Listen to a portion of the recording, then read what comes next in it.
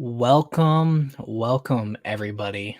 How's it going? Zimzilla99 with my AC in the background, which is thankfully off right as I get on to talking. So you won't be actually hearing that or me throughout most of this. But yes, the long-awaited first King of the Monsters debate is going to be happening now. Finally, all of the good faithisms, and no name calling or the yellings, all of that. So this is fun. We set up as best we could. We had a few people who couldn't make it and some who could. I'm happy to everyone who has been able to show up. And we're a little late on a few of them, but like we'll still make it work. We'll still make it work. But with all that said and done, we will unveil the people who are going to be a part of this debate. They've probably been shilling it for the last couple of days, but one of them was gracious enough to create a trailer that I will be able to use. So let's bring it out here, shall we?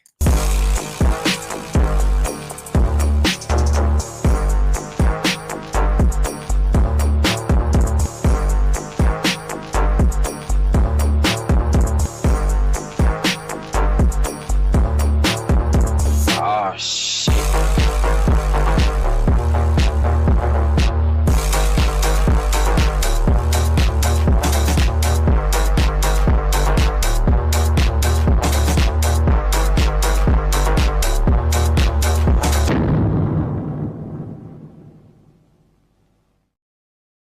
All right, so there it is. We'll introduce them in the order that they were shown on in the little video. So we first got the Sea Animus, the Cottom Simp, Hello! the Sea Monster, making up Sea the two Sea Kings Kings, in the house. Sea Kings! Sea Kings! Sea Kings. and the blocky world that Yes. they all live on, the Minecraft world. That was my impression of the Godzilla KOTM roar, but yeah. And in opposition at the moment, it's just him. So I guess he'll be doing the Optimus Prime here for a little bit until his tag team partner gets in. On the anti-King of the Monster side, it is the CGF movies. Hello, sir. I am Crazy Godzilla fan, and I will take you all on. This, boo. There we go. Alrighty. So how I will be doing this is it will be set up in a somewhat formal debate style, in the sense of if we want to do it by questions, we can do it by questions. If not, we can keep it a little free form.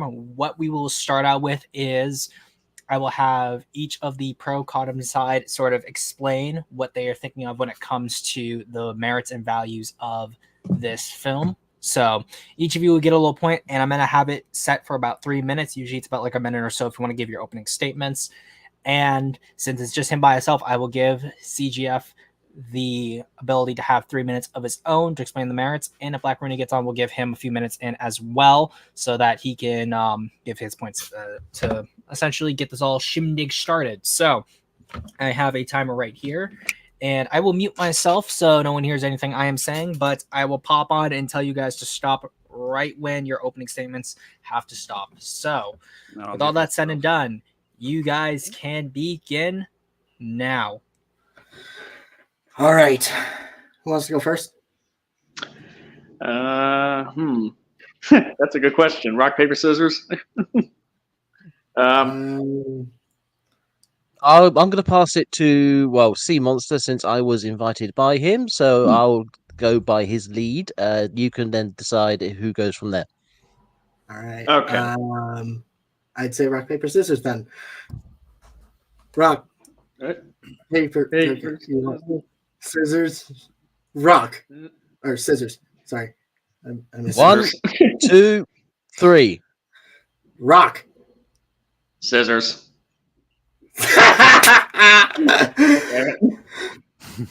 All right, so I guess I'm going first, or Tick. you know, freaking, I'll just go first. All right.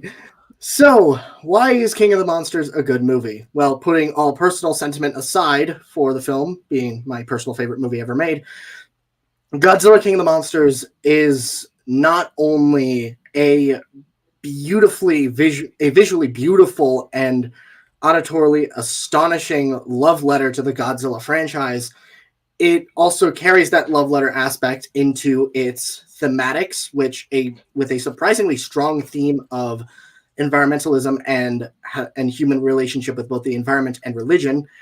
Its character design with very biblical but still animalistic looking kaiju, and its human cast with a surprisingly deep and coherent cast, if flawed, and its impressive and yet natural feeling world building that expands on what was set up by the 2014 movie and Kong Skull Island. Awesome. Right. All right. Yeah, that's pretty good. Pretty good. All right, I guess so. I guess I'm next here. So yeah, basically setting a personal sentiments aside, pretty much on my part, pretty much. Yeah, Godzilla King of the Monsters, I would definitely consider to be a really good, if perhaps even great Godzilla movie. Not just a great American interpretation of Godzilla, but also just a great Godzilla movie in general. Really good movie, period. With a really rock solid, like, human storyline that doesn't get anywhere near enough credit that it deserves, pretty much. That is pretty much complex, for sure, with complexities going on, especially involving Emma Russell, which I'm sure we will definitely get into. But also giving us, like, excellent portrayals of the featured kaiju in the film, particularly with the classics, not just Godzilla, but also a sort of like pretty much arguably the best interpretation of King Ghidorah, put to film. Rodan being pretty well done, and Mothra, even with her limited screen time, admittedly, is done pretty well. And the themes which the film explores about environmentalism, or rather, not just that or climate change, but also the themes about letting go of, any sort of letting go of, like, hostilities towards, things that you can't change in order for the future to prosper, such as with Mark's arc, pretty much, that ties in with everything else. It's really well done on all sorts of fronts. So, and yeah, long live the king, baby. Yes. Yeah, on my part, it's these two here have already said most of it. It's King of the Monsters is a really well realized film, a faithful adaptation. It's essentially Ghidorah, the three-headed monsters, adapted and updated and just completely transformed into just a great modern film. Well, the characters are very well realized, both human and monster. It's a great, like I said, love letter to the Godzilla franchise as a whole. It's a great follow-on from Godzilla 2014 Kong Skull Island. It follows on from those films, the story, the world building, and it expands upon it. I can't really praise this film enough. Yes, it has problems. A lot of people will be able to point those problems out. And yeah, it's just an amazing film. I personally really love the whole adaptation of the biblical references into the film. How it is essentially the Book of Revelation turned into a monster film, which is fantastic. Really, it just gets so much well done. Yeah, I can't really praise this film enough. It's a really good film. I personally think it's one of the best Godzilla films out there, and it's just a shame that it came out when it did, when there were so many other good films coming out that kind of overshadowed it. Alrighty. Technically, that went over 3 minutes, but I'm cutting out a little bit of the time only because of the rock, paper, scissors. And right now, Black Rooney says he's just having tech difficulties. So for the moment, we'll just have CGF make his stance on the matter. So CGF, just because I wasn't able to completely get all the times right and cutting out some time for the rock, paper, scissors bit, I'm going to give you just over 4 minutes to explain your side. So starting now, explain your side. All right. So King of the Monsters is the worst of the worse than the Godzilla franchise. I'm sorry, I'm trying to get my thoughts together a little bit better. It's the worst in the franchise, and credit where credit's due, Michael Dougherty is a fan going into this, trying to make it a Godzilla film first and foremost, but he fails at it indirectly, both in a level that is that either makes sense or is either respectful to the original franchise. The story to it is both humans and the monsters is very basic, and the fact that the human side of it is outright dumb. And once you start questioning things that happen in the story, it starts to fall apart, both in the world building and the characters' motivations, and breaks everything. And then the monsters ultimately, on a visual level, on the flat surface, are presented well, but they are only used as tools. Both Godzilla, Ghidorah, Rodan, and especially Mothra are all used as tools in this movie rather than expanding upon the supposed themes that are meant to be expressed in this film, both with environmentalism, supposedly. Well, it is in there. It's very blatant. The concept of religion or faith, which is only brought up twice, once with Serizawa's speech towards Mark, and then again, the very blatant one is obviously Ghidorah on top of Rodan's volcano with the cross, but that's just very blatant in your face rather than expanding upon that theme of faith or having faith in this in giant monsters or whatever else. It's a very disappointing film, which again, that's just a subjective statement, but it ultimately indirectly insults the original franchise, both how the film explains each of these monsters and properly giving them the proper backstory or introduction they deserve. Whereas in the film it ultimately just explains the monsters through full exposition dialogue or straight up PowerPoint slide presentations and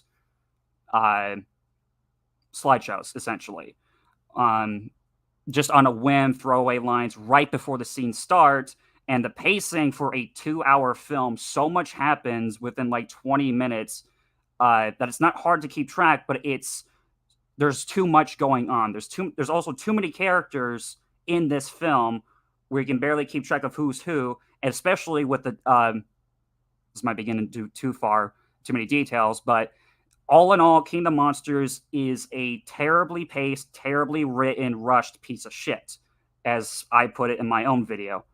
Because I'll get into my more examples, but I'm rambling right now. But that's the gist of my perspectives. That King of the Monsters is a very disappointing film, both in terms of adapting the classic monsters to American theaters and then continuing this MonsterVerse series. That's where it fails at, both in bringing the monsters in a very in-depth, respectful manner rather than a flat surface visual style. Sorry, that's the gist of my point of view.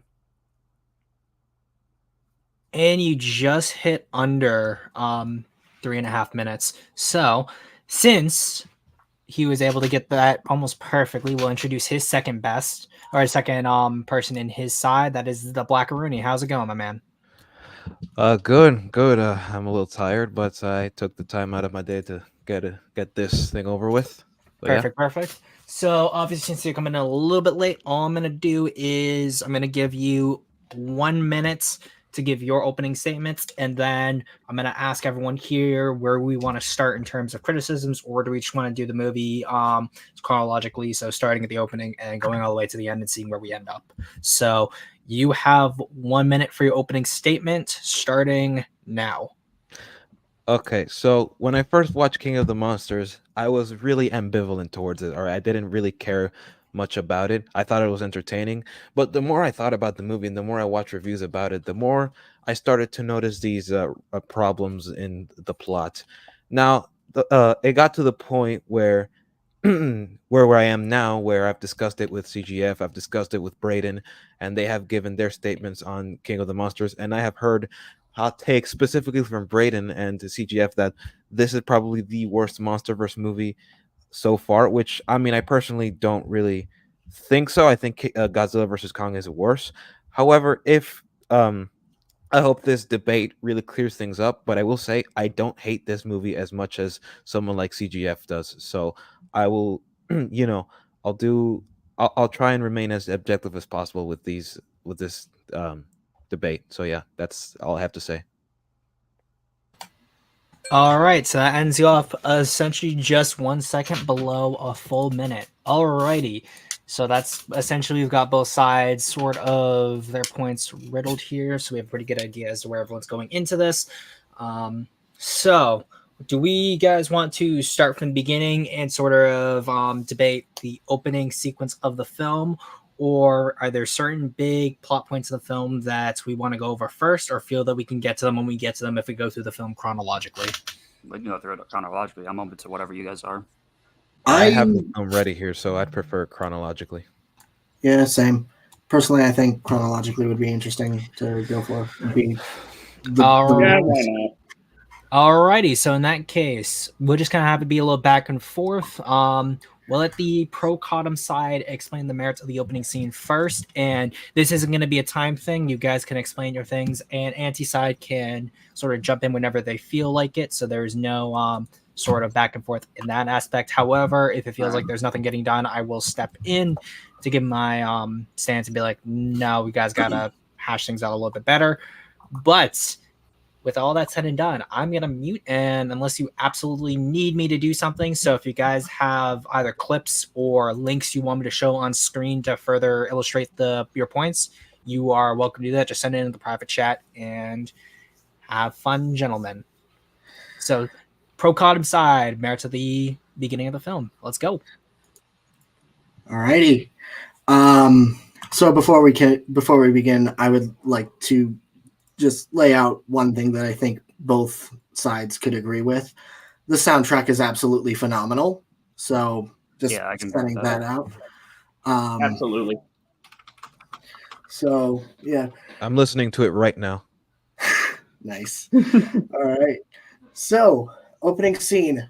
Our opening begins with Godzilla's march through San Francisco with the 2014 attack. During the 2014 attack, as our main characters, Mark Russell, Emma Russell, and Madison Russell, are searching for their son. I think this works phenomenally. I think in this sense, it works fantastically. Not only does it give us a glimpse of Godzilla early on, who that's one of the things that I liked about -1 as well. They give us a glimpse of Godzilla early on to let the audience know, hey, we're not holding back on him. But also, it establishes tonally what this movie will be like, as well as sets up, in a similar way to Shikishima, sets up Mark's character arc for later down the line, as well as both Mark and Emma's entire motivation. If indirectly, that gets explained later, well, more explained later, but it gives us a hint of what their motivations are going to be like. Directly setting it up for the rest of the plot to continue. I will jump on that, and that the opening, that first opening sequence is great establishment. It's great establishment. It does its job well.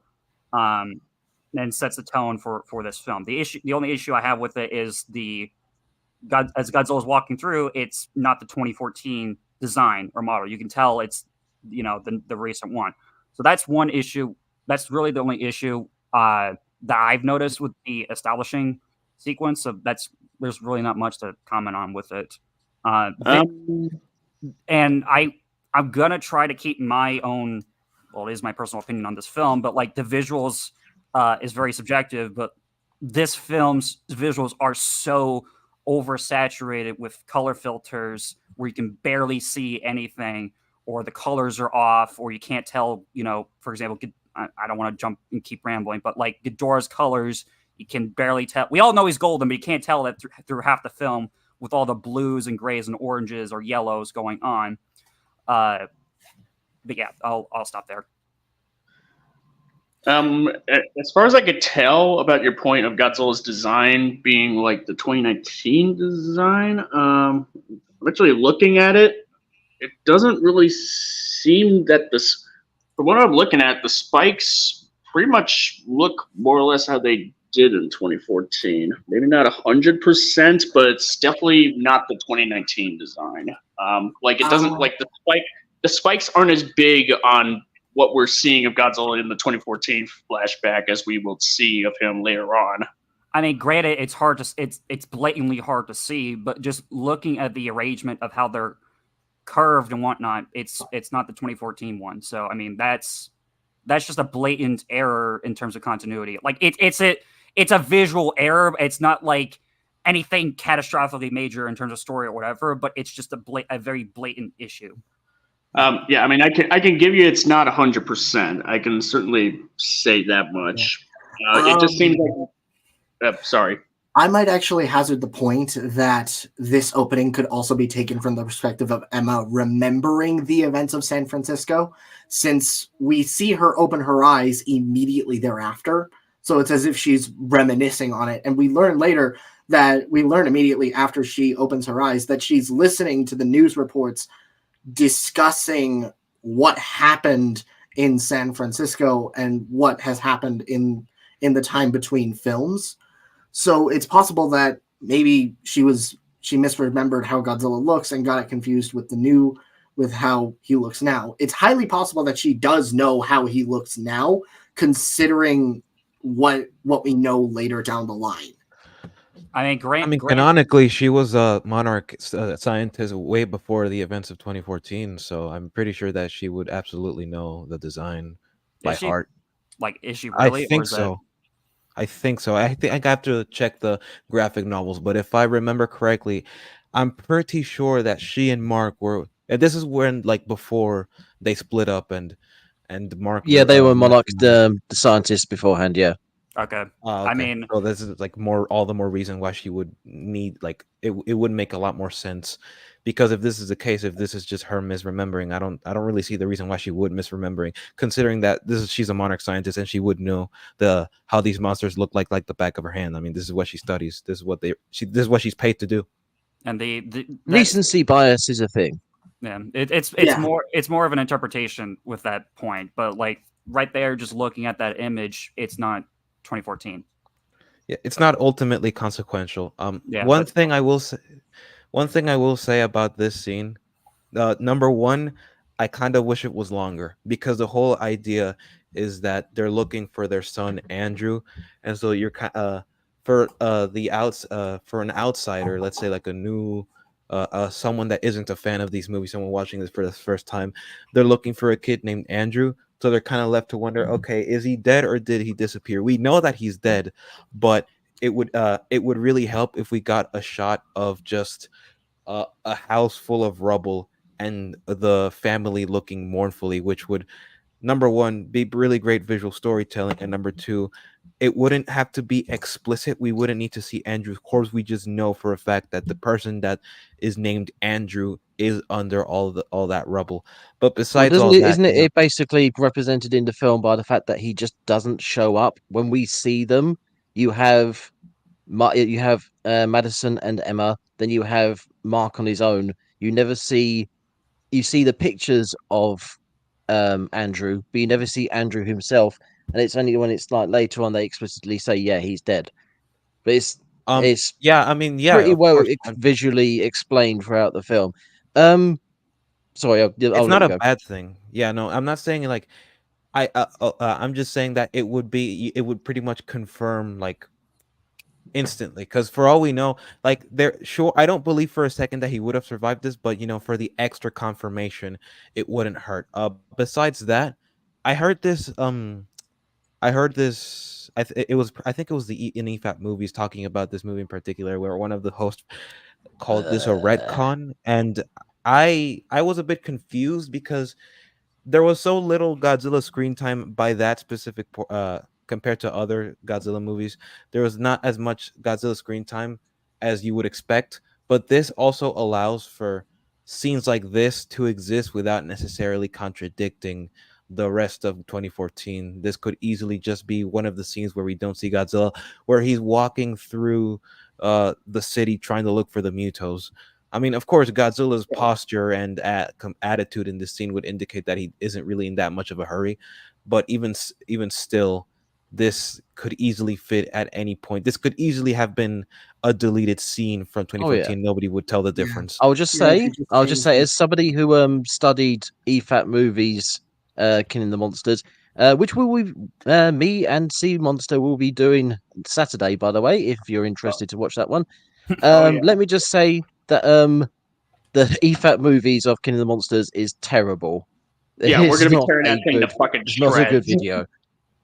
We're gonna tear that thing apart. As much as I like that EFAP, I will say that this is probably amongst not their best, but at the same time, I would also levy the point that EFAP movies is not supposed to be a critical analysis of a movie, unlike something like the normal traditional EFAP would be. Because if this was like the fact that they're drinking EFAP, whilst they're doing it tells you everything. Yeah, no, you shouldn't treat this is not an EFAP as if analysis. they're Rotten Tomatoes. And the problem with Rotten Tomatoes is if they're Rotten Tomatoes. Mm-hmm. Yeah, and the thing about about EFAP is that unlike one of their super chat catch up streams, pretty much they pretty much said like it was so long ago, pretty much. So they were just going off of like I'm pretty sure that they wouldn't really give much of a shit to really go to pretty much like watch it again, you know, like they wouldn't know. No. Yeah, so like I would give them the benefit of the doubt by just assuming they were just watching it for fun and just making fun of it for the fun of it, as opposed to just a critical analysis. Because if this was just a normal EFAP, then their coverage would be completely unacceptable. Mm-hmm. Yeah, the problem though is like as long as they stand by what they've said in that video, whether it was for fun or not, then it's all fair game at this point. I want to talk about this scene myself before we end up on a rant about EFAP. There's a few things I want to point out that, for instance, the fact that this is the opening of the film. This isn't the pre-credit scene, which then leads into the credit. There are no opening credits. This is something that doesn't get pointed out enough in this film, and I think it's quite interesting that they did this. It's like you get the logos at the beginning, which fit in very well with the film, because if you actually look through them, you have like the wall carvings of Ghidra and Behemoth and Rodan. There's a Sphinx as well. I can't remember what the Sphinx is supposed to represent, but there is a Sphinx. It's supposed to be Abzu. I think they were supposed to show. I think they were trying to show Rodan at one point. I don't know. Yeah, they showed Rodan. Yeah, one of them's Rodan. Yeah, go ahead. Then you've got this scene again. It's as a Minecraft World said, it's interpretable as Emma remembering the scene, but remembering it through her like imagination and her guilt or whatnot. It's also based on what she ends up doing and what she's planning to do. What we find out on the second viewing of this film, which again will go into how well written this film is. It could be her imagining what the world is going to end up like as well, especially with the depiction of Godzilla in his modern form. And as it's what's the word? It foreshadows what happens later in the film, because you get a direct comparison to when Madison runs home. But again, we'll get there, I'm assuming, hopefully. All right, so we want to move on to like the next scene or something. Yeah. Just first pointing out since Zim pulled it up, the Ghidorah one is a little blurry, but that I think I see 2-3 heads. There's 3 heads, yeah. Yeah, there's 3. All right, and then the other one that looks like Abzu from Sumerian myth, Mesopotamian myth. So. Cool. I hope you had a watermark. I hope you have a watermark, Zim, because if it has no watermark, then you can't just play this continuously, because then copyright gods are gonna snipe you out of existence. I'm gonna get my ass spanked for this really hard, probably. You should get about 8 seconds worth of clips. Yeah, fair. But yeah. Also, they're quite. Warner Brothers is actually quite nice. If they copyright, they will. If you just counterclaim, they let my video go. Yeah, like the You were most I've nice to gotten the is like movie. Yeah, just be lucky it's not Universal or fucking or Paramount. Toho are assholes. Toho are Oh, yeah. absolute assholes. Yeah, no, Toho. Oh, good. I'll tell you God. this Yeah, much: like, they literally stalled out my Big Joel response video stream thing, and I counterclaimed, and the whole 30 days they did not respond to the claim at all, and it lapsed. So I technically won it just by a stall out. So Oh, I had to appeal.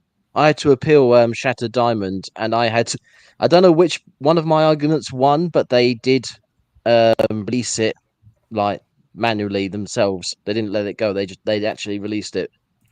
Toho's released some things before, and other times they've said no, which is really weird because I remember I mirrored a clip from Raids Again for an old Anger's video I did, and somehow that was a no. But like there was other clips from videos after that which had more footage that they just never bothered to look at. yeah, It's very weird. Their older stuff they're not so concerned with. More recent stuff they are just like rabid. Unless it's 54, because with 54 they almost always like smack your nuts over it. But Weird. They didn't do Rabbit that hole. with me though. It's very weird. Like I'm not sure like what causes it or what, but like sometimes they'll be like, oh, okay, whatever. Then other times they'll be like, give me your nuts. Your balls are mine, sir. But rabbit hole. Let's keep going. Yep. All right. So after that opening introduction, we get a sequence with Emma obviously waking up. We see a picture of the family, which will become important later. We get some news broadcast clips as Emma takes the orca into the kitchen. Meanwhile, Madison is looking through emails with her dad. Begins responding, but the smoke detector goes off because she overcooked the bacon. That gets fixed. Emma and Madison have some dialogue, sit down, have a shorter dialogue, and Madison asks, will the orca work? And you think he'll be okay. And yeah. I think we skipped through a couple of segments here because we see a segment like with the news. I feel like there's this one aspect that the news mentions that kind of Yes. bothered me a bit. So it says that a species of animals are dying out because of people search for Godzilla, and I thought, wait, what? No. I don't like No, because we the- see last movie we look for God. They've been looking for Godzilla all this time, and they have Godzilla animals didn't die, so I don't see any reason why animals should One die. sec. And this One is sec. just part of the theme. Yeah. No, let me find the theme. Let me find what they say. And the world's oceans could be caused by efforts to locate and track Godzilla. This was like after 2014, so Who has- Godzilla's more public knowledge, and people are actively looking for him. Who hasn't Yeah. been seen in Well, over yeah. 5 years? Yeah, I mean 5 The years. thing I is, Five the thing fucking years. is they don't explicitly confirm it. In fact, based off what happens, it's likely that it was because of the oxygen destroyer. Okay, I'm gonna call bullshit on that because the Wait, where's that? Sorry, that was me. I was just playing the clip. Okay, yeah. The Godzilla coming out because of the oxygen destroyer, I call bullshit, which would be a better plot point if they ran with that. But the oxygen destroyer begins and ends within the 3 to 5 minutes, 2 minutes, whatever that is utilized, and there's no mention of it beforehand, and there's no mention of it beforehand in the opening or anything establishing or whatever, and there's nothing brought up again in after it's used or after this film entirely. So the plot point of the oxygen destroyer of any kind whatsoever is only used as a device to throw Godzilla out of the movie, like throwing Optimus Prime out of the movie so he doesn't kill the villain within the first 5 minutes or whatever. But Right. the oxygen destroyer just comes in out of nowhere, stops the plot to go into a different direction, and so it allows for Ghidorah to do his thing and awaken all the other Titans. The oxygen destroyer is utilized in a very insulting way because the oxygen destroyer, in context of what it is, what it means, what it represents, and all of this, insults the original film because it's the one weapon that kills Godzilla, but it's also a greater weapon of mass destruction. And then here it's utilized as a throwaway device just to throw Godzilla out of the movie and nothing else. What would have been better for that scene in particular is that as Godzilla and Ghidorah are fighting in the water and they're trying to continue and evacuate, Ghidorah gets the upper hand and it fucking electrocutes the whole goddamn water, throwing off Godzilla entirely. Like, Ghidorah does a power move to throw off Godzilla himself. And that's where the scene would end. The Oxygen Destroyer ruins everything about this movie because it does... It's never brought up again after it's used, and it's never established beforehand. Yes, the military and the U.S. government and all governments of the world, of jurisdictions, blah, blah, blah, want to do something about all these monsters, and Godzilla especially, sure, but it's never brought up beforehand of, like, what their intentions were. Like, because with the Senate hearing that comes up after the terrorist attack with Mothra, it establishes that Monarch themselves are making the case for themselves of why they should give a shit about all these monsters. And then and 17 of them, the film was very unclear of when those 17 were found. We know it's the entire organization since the organization's establishment or whatever else. But on a flat blinking, you miss it once, flat surface level, you can only assume that the 17 have been found after the 2014 events, which makes no fucking sense whatsoever. But I'm rambling right now. Sorry. Why doesn't it make sense? Yeah, there is one thing. I have a counterpoint to that. Have you seen how many dinosaur fossils have been discovered as of recently? Have you, especially considering the pressure that Monarch was under after that happened? Now here's the issue.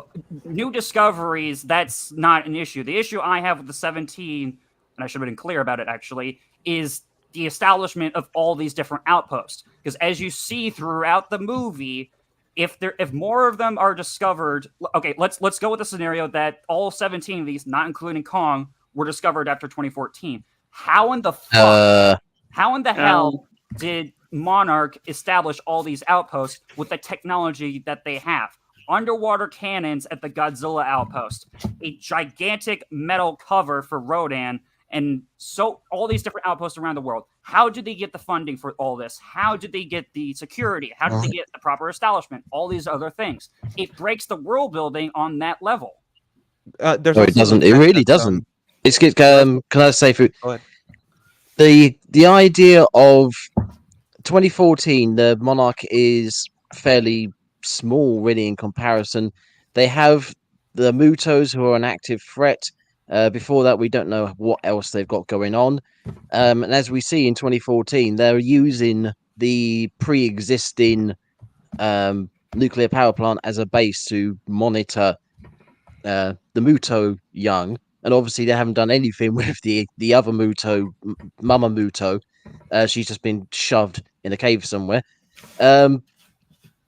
So then we see the military come on and say, "Yeah, we're in charge now. We're taking control," and Monarch have to basically piggyback off the military. Jump ahead 5 years after the San Francisco incident, where the Titans are revealed to the world to be a thing, and now we've got bases all around the world. We've got updated technology. We've got all this other stuff going on, as you pointed out. That is a very logical update, because if you imagine this, I mean, weirdly, Monarch Lom actually make the point quite well, in that it's when you start the series. Well, you don't start the series there. You actually start the series elsewhere. When you're introduced to the early Monarch, it's just a couple of people wandering around the woods going, "Oh, I think we found something." When Godzilla is shown to be a thing, they say, "Yeah, we asked for this," but they said, "No, you guys need more. You need loads more." And that sort of thinking would absolutely be a thing after 2014. They'll say, "So Godzilla is still a thing. How many do we know? How many more of these things are? We might have a couple of them. We don't know. Here's loads and loads and loads of money. Go for it. Just keep fighting. Go find as many as you can." Well, whether they found all 17 Titans after 2014, I doubt that. Again, we're not told how expansive Monarch's reign is in 2014, but We're not told I would much imagine about they Monarch, found period. they could easily have found quite a few after 2014, especially when Mark says that, oh, how many have we found? He's 17. That's 17. So clearly there's not that many in 2014, but he doesn't say how many there were at the time. So it's quite ambiguous in that regard. And again, plus, this is there's one of the also feelings the, of And it's also sorry, you highly go on. possible. It's also highly possible that the amount of Titans found, that all 17, as Cianimus pointed out, likely weren't even by 2014 or after 2014. And we see again a similar, since you mentioned the Janjira site, we see a similar design philosophy with Mothra's containment, integrating the observation site into the temple itself, basically fitting the temple with containment technology. Okay. I feel like we're deviating a little bit from the original point. Okay. Yeah. The problem is, I would agree and think that's a good idea. You would want this organization that's been studying these monsters, that know they exist, to have more funding so they can do what they need to do to contain them, study them, or do whatever else. That makes perfect sense. But it falls apart with the Senate scene and what Emma says when she does her broadcast, that Monarch is on the verge of shutdown. Well, if they're on the verge of shutdown, then how the fuck would they have this amount of technology? It makes no sense. Have you heard of Elon Musk?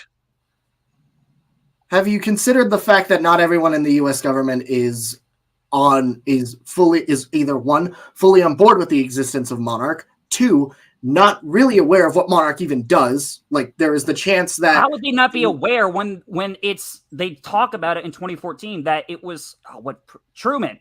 Truman was the one that funded Monarch when Godzilla was first discovered. So the U.S. Not to government, mention that they went public in the events Actually, of that was King of the Monarch. Monsters. That was Con Skull Island, but yeah. That was... The thing with that is the U.S. government changes. The thing is with the U.S. government changes like occupation every now and then, and it's highly possible. Again, not everyone is on board. Not even I didn't just say unaware, but not on board with the existence of Monarch. That could include the U.S. Senate.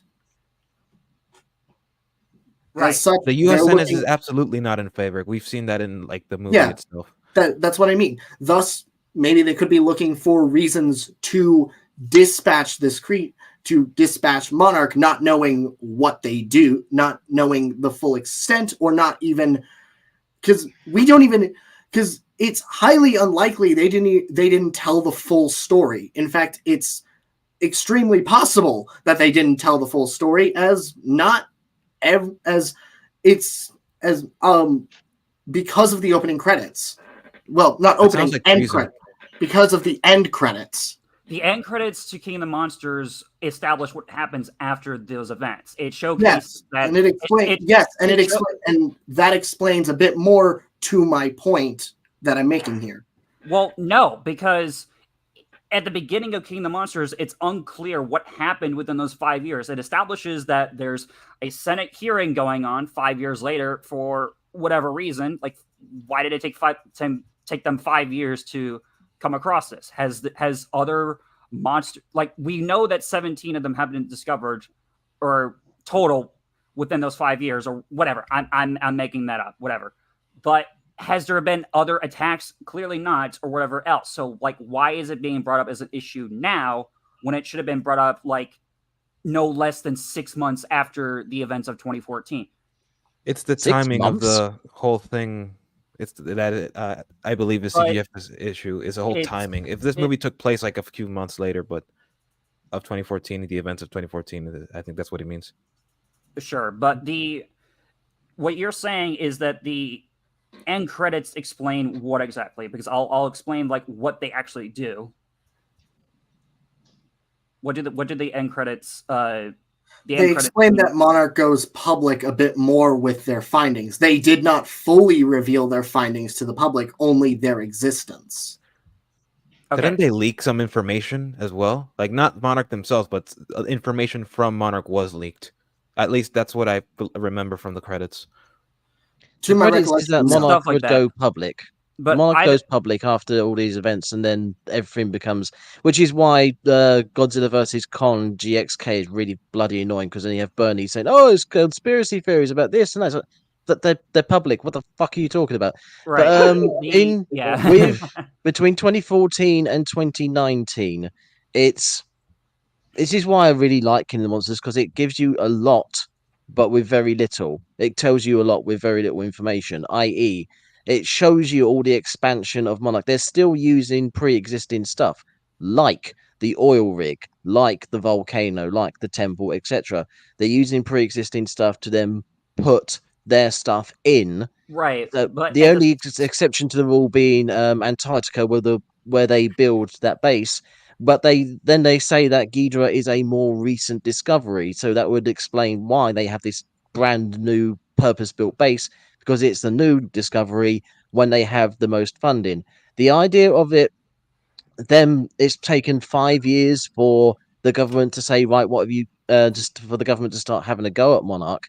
That is not unexpected. In real world stuff, the government give money out to people all the fucking time for very little reason. Like I said, Elon Musk. Elon Musk has been given millions, if not billions, by the government to make stuff, and he hasn't made it. In the Second World War, they gave God knows how much money to all sorts of production companies to make stuff for the war, which they never did. But There's why didn't they? loads of examples. I mean, in recent times, during COVID, the UK government gave loads of money to companies to make PPE, which they either did and it was shit and they never did anything about it, or they just never did, but the money was never got back right. from them. Okay. So you're using Governments are really shit at this sort of stuff. The idea of them taking 5 years to then go have a go Okay, at Monaco, right? What have you here's guys done?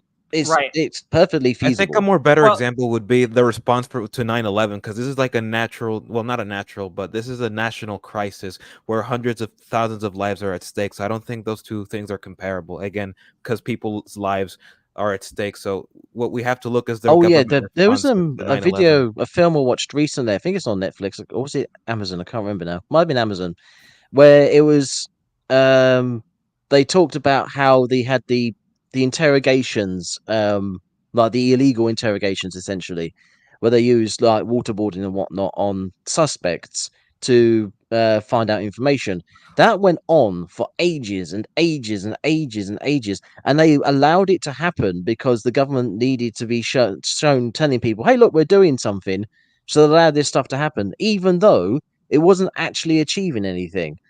But they allowed Okay. it to happen because they wanted to be shown to be doing something. Okay. Something like that could have been happening with Monarch, where they funded Monarch and said, look, we're funding Monarch, and Monarch are doing stuff. They're making all these bases in places, and look, they're telling us they're finding monsters and whatnot. And it's only when you get to this 5 year mark that they're going, right, okay, guys, we've given you all this time and money. Give us some results now. Well, okay. I mean, they do make here, bases. We see that they have them. Your points bring up more issues within the time frame of the 5 years, and then the funding to Monarch. One, within those 5 years, there's nothing. It's established. It showcases that nothing's happened other than the discovery of these new Titans. People are pissed off about them, and that. Oh, fuck my other point. Hence the Senate meeting. If I can also, if I can chime in for a second, I think there's even a moment in the clip where they say like the Senate meeting that's happening in 2019 with Monarch isn't even the first time. Let me pull it up here. Yeah, Give me it's a implied second. that these Senate meetings have been happening a lot more. So Just give me a second. I'll pull it up here. All right. My second point after the timing is the fact of the funding. It makes sense that the world will want Monarch to continue what they're doing and expand so they don't have more incidents happen, right? But within those 5 years, from what the film tells us, before the terrorist attack on Mothra, it establishes that nothing significant has happened since 2014. Nothing significant has happened. So on some level, there is an amount of trust and a reason for Monarch to continue to be funded within those 5 years. And it's only until the events of Emma's bullshit that turns the world into a fucking apocalypse. So I would agree on that. Yes, the governments want Monarch to continue what they're doing, but if that's the case, it makes zero sense if they're going to be on the verge of shutdown if nothing else has happened within those 5 years. Another Is it not? thing is that Is it? Oh no, you go. sorry. It's just that this kind of deviated from my original point, because like my original point was that I find like way back a few minutes ago I made the point that like the whole thing with the news that they said that I don't think that animals should be dying. I don't think it doesn't make much sense to have animals die in just because the government is looking for Godzilla, just because people are looking for Godzilla. This is the case of the movie shoehorning in the theme in a way that doesn't really make much sense, considering that animals don't really need to die just to look for Godzilla, considering that in the past they've been looking for Godzilla with no animal casualties. So this is just a case of the theme being shoehorned in at the very first start of the movie. Well, here's the thing: the people have been looking. The Monarch, at least, have been looking for Godzilla pre 2014 without the whole killing of animals and all that. But since Godzilla has sort of become more public knowledge since 2014, there's like even a higher number of people out there who are going to more extreme means to try to track him, which it would even include, but not limited to, affecting the environment and life forms within an ecosystem in a negative way, i.e., dead fish being brought up from the sea, potentially, in an attempt to track Godzilla. Yeah.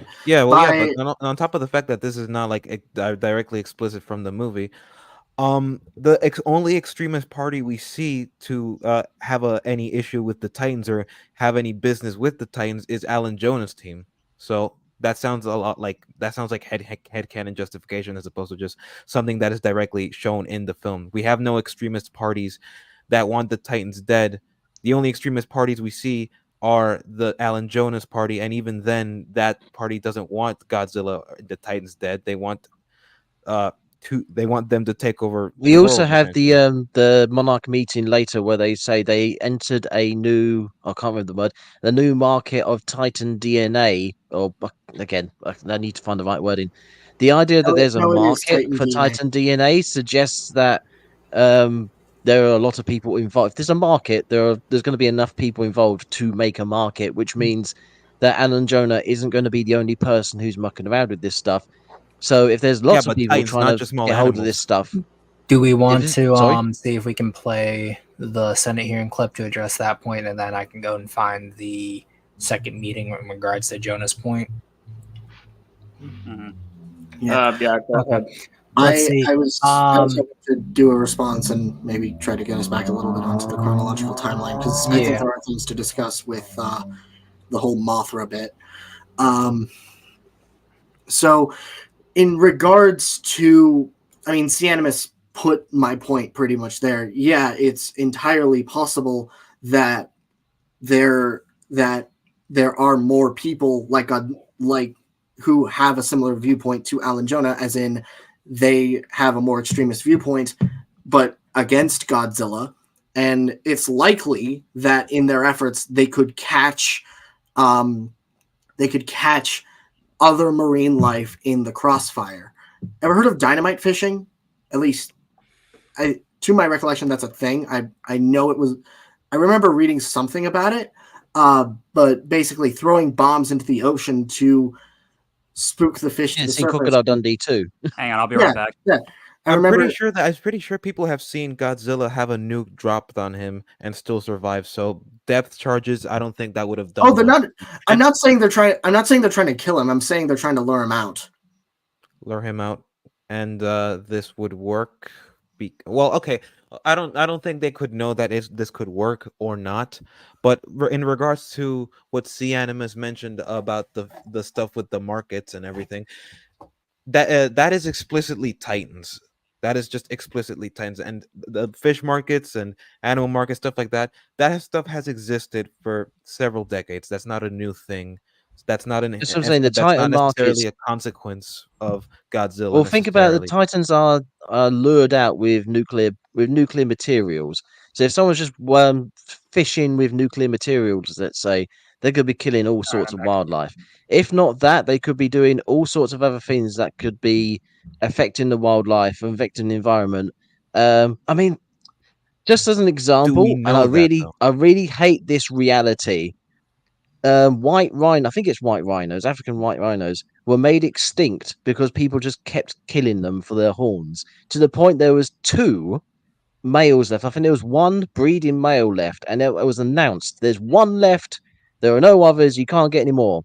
And then someone killed it for the horn, and you went, "Why the hell would you do that?" It's, oh, because that's the market. They want the horns for the market. And that's it.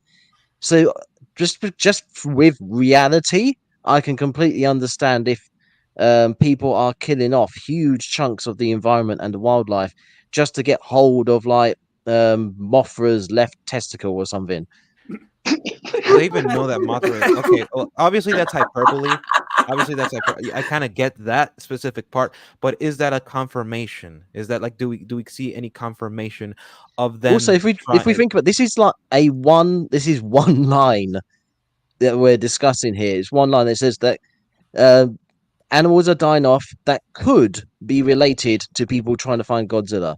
That is the entire line in the film. And it's so quick. Well, you see, that's the problem. They should have expanded on that specific aspect. Because if we got like direct confirmation, then fine. But again, like they need their theme. That's the whole crux of my argument. They need their theme there. So what's the quickest way to get their theme there? Well, they kind of need it to be true even then. Like they say could, but they kind of need that to be true for their theme to make sense. But even then, again, like even then, you know what I mean, right? You see what I mean? I literally just played the clip, and they say like the recent spike of mass die-offs could tie in with efforts to locate Godzilla. Yeah, that's literally. That is what they say, but it makes no sense of how. Well, granted, it's very little information, so it can only cause speculation. Yeah, that's why we could only answer with, well, it could have been this, as opposed to just empirical statements. We can only speculate. That's the issue. We can only speculate. Well, Except this empirical statement. I'm sorry. Except that the empirical statement that that pretty much said is directly from the movie itself. Could is not an empirical statement. Like could, it's just might not be. Oh, could be caused. Yeah, no. See, what he's saying is that the line is objectively in the movie, but the information it's providing does not objectively prove the point being made. Is what it's ambiguous. Yeah. Yeah, the news are speculating on what that is, so it could be irrelevant, it could be connected. Who knows? Yeah, that's kind of. Well, that's the beauty of a lot of the writing. Granted, I would say that grounds the film a bit more. News media, you know how speculative news media is, both in the entertainment and the real world. Yeah, like for example, I mean, they can get the news media can get shit wrong like all the time. I mean, like they pretty much have gotten like a lot of like, for instance, like I don't know if anyone's familiar with the disaster of the Costa Concordia. Which is like this. God, that mess. Yep. Yeah, that cruise ship. There was like, I mean, obviously, thank you, internet historian, but for this information. But yeah, like there was like a lot of speculations. They were saying like how the ship was an ecological time bomb, for instance, because of the crash and all that, even though there was no proof of any sort of ecological damage whatsoever as a result of the crash. So the media can. Could be right and could be right, but they can also be wrong quite a lot of the times. And there's like even articles that they would even have to like omit, or they would have to like edit in future with new information. Well, yeah, but see, the thing is that the movie, for the movie to really communicate, it seemed they need you to take that as fact, even though the movie itself, like as their spec is saying that this is mere speculation, it could be, it isn't like a fact. It's still speculation. So if they can't take it for fact, then why should we? I will say that the world building and establishment within the news and whatnot, it's just all it's doing is plotting new ideas into this movie that hardly get expanded upon later on. Okay. Yeah. Well, here's the thing. Even if this one point, makes it a bit hazy is a bit hazy in terms of like whether or not it plays into the theme. There's going to be there are other points in the movie that do play into it, as I'm sure we will go into later on. Fair enough. All right. Right. So I want to move on from the news segment to discuss Madison and Emma's talk in the kitchen after Madison, well, for one, talks emails, like writes up an email for her dad. She doesn't send it, but we learn that from the email. Let me find the scene. All right, it is. Hey, Dad. Sorry I haven't written back. I miss you, but there's something I want to talk to you about. ... I'm getting worried about Mom. And then then the toaster stuff happens. Emma walks in, and they have some dialogue about like, what were you doing? How is Dad? Blah blah blah blah blah. So just wanted to set that up. Yeah, just Small establishment. little. Yeah, I have a small little thing with that. So when it comes to writing, see that's the conversation in itself. It doesn't read like something that they would be saying to each other at this point in time. So I actually have it written in my notes here. At which point, Emma says, "I just don't want to see you get hurt." The thing we're trying to do here is to try and have the audience understand that Emma and Mark are divorced. Mark was a drunken hurt Maddie. However, Maddie's still attached to her father, and Emma is overprotective of her daughter. However, this is not a conversation that they would be having at this point in their lives. There is nothing character-wise that is prompting Emma to say this to her. So this line only exists for the audience, breaking the rule of treat your audience like they know nothing, but don't treat them like they're idiots. You could levy the point that, oh, well, what prompted this line for Emma at this point in time is the fact that she's emailing that Maddie is emailing her father, but we know for a fact that this isn't the first time. So, and we know for a fact that Emma knows that they're in touch. So there's really no reason why we should be having this conversation now. This is just a small nitpick, but this is like that little bit of dialogue. It definitely comes across as just telling the audience, hey, these people care about each other. Hey, these people have a tough time, and they're trying to protect each other, and there's a rough relationship there. Yeah, though we also get the sense that they've had this conversation multiple times before. I know that I've had similar conversations with my mom in this context multiple times before. So it's highly possible that, again, this isn't the first time they've had this conversation. And based off of Madison's demeanor, her trying to say, "Mom, I know," blah blah blah blah blah, is a signifier that, okay, we've had this dialogue before. I get it. I get it. I'm done. Let's shut it down right now. But yeah. So, Yeah, I mean, same thing. Same thing with me, pretty much as well. I don't have anything on this conversation, to be honest. There could have been like a better line. There definitely could have been better ways to communicate. Like I said, it's not that big of a problem, but there definitely could have been better ways to communicate this information. And the Orca is just an introduction. So I'm not speaking up for everyone, but I feel like this scene is just more. The first two sequences are just establishments, so I feel like we could go on to like the Mothra sequence. Yeah, I do like the fact that this is a double meaning scene.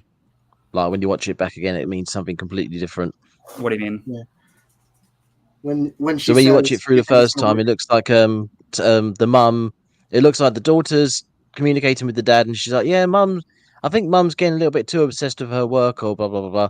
And then the mum comes in, and she's like, "Oh, I don't want you talking to dad. It's like it's awkward. I don't want you getting hurt by him." And you're thinking, "Oh, there's some like family thing going on." I think the line that I quite like is when Madison says, "Oh, do you think he'll be all right?" And Emma says, "He's in the best place possible." Which, when we see the next scene, he's off in the woods somewhere, listening to wolves because he's an audio expert or whatever it is. And so we get the idea. So we get the impression of she's saying, "Oh, he's off by himself doing his own thing. He's in his best place in terms of like emotional and whatnot." But then when He's we in the watch the safest film place. back after watching the whole film, she means, yeah, he's off in the middle of nowhere. He's not going to be anywhere near any major population centers where the Titans are going to be flattening. The exact line that she says is, "He's in the safest place that he can be right now." I think that's Yeah, which called could be interpreted double entendre. emotionally and in terms of physical distance from the Titans. Yeah, I think that's called double entente.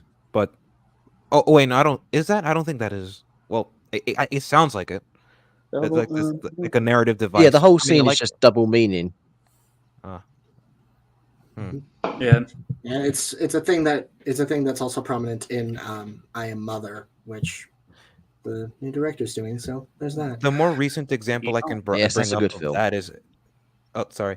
The more recent example I can bring up of that is probably X-Men '97, where Nightcrawler, where Wolverine says, "I got 6 reasons why," and then Nightcrawler comes in and he says, "9, my friend, you have 9." And so 9 in German means no, but he also has 9 more reasons. He's obviously referring to his blades, 'cause Wolverine has 6 blades in 3 in each arm, and then here comes Nightcrawler with 3 blades, 2 in each arm and 1 in his tail, so he says 9 and also 9.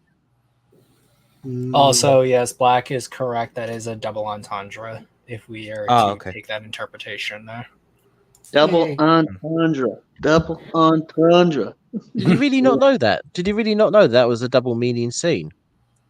It went over my head. I mean, now that it kind of went over my head really because, I mean, I was just looking at the plot for what it is. I wasn't trying to look at anything like deep. Oh, especially the bit. Sorry, especially the bit. Because obviously, when we see the film for the first time, why is this not jumping forward? Flipping. I'm sorry, I've got the clips up on my screen. When Emma says, "Oh, I finished it," and puts her hand on the currently unnamed device, and is that when they say, "Is he in the best place?" Oh no, she says, "Do you think it will work?"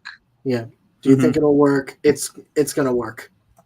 That's what I was referring to earlier. And we just when you watch it the first time, it's just like, oh, Emma's been working on some new device, and Madison's just like, oh, the thing you made is ready. Oh, that's interesting. No, I'll just ask a question about it. And then you watch it back again, and it's like, no, that is the device that is going to do all of the things, and Madison's like really apprehensive about it. And again, it's purely reinterpreting an existing. It's something that already exists. You watch it again, and it completely changes. Nothing has changed about the scene, but how you interpret it has changed, which changes it. It's a really good scene. I mean, there's even I can even say there's even a moment where, like, right after the Mothra cry pretty much like is let out, and Emma and Madison go up to the window, and Madison says it's going to be okay. It could be. You could even. So I think it's probably more likely that she's like trying to tell herself to just be like, it's gonna be cool, it's gonna be okay, like that scene pretty much. Yeah, that's the show of first viewing, it's just like it's her saying, yeah, our family's gonna be okay, our relationship's gonna be fine, sort of thing, just finishing off that scene to then go on to the monster scene, when it's actually more of a show of the indoctrination that Emma has put on Madison, because Emma and Madison have been close together for the past few years with no one else to tell Madison, yeah, your mum's kind of insane. You need to sort of not be listening to her at this point. But she has been, so she's basically Emma's disciple at this point, which goes into the whole like thematics of religion and whatnot. Yeah, like God, there's like several points that you could point to in terms of just even mere lines of dialogue in this one scene that you could just like talk about for like a minute or two. All right. Should we continue on with the film, or? Yes, please. Sure. Alrighty. So after that sequence, we reveal that they are in China, outside of Outpost 61, containment for Mothra. Titanus mosura in the Yunnan rainforest. It And that's another point about the EFAP movies thing. During their watch together, they get to the Monarch meeting, and it shows Mothra. They say, "Oh, Mothra is hidden away in a waterfall." I think it's that. I think it's that bit. And EFAP go, "What? So Mothra flew all the way from Japan to China?" And I head desk. when Oh I God, heard kill that. me! To Oh be my honest, I don't God. really know how they got that, Um, how they made that assumption, considering that there's no prior knowledge of Mothra to begin with. Oh my God. So yeah, we get some dialogue But I, exchanges with one of the professors, who's played by one of the teachers from Stranger Things. So fun fact for that. And Hmm? Emma tells him to.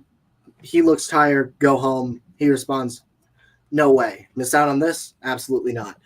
We see the Mothra carving, and the scientists set up as the guards in hazmat suits head out to the egg, which has a very noticeably reverting heartbeat. And with that, Mothra is born. The egg expands, breaks apart, and from it rises the larvae, who turns around to see the people staring at her. All okay, I right, feel like we so skipped through a there's couple things well, there. we get the gist, but I will say my issues start with the Mothra scene in terms of Monarch as a association, corporation, whatever you want to call them, establishment, whatever. Um, Again, with the technology, fucking lasers of all things within 5 fucking years, when they were just 5 years ago just using electric fences with the Mutos, but whatever. I have something to The say in regards to the scene and prior, if you may. Go Let ahead. me have that. So I have a bit of a question. So did China give them permission to build their Monarch outpost here as well as living quarters? Because like, are they aware of what Monarch is doing here? Are they aware? Are they in favor of the Titans? If not, why would they let Monarch operate there? There are several reasons why they would be against the Titans, especially if there's one ready to hatch in their backyard. Economic reasons that would put their economy in jeopardy. If Monarch hides information as much as they have, like they did with the U.S. at some point, they could be arrested or sanctioned. But if they reveal the information to China and not the U.S., they could be arrested for treason. So, like, I have to know: do they have permission to have those operations there? And it's not as obvious as, oh, well, if they're there, then clearly they must have permission, because again, Monarch has been known for hiding information from a lot of governments.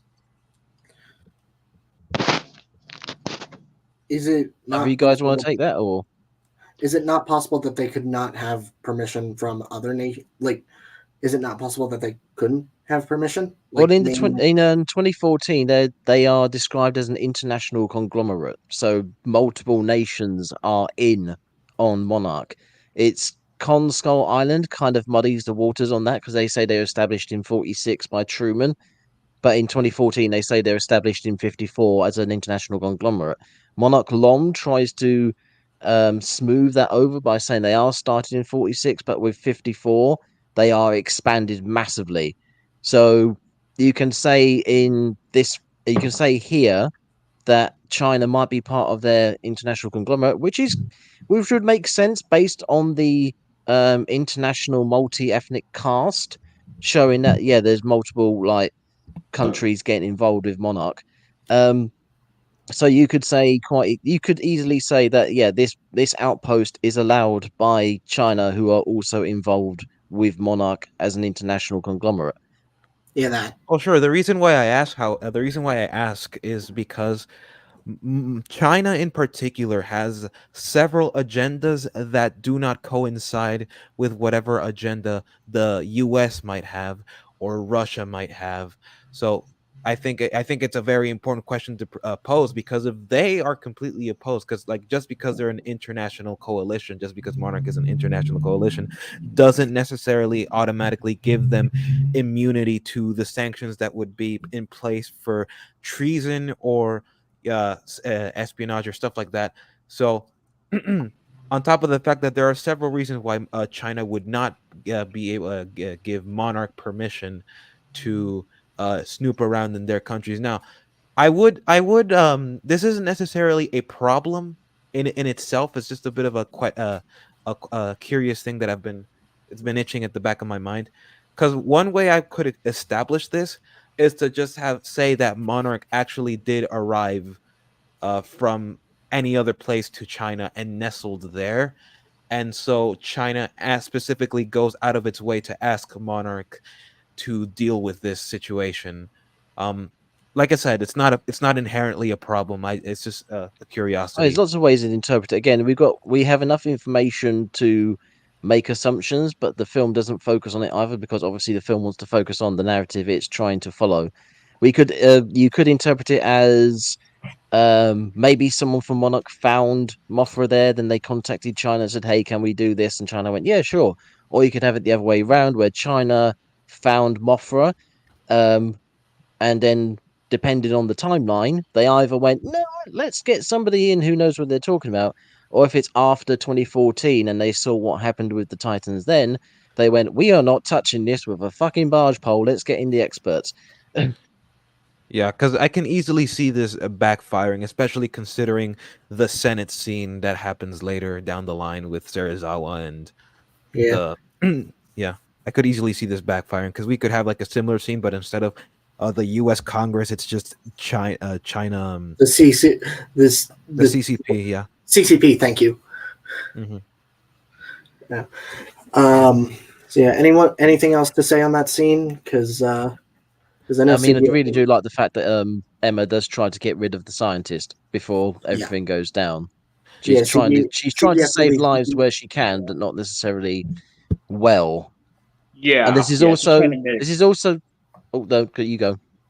Yeah, she's trying to mitigate, like as much that she may potentially leave behind, as a result of her plan as she can, even if it doesn't quite go as she would hope it would, pretty much. Yeah. I have several notes on this specific scene as well. For example, they built Emma's living quarters extremely close to. Oh wait, no, never mind, not that one. Everyone but Maddie, Emma, and the doctors, like the Stranger Things teacher that Minecraft World mentioned earlier, none of them has hazmat suits on, even after saying that radiation levels spiked. So yeah, that's also a bit of an issue considering how radiation works. I mean, they should all be. The movie puts This emphasis is a recurring on problem. Yeah. Yeah, the movie puts emphasis on radiation, but it isn't consistent with it throughout the film, both with their characters interacting with these creatures and whatnot. Because if anything, Emma and Maddie should be fucking dead from Mothra alone. Yeah, well, not necessarily detailing it, but yes, with that amount of exposed radiation, they should be like. But the Titans absorb radiation.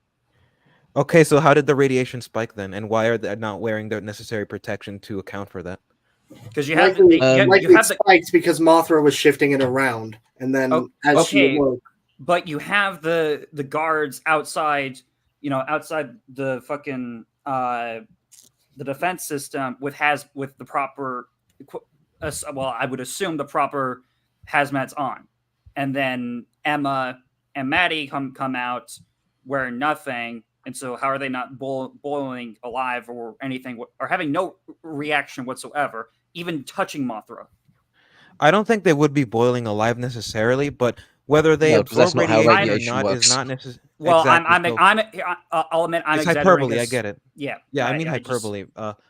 It's like people who talk about Serizawa's scene later in the film, and they say, "Oh, you don't really see any effects from." Like Serizawa, he goes in there and they say, "Oh, he's gonna die," and then he's walking around. Like, why isn't he just like dying straight away? So that's that one how radiation works. That one is a little bit different because they show the drones like shutting down without getting any further. So how is Serizawa able to get any further? Not all of them. Yeah, B, because the that's electromagnetism. What? Well, they're saying the drone shutting down mean that Serizawa shouldn't be able to get in. It's like, well, one, that's electromagnetic isms. That's a whole different thing. So that's electromagnetic whatsamadoodles from radiation wouldn't necessarily affect people the same way as it does technology. I mean, you chuck a cup of water on a laptop, that's going to make the laptop explode. It's not going to do the same thing to a human being, is it? So yeah, that doesn't make any sense. And then I'm gonna. And then you've got the machine that is specifically. They say they've shielded the machine. I think they said, and they'll have to double check the scene. Okay. And it's just and then they say, this stuff is going to affect you. We've given you some drugs to try and fight back against it. And then you see in the scene that Serizawa is shaking. It's clearly he's not in a very good way, but he's pushing through it to get the job done. So I don't understand how people say there's the scene is bad because it doesn't show him in trouble. It's also incredibly hot in that area. Okay, so it's possible that the circuits themselves were fried. Okay, two things on the comment on the electronics. A simple Google search that I literally just did from radiation effects on electronics, CREMEMC, electrical properties of solid state components change upon exposure to radiation. That's just a very simple Google search. And then the second thing is in universe with Godzilla 2014 with the Junjira plant going down.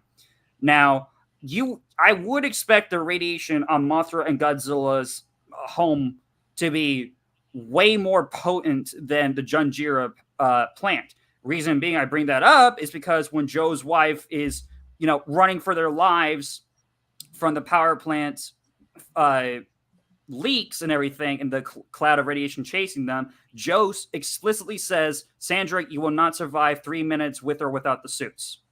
So, in short, you can assume that the radiation coming off of Mothra and in the Hollow Earth with Serizawa are much more potent than a man-made power plant. So that alone, on that amount of detail, it just flat out says why both Emma and Maddie and then Serizawa should be dead before they get to do anything else in their scenes. On top of that, like if the radiation levels were so high that they damage electronics, how much more damage would Serizawa suffer just because of that? I mean, I imagine his nervous system is fried at this point, right? But even then, like with the thing with Madison, the thing with Madison and Emma here is, you see the issue here is like, okay, you see everyone else take the necessary precaution to survive, but not our protagonists. And a lot of the people that are wearing the necessary protection die before Madison and Emma. Why? Because we need the protagonist alive for the rest of the movie until they need their arcs complete. This is an issue of plot armor. That's nothing to do with the radiation, though. Yes, it does. No, it does, because they should be in. First of all, they should be. They're not going to die immediately. I don't expect them to die immediately, but throughout, I expect them to die at least halfway through the movie if the movie wants to remain consistent with how radiation works. And if on top of the fact, go ahead. And I'm going to jump off your point about the Titans. We know the Titans and the monsters absorb radiation. That's how they feed or whatever else. That's explained in 2014 with the Mutos and Godzilla.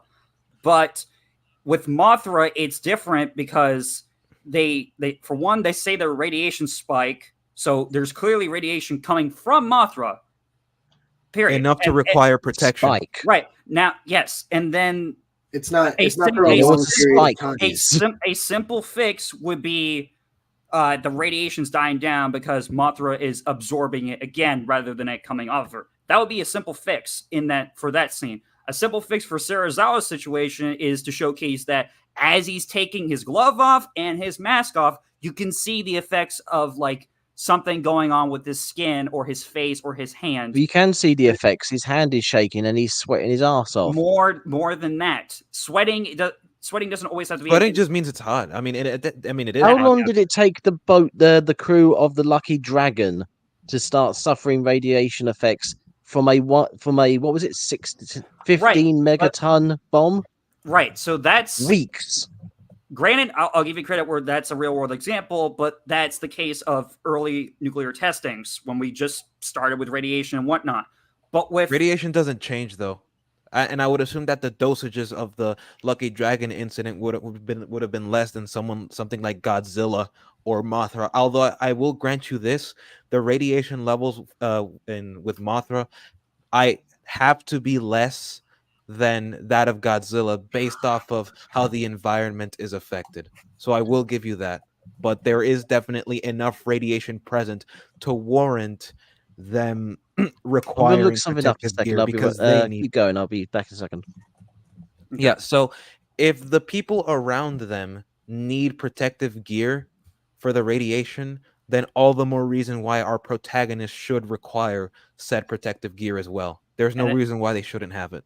And if Emma's whole point towards her speech, showcasing that radiation follows the path of these monsters and creating new environments, then radiation is a major point that should be taken way more seriously in this film across the whole board.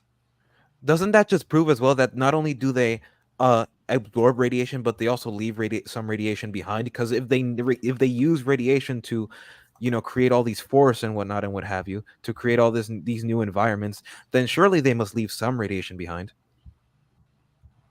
Enough for that to happen.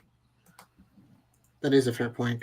The thing is, the one thing that everyone was avoiding, and the thing that Animus was going to mention, was spike. It wasn't a consistent through line. It jumped. It jumped in the amount, and then fell back down. Is it not possible that, say, that the radiation spike was because Mothra was drawing the radiation up towards her for absorption, and then as she was absorbing it, it decreased enough for Madison and Emma to go in and do their thing? It's entirely possible, but it's not confirmed. So all we have is what the movie tells us, as opposed to just what we could assume. Did they say it or show it on a monitor? I'm going through it to see if They say it's a spike, so I don't know why they would use sedatives on. They something say it's a spike, but they don't say whether what the radiation levels are at that point. I don't believe. Also, if it goes back down, then fine. But so far, there is nothing to confirm otherwise, which is the whole issue.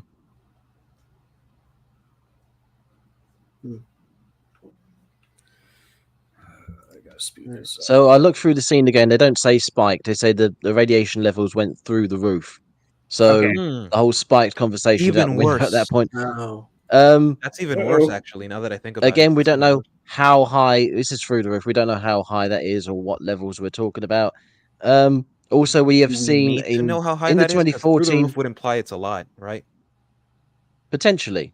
Again, we don't know. We don't have it. And again, as I was going to say, in 2014 we have Godzilla sitting in the middle of San Francisco, and everybody's working around him, and there's no one saying, "Oh my god, we need to be really careful." No, there's none of that.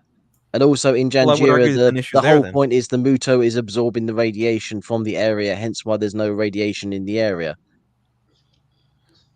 Do we know that there should be radiation there? Because we don't see anybody with Geiger counters. Well, yeah, so- because the power plant collapsed, and the whole story they've been putting out is the power plant collapsing and being destroyed let loose the radiation, hence why the city is no longer accessible by anybody. But So that's a lie, because the Muto Wait, has been absorbing it all. Hang on, forgive me. Oh forgive wait, me. I thought you meant like the ending of the movie. I thought not the beginning. I thought you meant the ending. Never mind. Oh, no, I'm just saying in general, we're showing that the Titans are absorbing the radiation, making areas safer rather than more dangerous. Right, but then I'll repeat this point because you were gone. Later in the film, it's revealed that when Emma's giving her speech and plan, whatever, it showcases that the Titans leave behind a path of radiation that sprout these environments, as in the case of San Francisco and Las Vegas. So This is triggered by the radiation. So they do leave radiation behind. I knew it. So they both absorb and leave behind a path of radiation. So regardless of the amount of radiation that these monsters consume to survive, it's gonna be a lethal amount to humans. Yeah, and in through some the regard. roof. The phrase "through the roof" would imply that there is a roof, and that roof is usually like the top of the top, like the maximum. So if it's through that roof, then I would imagine there's more than enough lethal radiation to kill Madison and Emma in a timely manner. I'll be right back. Yeah. If you look at Chernobyl, have you heard of the case of Elephant's Foot? Yes. I was just looking that up. Yeah, because there was this one photographer that took a picture of Elephant's Foot, but he needed to get really, really close to the actual mass. And If I No, he remember, stepped around the corner and took the picture, then ran away immediately, and he got a lethal dose. he got a lethal dose, and in He was on the how other much? side of the room. So, how much did it take for him to die exactly? Weeks in terms of time, as opposed to the actual physical amount of radiation. I couldn't actually find that on such a short space of time. But Oh no, yeah, that's the fine. idea, This is what I needed to know.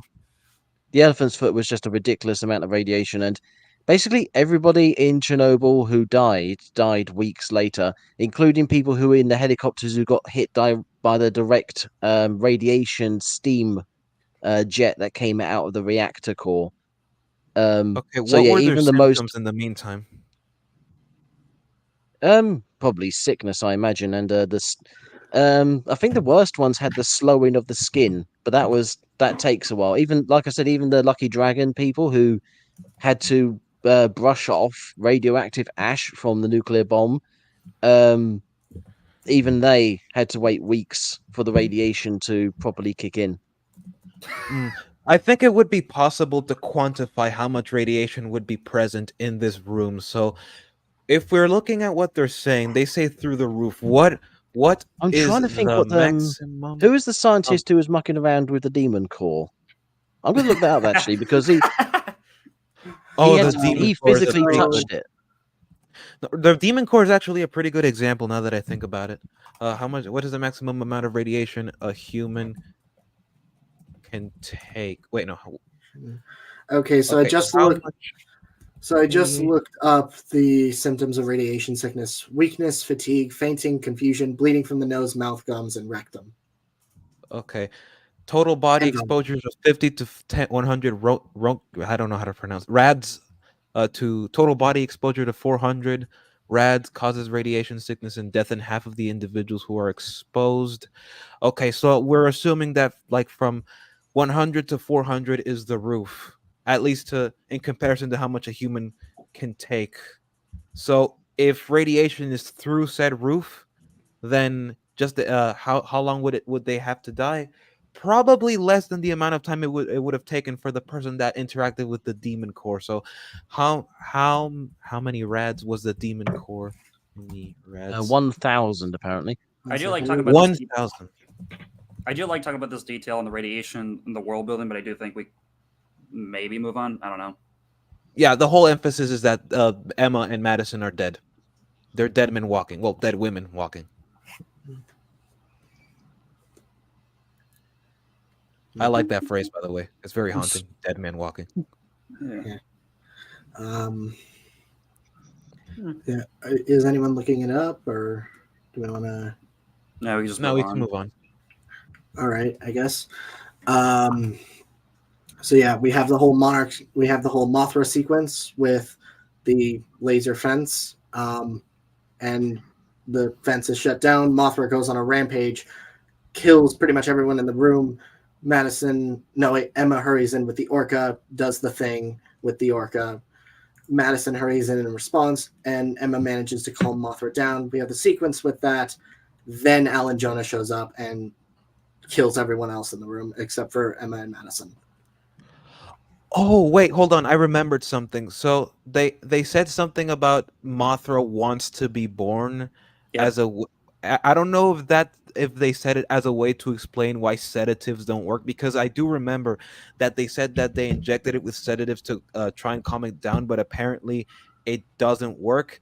I think the explanation is because Mothra wants to be born, but eggs and embryos about to be born don't cancel out any sedatives just because they want to be born.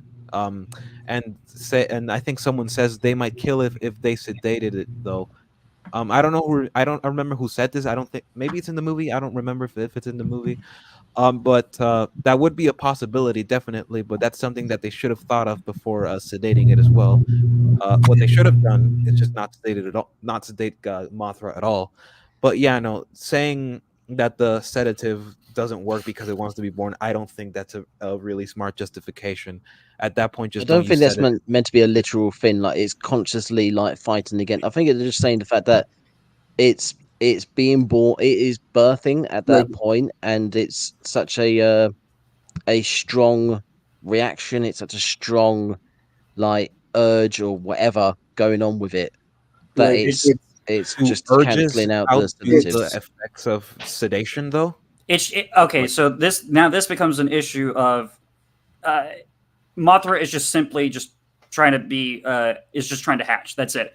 Now the issue that this comes to is a lack in protocol or whatever. Like, what do you do once Mothra does wake up?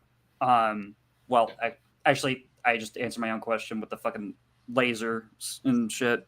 And then, of Yeah, course, the laser later, grid, which then gets broken by the terrorists mucking around with the Yep. site, and then they've got the big red button, which Emma stops them from using, which is Which straight was- out of the 2014 film. which would kill it. Yeah. Yeah. Yep. There is another thing. You were gonna say? Oh no, I was going to say anything. Oh, okay. So, there's also a really funny line. Not an issue, just a funny line. Where Emma says, "Containment team, stand down. You are scaring her."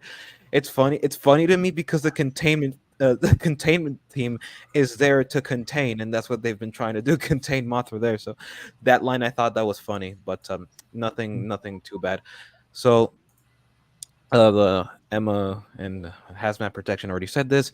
Alan Jonah kills one of the scientists, and the containment glass can easily be destroyed with a single gunshot. So, if that containment glass was weak enough to be broken completely with a single gunshot, then how much protection was that really? It was Like, how protection much from the protection? radiation, probably more than anything else, which, dependent on this whole conversation about how the radiation works with the Titans, is there's either a lot of radiation in there or there's no radiation in there. This is an argument we're having. We're not entirely sure on. Or just it's just inconsistent on the filmmaker's part. Yeah, All that. Yeah, let me see. Emma is okay with Alan Jonah killing her colleagues who have formed. Yeah, this is something that this is another point in regards to Emma's character. So Emma is okay with Alan Jonah killing her colleagues who have formed enough of a bond to have them and her daughter already on a first name basis. Like they know each other enough to be on a first name basis, and she allows for them to die. And again, we thing pointed is, out how she tried to save at least one of them. We don't know how I- much effort she tried with the others and at various points in the past or Well, before this happened. I feel like this becomes down to an issue of character because she's had all this time to plan this, work with the terrorists and all this other shit and whatever else, but she had the point is she had time to plan this, and what exactly would she expect? Like the terrorists not to kill them? So there's that, and then on to your guys' point, she does, try to tell the one friend to go home, but then it's just like, all right, screw everyone else, I guess. Yeah, she kind of just gives But- up at that after that. we don't see her interact with anyone else. In fact, I don't know. We don't see anyone else address her directly in the scene specifically. But it's also the idea this that guy in Emma is particular, but the idea perfectly is like happy to have people die for her cause. We I see think- this. The fact that when we get to Ghidra's base later, she's more than aware of just, like the people getting shot, and she's just like she even says to Madison's like, "Yeah, I straight up don't look at the bodies," like we discussed. So she's aware that this is going to happen, and she's accepting it. But then we see her later on struggling with everything that's going on, which is why you end up having Madison and Jonah having to like argue her to carry on because she's struggling with what's going on. Planning stuff is one thing, experiencing it is another. I feel like this There is is a question of. Go Oh, ahead. go ahead. No, go ahead. Okay, because I was gonna say like, because if the film is trying to make us sympathize with her, then they're establishing from the very beginning that she's willing to let colleagues that she knows well enough to have a relationship with their daughter on a first name basis, like a mentor type relationship with their daughter, and have them be like on a first name basis. That level, like if she didn't know them personally, or she just tried not to make inform any connections with her, with any of her colleagues, or let her daughter experience have any sort of amicable connections with any of her colleagues, like, and this all comes down to Emma taking Maddie everywhere she goes. If she establishes that connection with the scientists to such a level, such a personal level, then Emma is a terrible person inherently, just by letting her colleagues die for her cause, as versus Yes, her just she's the villain. avoiding. Well, yeah, but we're supposed to sympathize. Sorry, I sympathize with her. so She's a I would sympathetic villain to a The point, but entire she's the still the no no, villain. her I would arc is okay. learning. Her arc is growing from that. Is learning is not doing that anymore. That's her Okay. entire arc. Her arc is to not kill her colleagues for in the name Her of arc mass is learning genocide. her arc is learning So, the error of her mistakes. That so part doesn't of this seem like film a is mistake. about That the seems whole intentional. faith thing that I think CGF movies said earlier. So there's only 2 points in the film where it's actually addressed. Which again, it goes into the whole King of the Monsters doesn't beat people over the head with certain things. It allows the narrative to explain stuff. And part of Emma's whole thing is her zealotry, because you have Zerazawa is her mentor, and Zerazawa is very much into his whole faith and Wait, whatnot in the monsters. Where was But then Sarazawa? Emma Russell is takes that and runs with it, goes even further with it, goes into zealotry, which is like too far with your faith, essentially, to the point where, and you see real world examples. You have people who are zealots who will say, "Oh, God is good, God is great. Let's kill all these people." It's again, it's mirroring world examples of people going too far with their faith to the negative of people and killing people and whatnot. It's just, yeah, it's really good. Yeah, but I the find issue it really with good as an religious example. zealotry, however, the best example I can come up with right now is Dune. So with Dune, Paul Atreides arrives at Arrakis. By that point, the Bene Gesserit have pretty much cemented their Missionaria Protectiva, their cementing superstitions that they have done so for hundreds of thousands of years. They have cemented these superstitions, and these superstitions slowly evolved into a complete religion, which they use eugenics to fulfill said religions. And Paul was supposed to be the fulfillment of said religion. However, because of Lady Jessica's meddling, because she loved her not husband, she decided to have a son instead of a Bene Gesserit daughter that was supposed to marry Fade Rotha. Um, but he technically fills a lot of the check boxes required to fulfill the prophecy set up by the Bene Gesserit on Arrakis. Um, However, the thing with that is that the zealotry was built up for several centuries on top versus obviously this isn't like a literal thing. This isn't like a literal thing with King of the Monsters. However, at least with the Fremen, you could try and reason with them. For example, there was the faction that Chani played in, at least in the movie, because in the book it's not present at all. In the movie, Chani was technically the voice of reason. However, over time her voice was drowned out because we can actually see the quote unquote miracles of the Kwisatz Haderach in this case. Whereas with Godzilla, Godzilla is not doesn't the error of Emma's assumptions comes down to the fact that Godzilla is not necessarily a god, and this is the problem when you're trying to implement religious aspects, specifically Christianity, into your movie. Because Zack Snyder tried to do the same thing with Superman, and he failed, and Michael Dougherty tried to do the same thing with King of the Monsters, and the reason why it fails is because God, in the Christian sense, God is not necessarily a force of nature. He is, number one, the creator of nature in itself, and number two, an entity that transcends nature, whereas Godzilla is an element of nature. So going after him like oh, he is a god and we must do his bidding, I mean, that's a whole issue with, paganism and polytheism, which is a whole argument, a whole completely different argument. However, there is not enough of God. First of all, she's a scientist, so devolving into zealotry is highly improbable for someone like her. First of all, secondly, in regards to Alan Jonah in particular, it would make a lot more sense with him because at the very least he goes through with it to the letter. However, the thing is that with her plan in its totality, it ultimately contradicts each other because she's essentially realizing, okay, I know that what I'm doing is bad, but it must be done. But then she realizes, wait, what I'm doing is bad. I must stop this bad thing. But at this point in time, she already knows that it's bad.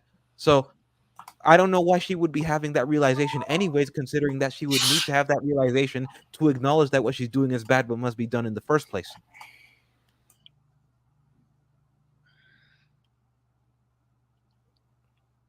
Anyone else want to take that one? Um, Because I feel like I've been talking a lot. Sorry. yeah. I'm just gonna simply say that Sorry if you heard anything. That was my mom. all good. Ah. I'm just simply gonna say that Emma Russell is a irredeemable character on all levels who is insane, and even though she tries to redeem himself by doing a sacrifice, it still doesn't say the fact that like she caused all of this and like almost destroyed the whole fucking world because of it. Oh yeah, that's I wouldn't call that redemption. I would just call that a punishment. Yeah, her this is something again. This is something else that people seem to. I really don't understand the confusion people have with this. Emma is the villain. She does bad. The film blatantly says, "Look, she's bad." When you see her giving her speech later, she's clearly even the camera angles sort of give the sense of she's right. gone They slightly do. mad. They It's they Like, do we with expressing know that, that it's she's telling evil. that to people, and then people go, "Oh, I don't understand why people think she's meant to be good. It's meant to be good stuff." It's like, no, she's gone too far. That's the whole point. The whole sense of balance in the film, Emma is massively overbalanced. She's gone too far into what she's again. It's the whole thing of they say that the monsters, the titans, are meant to be representations of nature, and they pop up when things need to be rebalanced. Emma is going right. In that case, let's wake them all up, deliberate beforehand. Let's make them wake up and make them do the balances. No, because that's not how nature does things. But she's trying to force nature, which is unnatural and unbalanced. That and is the whole point of all of that. And then when you the said when she's saying, "Look, but look, in the past it's worked because they were the gods, and we can worship them as gods again." It's not other gods that you've gone too far, and that's the whole point of her story is that she's taken elements from again like Sarah's arrow and whatnot. And again, everybody in Monarch has um a little bit of like what's the word? They have something to them. They've all got like one thing or another. Like they believe in myths, or they believe in Hollow Earth, or they believe in this and that. They all have a little bit of a weirdness to them.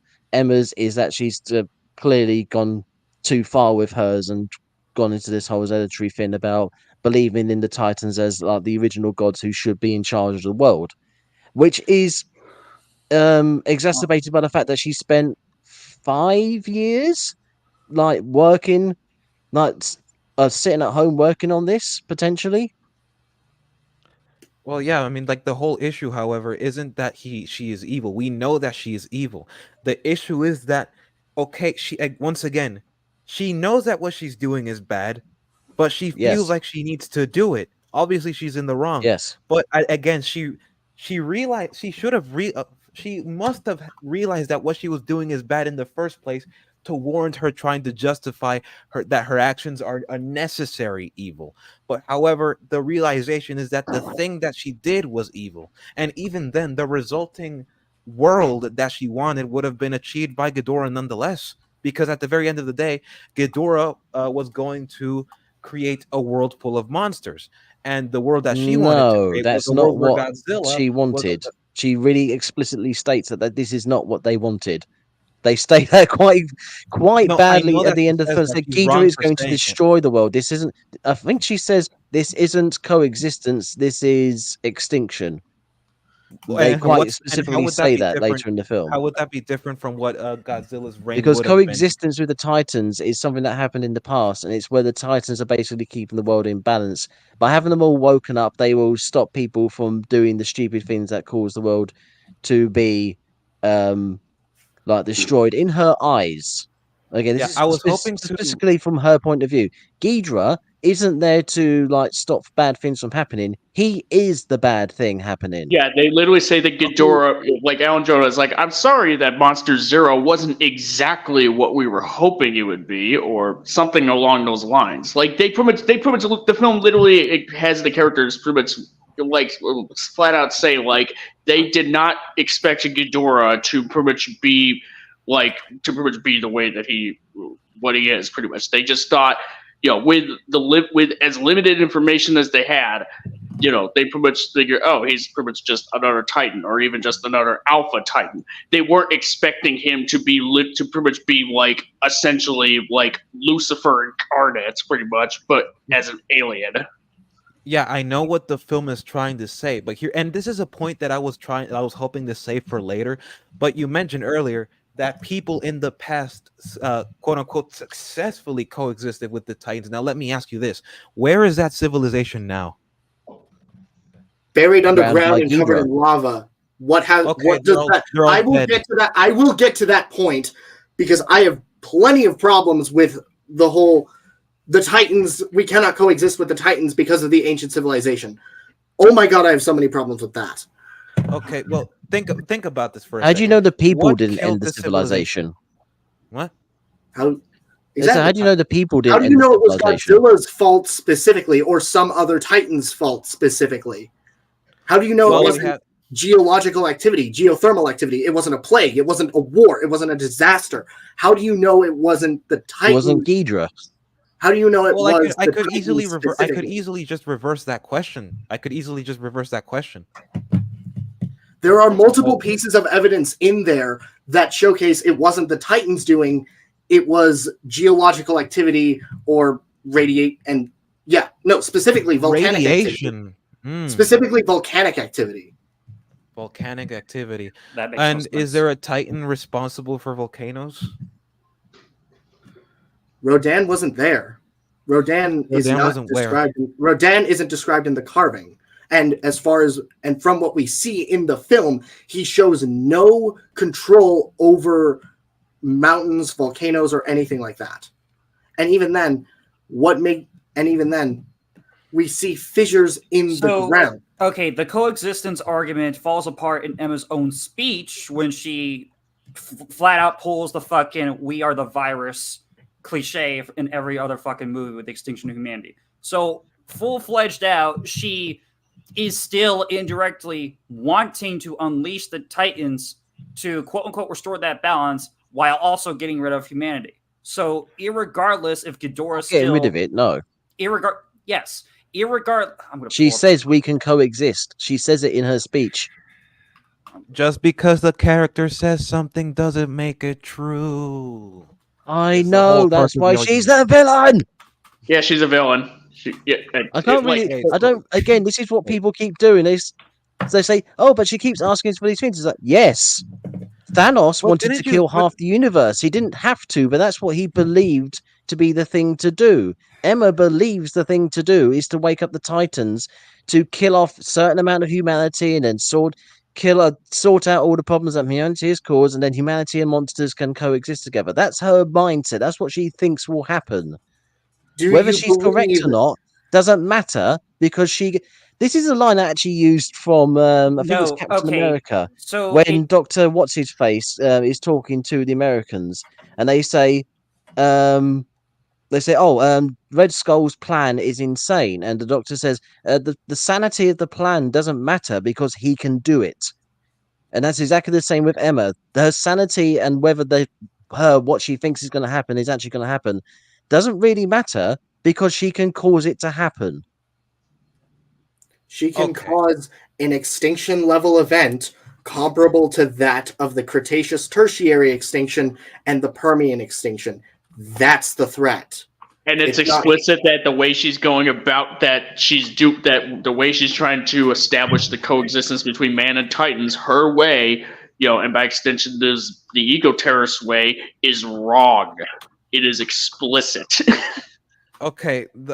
Number one, Alan Jonah tells her, "What did you think was going to happen?" that man and monster would be obviously okay. You can say all you want, okay, that she's the villain and she's in the wrong, but first of all, she should have known this He because says she's that a to Mark Madison, not scientist. Emma. Oh, to He says Madison, that to not Emma. Madison, not Emma. He says, "What Oh, did right, Mummy right. tell you? That man and monster coexist and all that sort of thing." He's saying Oh. that to Madison. What exactly did right, Mommy right. tell you? No, yeah, I remember Exactly. now. But even still, that Alan Jones is essentially confirming that the Titans, we might be looking for coexistence, but are the Titans? That's the whole thing. Alan Jonah himself. And then Jonah has thinks said one thing Anna- because he's an evil bastard. Emma thinks one thing because she's a misled, now basically evil bastard. And then Okay, Madison that's is a bit- believing something that her mum told her, and then she's getting upset because it's not necessarily true. that is quite reductive. I'm not gonna lie to you. That is very reductive to just reduce the whole plan to, oh, he believes this because he's evil. No, there is obviously a rationale here. With Emma, the Yes, there's a rationale is rationale, but the rationale in Emma's case is completely incoherent because at one point, once again, she should have known that this is the case because this is what she studies. This is her field of expertise.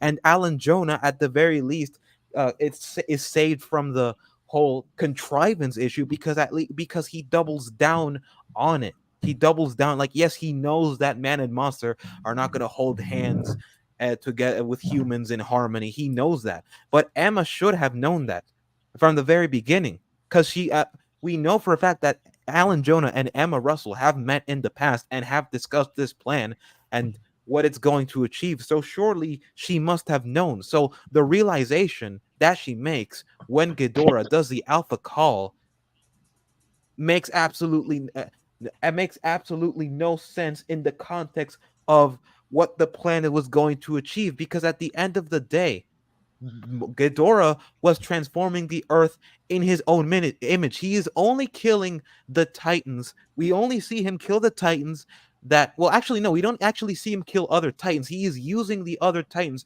to do his bidding. For all we know, he's not even going to kill them at all. So how is his rule any he's not. different? No, there's nothing to do with killing Titans. The thing is, by the time Emma explains her plan, she doesn't know what Ghidorah is. She doesn't know nobody knows a thing about who Ghidorah is, what Ghidorah is, where Ghidorah came from, anything about the guy until by the point she explains her plan, she explains her motivation.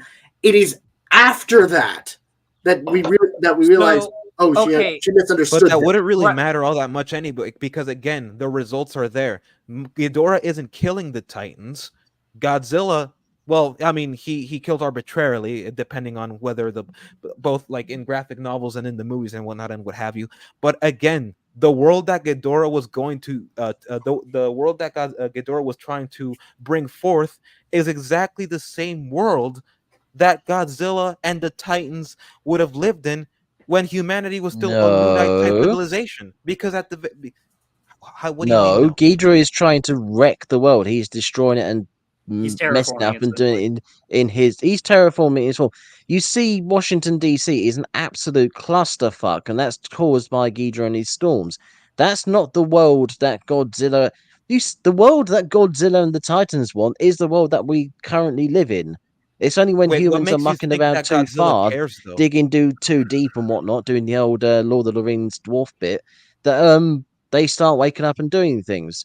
Otherwise, they want to keep the world basically as is. Ghidorah wants to fuck it up. Wait, how do you know that? How do you know that Godzilla even because cares we about see him humanity? fucking it up. Ghidorah is clearly established to be an extraterrestrial. Who the hell even knows what his home planet is even like? Okay, two things. Ghidorah isn't established as terrestrial. It's revealed that he is later on. Now, the issue I'm having is before we even I want to ask this question of none of that's brought up. Why did they go to the Ghidorah first to waken up? Because they thought he was a rival alpha who's the big boy who's going to cause lots of problems for Monarch. Well, they did Mothra first to test the... they went to Mothra first. But Mothra is also technically an alpha titan as well. No. Mothra was like Mothra escaped. Mothra was a test to see if the Orca would work, and that I acknowledge. And then the terrorists coming in was just to let Mothra free Mothra. Essentially, that's all it was. Now, was there a reason to go to Ghidorah in the first place? Did they explicitly say that? Like, why they're going to this one specifically, this recent one, at all? No. Okay, in this case, they don't give a specific reason, but you can work one out based on the fact that it's a recent Titan, it's one that's off the books, etc. So a lot of them, like the governments and whatnot, wouldn't necessarily know. Well, they don't know a lot of the Titans, but they would definitely not know about this one. And they say that it looks like a rival Alpha Titan to Godzilla. With that information, you can get the idea that if Ghidorah is released, he's going to cause a lot of problems for Monarch. So he will basically he'll cause them trouble and keep their attention whilst the terrorists do what they do. Right. Okay. The issue I'm having, and the reason why everyone knows Emma is just a piece of shit villain, but she's also poorly written in her motivation because it makes no sense considering that Godzilla is already keeping that balance, that order that Serizawa was so pressed on about in the first film. Godzilla is already doing that of what Emma is trying to seek out. Only issue is she's drastically doing it. She's forcing the issue, yes. Wait, hold on. Okay, so to your point, you just said that he already has everything balanced, right? Wouldn't Emma already know that by then? Wouldn't she already know that? She's trying to be preemptive. So the Mutos waking up and causing the trouble that they did was because of humanity going too far with what they're doing. So Emma they woke up the Mutos. is trying to wake up the Titans to then basically have them wandering around as like guardians of the earth to stop humans from doing stuff in the first place. Okay, so then there's issues with that. There's two issues. How like Emma is supposedly a scientist that has worked at Monarch and studied these creatures. How does she not realize that Godzilla is like the number one thing that's already keeping that balance? He showcases it with the Mutos. With the Muto incident, and then 5 years since then, nothing else has happened, right? And then Emma goes on about how we are the infection and the Titans are the cure. And she's doing all this from the death of her son, which makes zero fucking sense. Anyone with this is going on to like just adding to the point that Emma is just fucking insane, which we all know.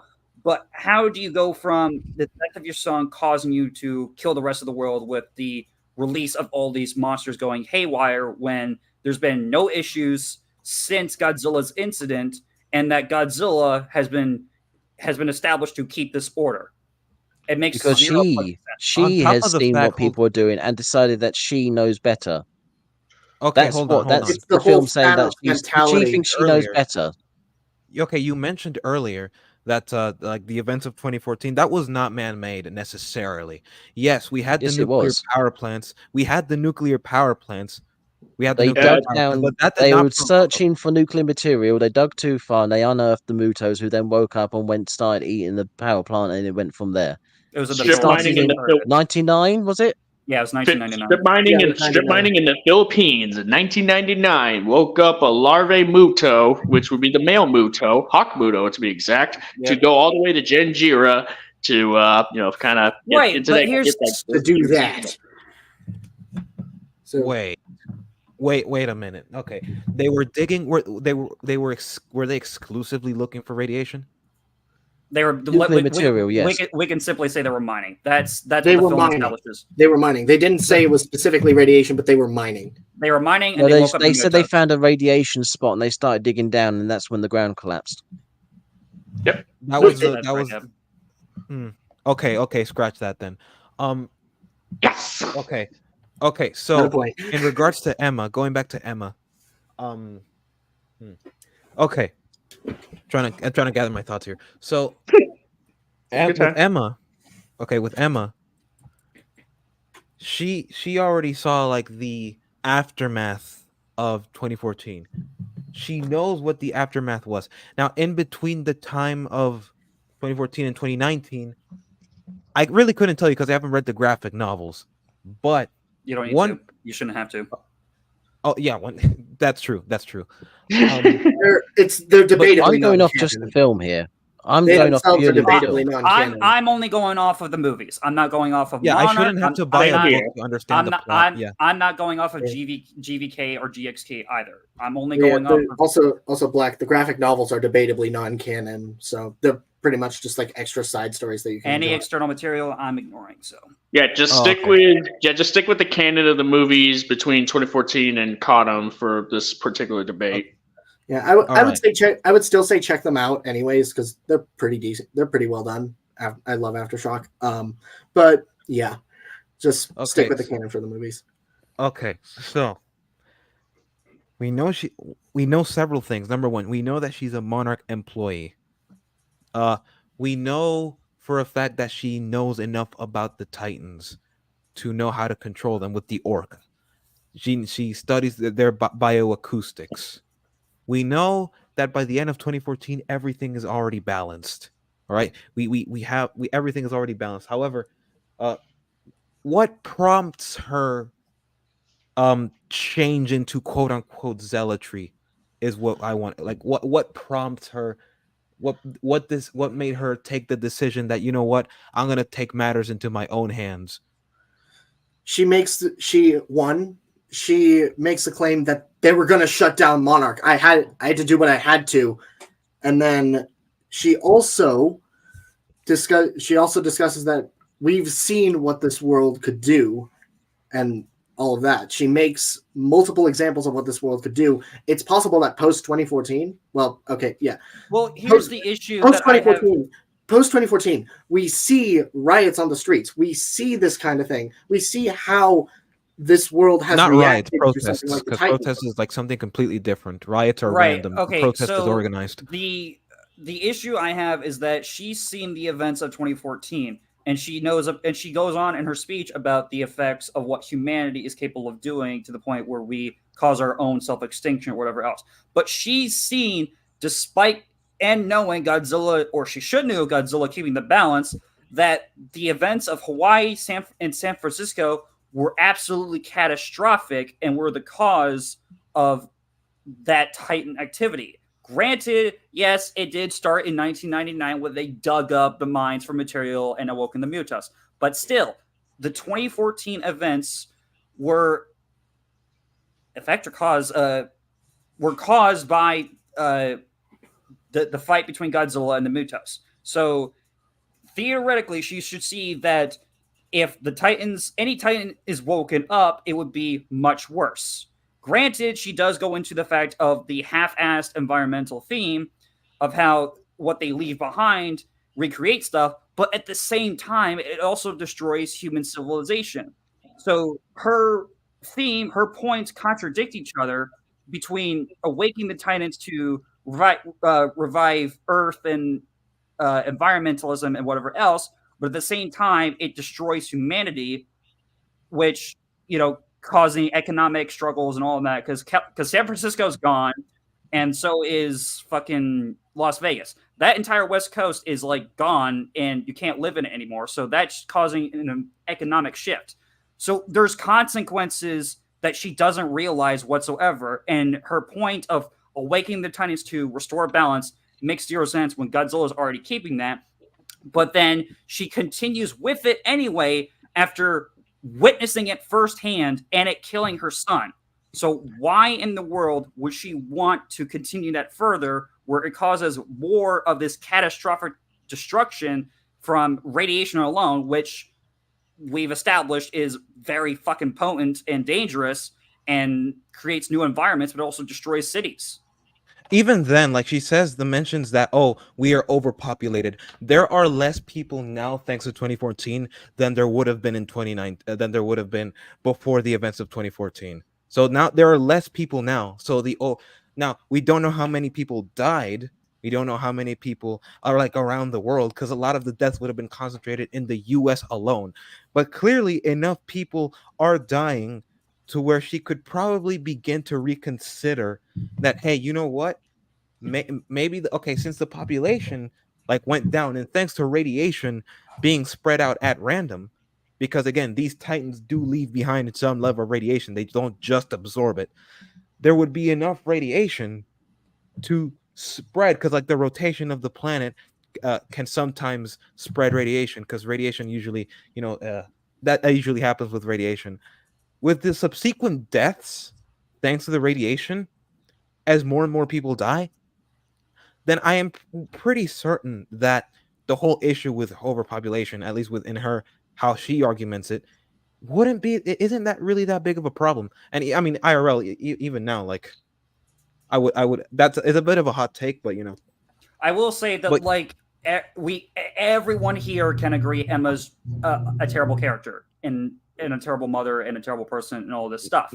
Okay, no, not terrible, stupid. Because there's a difference between like terrible and evil, and bearable and stupid. Right. I was getting to that because her points contradict each other, and she is blatantly fucking stupid with like getting her colleagues killed in the China outpost and the Antarctica outpost. Like, what the fuck? Yeah, like we know that she's evil. Yeah, we know that she's evil, but there are evil villains that aren't very stupid. Just look at, for example, the Baron Harkonnen and Dune, or I mean, if you want to go with a classic villain, Darth Vader. Darth Vader's is probably like the best example. Like you can achieve being evil and still be intelligent with your plan.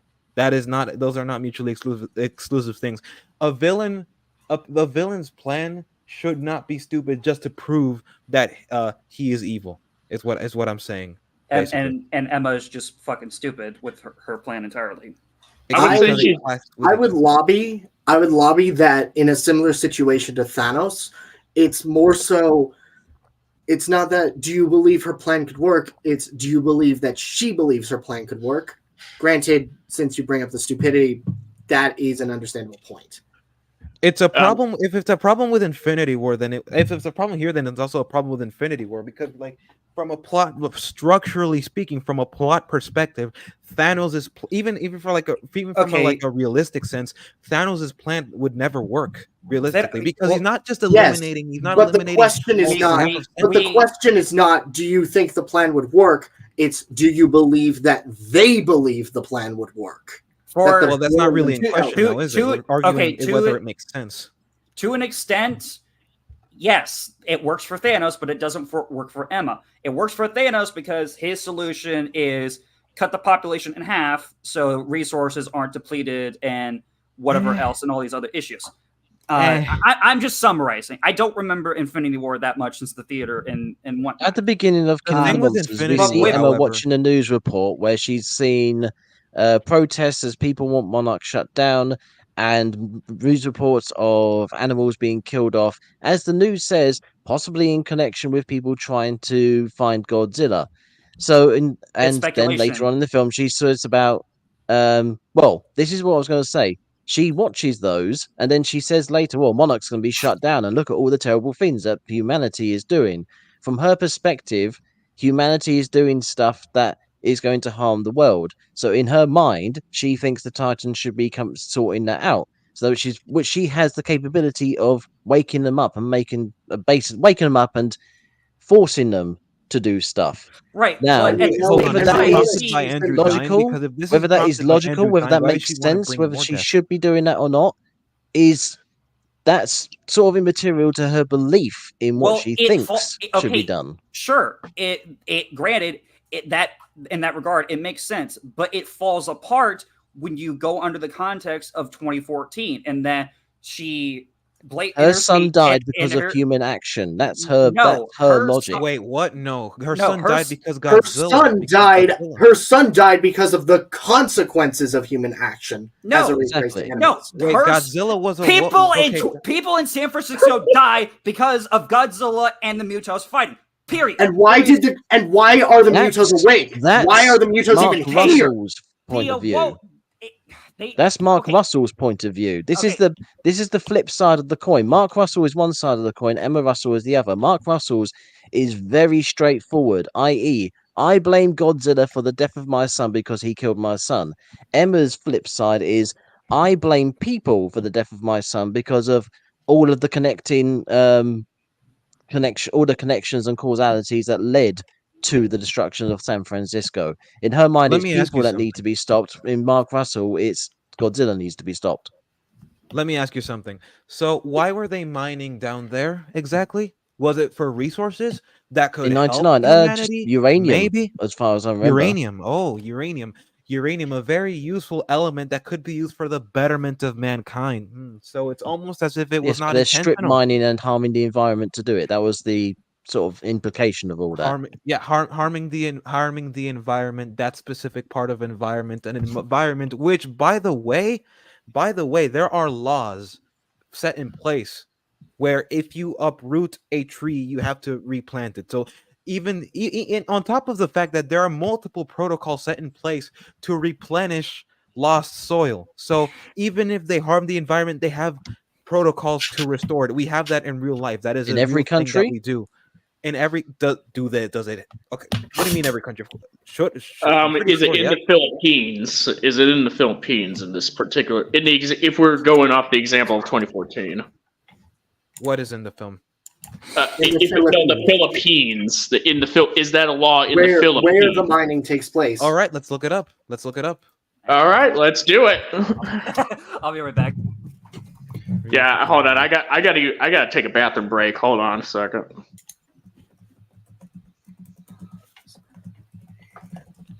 What is the reforestation law in the Philippines? All able-bodied 404. Okay, reforestation laws in the Philippines. Commonwealth Act number 304 provides funds and guidelines for reforestation and afforestation projects in the Philippines, aiming to promote economic tree growth, protect watersheds, prevent erosion and floods, and restore forests covered in designated areas. It's not deforestation, it's strip mining. Strip. Okay. For strip mining? Okay. Wait. Hold on. What are the effects of strip mining exactly? Because I'm pretty sure, like, you have to do like underground, right? Like they're moving rock around to find different elements buried in the soil. How is that harmful? Strip mining. Okay, according to the assay.com, strip mining poses some undesired environmental impacts. The mining operations involve removal of vegetation, surface soil, and trees from the mine site, leaving the landscape and forests damaged and disturbing wildlife habitats, which can lead to soil erosion and reduced fertility of agricultural land, as well as destroying aquifers and reducing the productive value of farmland.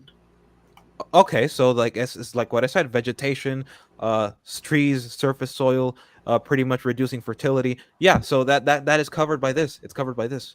This covers it. Also, I don't know how much of a professional operation that was that we saw in 2014, considering the fact that they had armed guards with AK-47s. Why wouldn't it be? Why wouldn't it be? I guess, like, in that case, it could be argued that, like, you're dealing with like heavy machine, you don't want people like messing around with it anyway. And we could mention what's seen in like the 2014 deleted scenes, but since they are deleted, I wouldn't think it'd be prevalent to the specific arguments. Yeah, we're not discussing deleted scenes. Yeah, so. Yeah, well, yeah, I don't see a reason why this wouldn't necessarily be a profession. I mean, if it weren't, then it would be very convenient for the point you're trying to make. But at the same time, there's no confirmation. There's no reason why it would, and there's no reason why it wouldn't at the same time. So, one can take it as like the bare bones of what it is. They are bound by law to fix that area. There are laws in place. This is why I've said before, environmentalism is naive inherently because it doesn't take into account, number one, the laws that are already in place to undo the harm done to the environment, and number two, the scope, the real scope of the damage, and number three, who are we prioritizing, nature or humanity? That's one thing that's pretty much a critique of environmentalism as a whole, but that's not necessarily relevant to the film. The whole point here is that humanity, the blood doesn't fall necessarily on humanity's hands for the for 2014 because we need uranium for several things. All right, especially for our power plants, which gives us power. So they were inherently trying to do something good. That was completely incidental. However, what happened with the Mutos, nobody is at fault here. With what happened with 2014, nobody is at fault. What we're looking at here is the immediate action itself, like the action as it happens. What was the action that happened? Godzilla roamed around San Francisco looking for the Mutos, trying to kill them because they were a parasitic species. And Andrew got caught in the crossfire. And that is pretty much the issue. Why Emma decides to genocide the world? Oh, I'm surely it has to do with the fact that, oh, maybe she wants kids to play with him in heaven so he's not alone. But at the end of the day, like something like that would not really prompt someone like her, in particular her, to go on this crusade to genocide the planet. Okay. She's not genociding the planet. She specifically says she's not genociding the planet. She says a lot of people will die, but eventually stuff will calm down, and the Titans and the humans will coexist as they did in the past. Yeah, The she's not confusion seems to explicitly. come. Sorry. There you go. Yeah, she's not explicitly. She's not specifically trying to wipe out humanity. For just to for satisfaction. Like she's horrific. What she's going about her motivations. They're basically like horrifically misguided. Pretty much. It's not like a strict. It's yeah. Anyways, Again, has also perceiving also wrongs to that build she off thinks the also Titans to should be build off of sorting. your also to build off of that point, she has been primarily focusing on the Orca for presumably 5 years max. You know what that kind of stuff would do to someone, right? From a mental standpoint. That kind of That isolation. feels like a cop out. Not gonna lie, that honestly feels like a cop out. Like, oh, she's insane. Oh, she worked on that. Therefore, that would make her insane.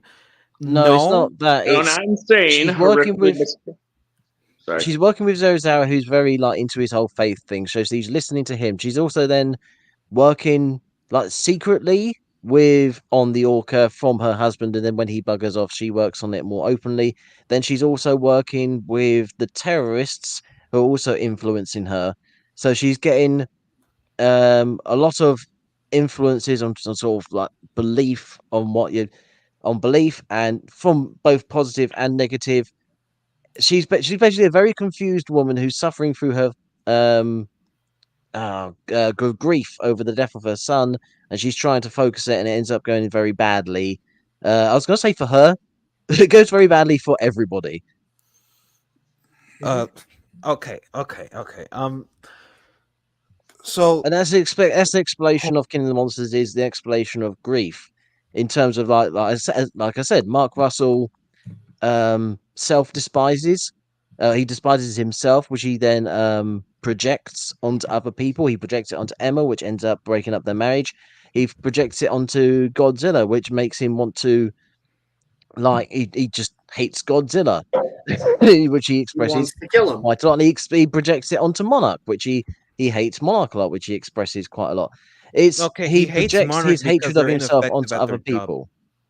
Yeah, it would be very logical to hate Monarch in that regard, because first of all, they have done several immoral things, like hide information that the government could use to protect the people a lot better, information regarding the monsters in particular. So in regards to Mark's motivation, he's probably got a more logical one. And on top of the fact that his plan is probably the most sound, I have it here in my notes that they pick up Mark to. Hold on. Mark says about asks about the people in Isla de Mara, and Colonel says, "I'm sorry." Okay, no, hold on. Emma is surprised. Blah blah blah. Mark's character arc is that of him placing his faith in Godzilla, or its universe, whatever. The point is with this is that not only is Godzilla. Oh, I already said this. Never mind. Sorry. I'm sorry if I sound like I'm rambling. I'm just going through my notes. Okay. There's this scene in particular with Mark that they all tell him the whole situation, and he says, if you kill all of them, then the Orca is useless. Now, would they be able to kill all the Titans in a timely manner, but before Emma arrives at Ghidorah? that would depend on how much force they're willing to put in to do that. Because again, like the military right now has an oxygen destroyer. We don't know how Well, at the how time, they many didn't do know they that, have. did they? They didn't know. They didn't know had- that, but I mean, again, like if they could simply ask, "Hey, hey military, we need your help to exterminate the Titans. Is there any way you can help us?" Actually, yes, there is. We have been developing a weapon called the oxygen destroyer. Okay, great. Let's test it on one of our Titans to see if he dies. Okay, test it. Boom, he dies. Okay, cool. Can you make more? Oh, we could establish one or two things. Oh, we have a whole arsenal. Or B, no, we don't have enough, and that could like dictate like how the rest of the movie goes. But if we go one route, like yes, we do have an arsenal. Boom, boom, boom, boom, dropping on each and individual Titan. But then there's a and point in the film where they point out that this is a very bad idea. They they specifically have a point in the film where they use the oxygen destroyer to try and kill Godzilla. They think they do, and then later on they say, "Oh, Ghidorah is starting to do all this bullshit. Is there a way we can stop him?" So, well, the one weapon we did have didn't actually work on him, so that's annoying. Is there anything else? So, yeah, Godzilla would have been able to put up a fight with him. Unfortunately, we just killed him. So our solution, basically, what the American military did, is a very similar thing to what Emma is doing in terms of they believe their way is the right way of doing things by forcing the issue just in the opposite direction, as and well they're just as wrong as Emma is. as yeah, well but if as they that. kill all No, the Titans before they wake up Ghidorah, then it's not going to matter because at the very end they're going to have to find Emma anyway. And if they intercept her before they can, and if they were actually smart about it too, because in the actual scene, like you can see that one of our snipers had an open shot to shoot Emma, and then she doesn't take it for whatever reason. I mean, she's pretty. I don't know why she would. she's not trying to shoot Emma. She's trying to shoot Jonah. Well, the issue with that part is that she could easily move to a different position to get a better shot. She could have done And even then, she could shoot the hand. He could shoot her hand to get the remote control away from her. So, and that same sniper was the same one that was actually like one of the first to realize, hey, Emma's holding a remote control to all these bombs. So if they were actually smart about it, they would do all that first while they're trying to catch Emma, and they could catch her by surprise and prevent the awakening from happening in the first place. And Ghidorah stays under ice. And if that specific character is as good as what she does it as being a marksman, And Ghidorah was waking up anyway. She could shoot. How would he wake up if there's nothing to prompt him to wake him up anyway? Because he was waking up. No, he wasn't. know, They woke him Where up. was that? He was. Where? They were getting a signature reading. Chen points out that they were getting a heat signature reading or something like that. That he was alive, not that he was waking up. There's a difference between being alive and being woken up. Well, let me see. Well, Then hold again, on. Let me EKG reading saying that they were getting a brain signal from him. Why did Godzilla go to Antarctica? That doesn't mean he's awake.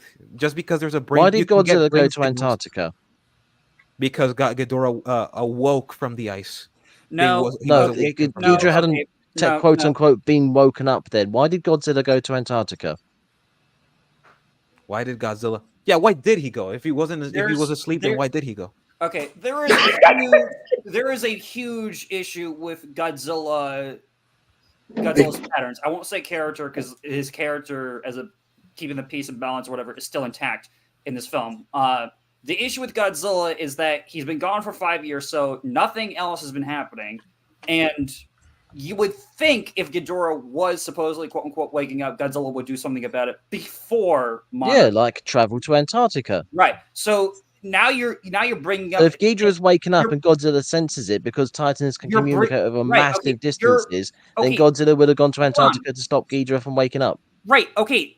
Sure. Well, then it was very convenient then that they released him from the ice before he woke up. That is incredibly convenient. It's not actually forcing the issue, isn't it? Convenient.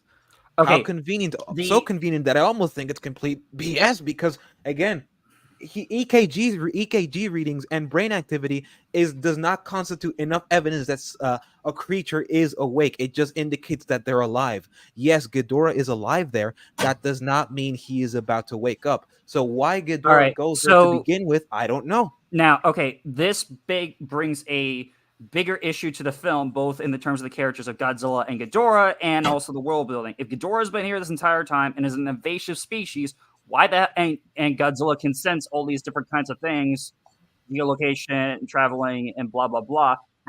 Why the fuck did he not take care of Ghidorah like years, millions of years sooner? or whatever. It's the same issue with GXK where he didn't finish off Shimo and Scar King when he had the chance. Yeah, instead of locking them up. Oh, and GXK's we- contrivances are far more numerous. Well, Oh, yeah. they're here in this movie too with Godzilla's character. Like when Godzilla first appears for the first time in 5 years, they explicitly say he's doing a intimidation display, but it's not for them. And if it's not for them, then for what? And if it's for He's Ghidorah, warning them. okay, for what reason? Why is Wait, he? is it a warning them? warning display or is it an intimidation display? Because those are two different words that mean two different things that achieve two different purposes. They figure that out in the end of the scene, but if it's not for them, then who is it for? And if it's for Ghidorah, why is Godzilla fucking around in this location and not going straight to the fucking Arctic before Ghidorah wakes And why up? is he flashing it now when he should have been doing it? Well, I mean, he was doing it, but why was he doing it now then? Oh, it was purely spectacle. And the reason why Godzilla didn't finish off Ghidorah when he had the chance is because then we wouldn't have the movie we have now. The movie wouldn't exist. And then at the same time, if it's just for show. And like, what reason does Godzilla have to go to this location with the humans? He has in the film. I guess you could argue they're setting up that Godzilla human connection here, but in what case scenario does Godzilla care about the humans? And why is he going here? And if he's doing an intimidation display, warning them, like, what is he warning them for? I'm going down a path that doesn't mean. Point being, if Godzilla is doing this intimidation display and it's not for them, who is it for? If it's for Ghidorah, why is he not going straight for Ghidorah? Period. And then world building again. Since we're at this spot, how the fuck did they build this entire underwater facility with all this technology within 5 years? And why the fuck are they still holding the Muto's head? And why isn't this technology shared with the government? Because this is another thing. Monarch's leaps and bounds in technology are not shared with the government, despite being under the authority of the government. Because the government is still using traditional fire. Oh, I think you cut out. Yeah, you cut out a bit. You cut out. You there? Hello? Hello. Senor Negro. Whoa! I guess his No! I guess his internet agrees with us. Wow! It's Spanish. Calm down. I know. Yeah, but still. yeah. Okay, Wait, I think he said I guess his internet connection agrees with us. his internet. Okay, Just, I will continue off of him in that it also muddles the point of who is Monarch, what jurisdiction is Monarch under? Like, sure, we could argue they're international or the US, but where are they getting the funding for all this technology underwater and having fucking underwater rail cannons, for God's sake? Oh, there he goes. oh, yeah. Yeah. So I guess. Yeah, his but thing it's just come- his- it's his yeah, internet. his internet was always bad. He said his internet was bad even prior to this. So, Okay. he That's still has fair. the link. So probably if anything, he's just gonna pop in, pop back out. So I will stay unmuted. Actually, no, I can mute and I'll see him if he comes back in. I'll add him back in. All right. See. Okay. All right. So if I may, I have been looking up what are normal readings for EKG, pretty much, or ECG, which is electrocardiogram.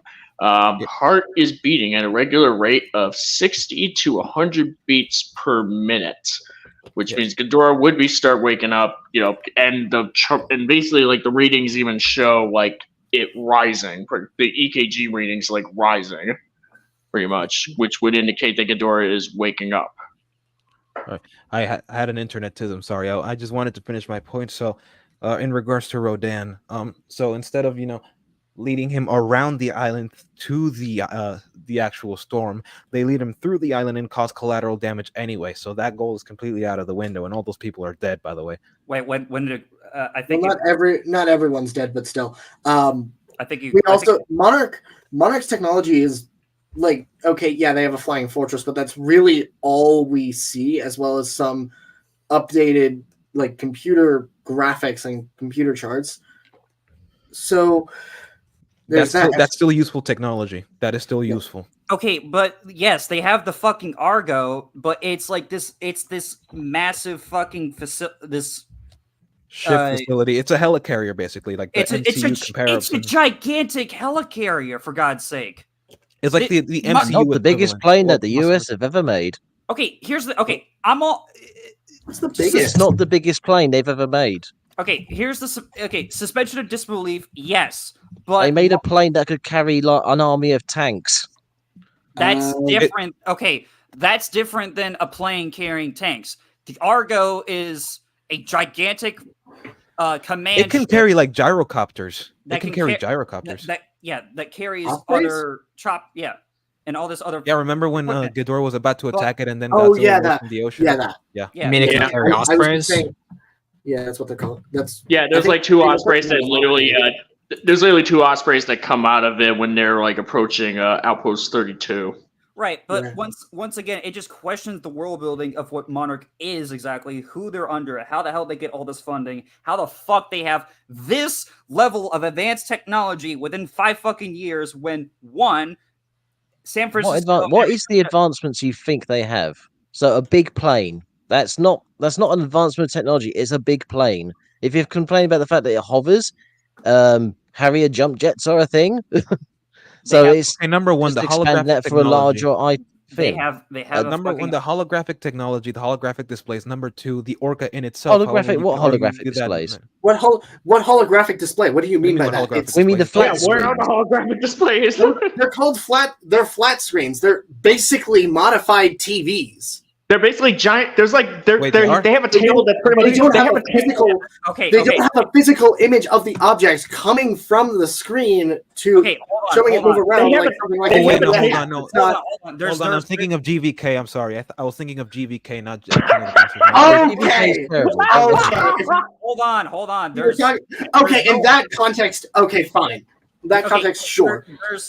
There's no holograms in King of the Monsters. We know this, but the fuck, god damn it! Now I lost my fucking point. Fuck. Shut the fuck up. The advancements of technology that you see in King of the Monsters are the guns, which if you blink and you miss it, reference says maser guns. So that Yeah. could be the Functionally guns. speaking, That's masers more of a could be- reference to anything Wait, else, but you never wait, actually okay. see it fired. Wait, maser guns according to what you said? There's literally like a blink and you miss it label on one of the screens that just says maser gun activated or something like that. Laser Well, turret that- active. And even then, Oh, we it's- see it, it's and it lit looks up more music. like a ray. Even then, we see it, and it looks more like a rail gun. Oh, what do you know? They're making a reference to the maser guns from the other Godzilla. Yeah, so it's just Yeah. that's the reference label. Whether that's Alright. actually what this gun is, we don't know. We never see it fired, so Okay, but it's still, just there's big this. gun. They still have this again. Once my issues is again, all these these brand new facilities that pop up around the world since 2014. So 5 years, they have all these new facilities pop up. They have a gigantic. They built the cargo ship. Empire State Building in a month. They have a goddamn. I'm not talking about buildings or anything like that. I'm talking about advanced technology for the ability for it to fucking fly across the goddamn What- globe. But Drop. what advanced technology? I don't understand. A big plane is not advanced. Well, I suppose it is technically advanced technology. They call But it. it's not command advanced ship. technology beyond our current means. It's you realize how fast. Again, we technology- built a plane you bigger re- than that in the realize how fast- 40s. You realize how fast technology could advance, especially considering Monarch 1 has government funding and 2 has a gigantic amount of pressure on them after the events of Godzilla 2014. Thank you. I was Okay, about to say. I'm gonna read what the wiki says of the USS Argo, like the actual details. The USS Argo is Monarch's flying fortress the flagship of Monarch's military G team. The Argo saw action in 2019 when it was deployed to Antarctica. Blah blah blah blah blah. The Argo involved in subsequent battles against King Ghidorah and Rodan. Blah blah blah blah blah. The history. No history. That's not relevant. Flight missiles. It has a hangar of several Ospreys. The durability. Senior illustrator Matthew Cunningham envisioned the Argo as being made of an advanced laminated polymer, something beyond carbon fiber. I could have a carbon nanotube structure, making it a room temperature superconductor. The designers could strip out all the weight from the wiring and everything. The windshield would be some sort of shaped polycarbonate that eliminates the need for structural panels and reinforcements. It was only slightly damaged by Ghidorah's wing lightning, which destroyed every other aircraft to make contact with. That sounds pretty advanced to me. So how much of that is in the film? It's on the fucking What? Argo. Right. Just as a question, which wiki did you use? Wikizilla. Why? Okay.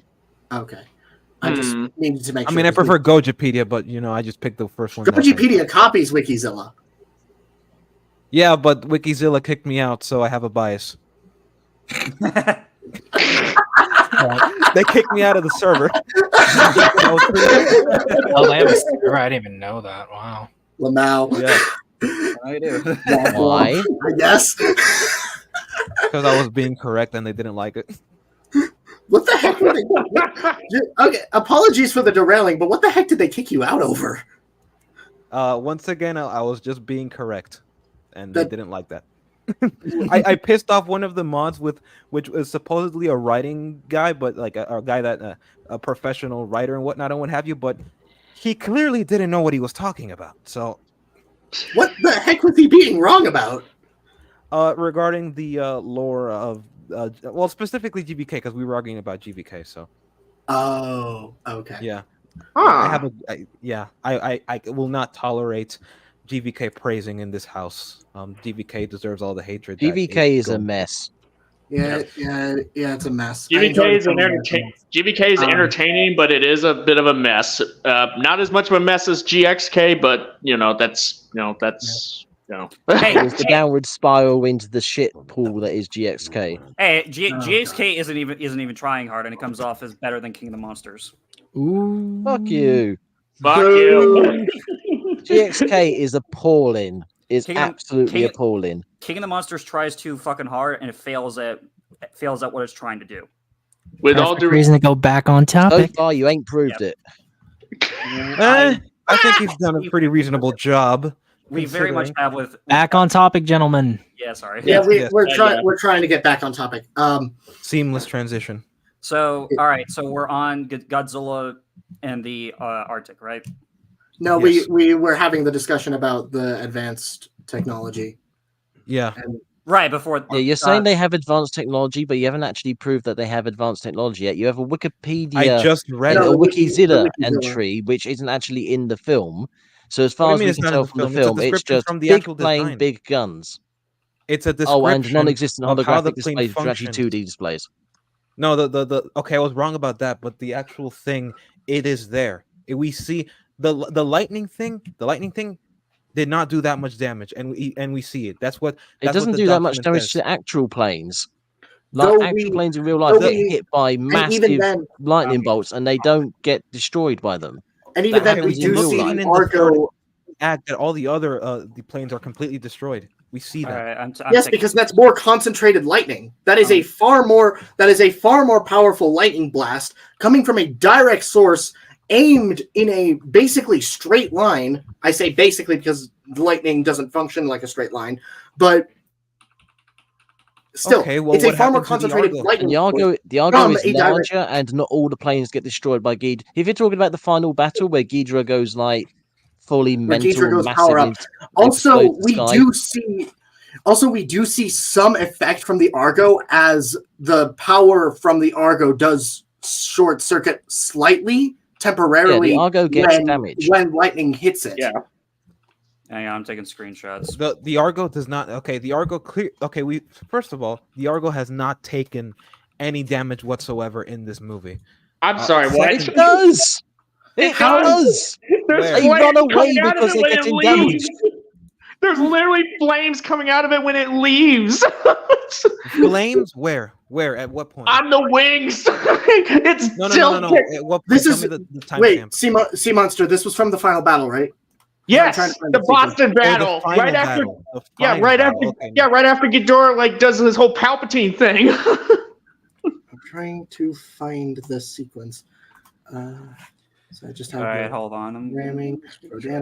Where's the one shot? Where is the power? Argo? Where is the power up? Yep, there's flames on the wings. Where is the power up? Trying to find it. Oh, there's Maddie doing her thing. Oh, found the power up. Lightning blast, go kaboom. All right. Yep, Hold the on. Argo gets hit. Godzilla gets knocked back. Blah blah blah. How do I share screenshots or shit like that? You should be able to just do. Yeah, no, there is flame. There is flame. There's fire. There's fire. Okay, Oh, yep, there's fire. I missed the argument because I was trying to find screenshots of the fucking tech shit and showcasing the scale of the arc and its capabilities that are fucking ridiculous. Missiles don't sound fucking ridiculous.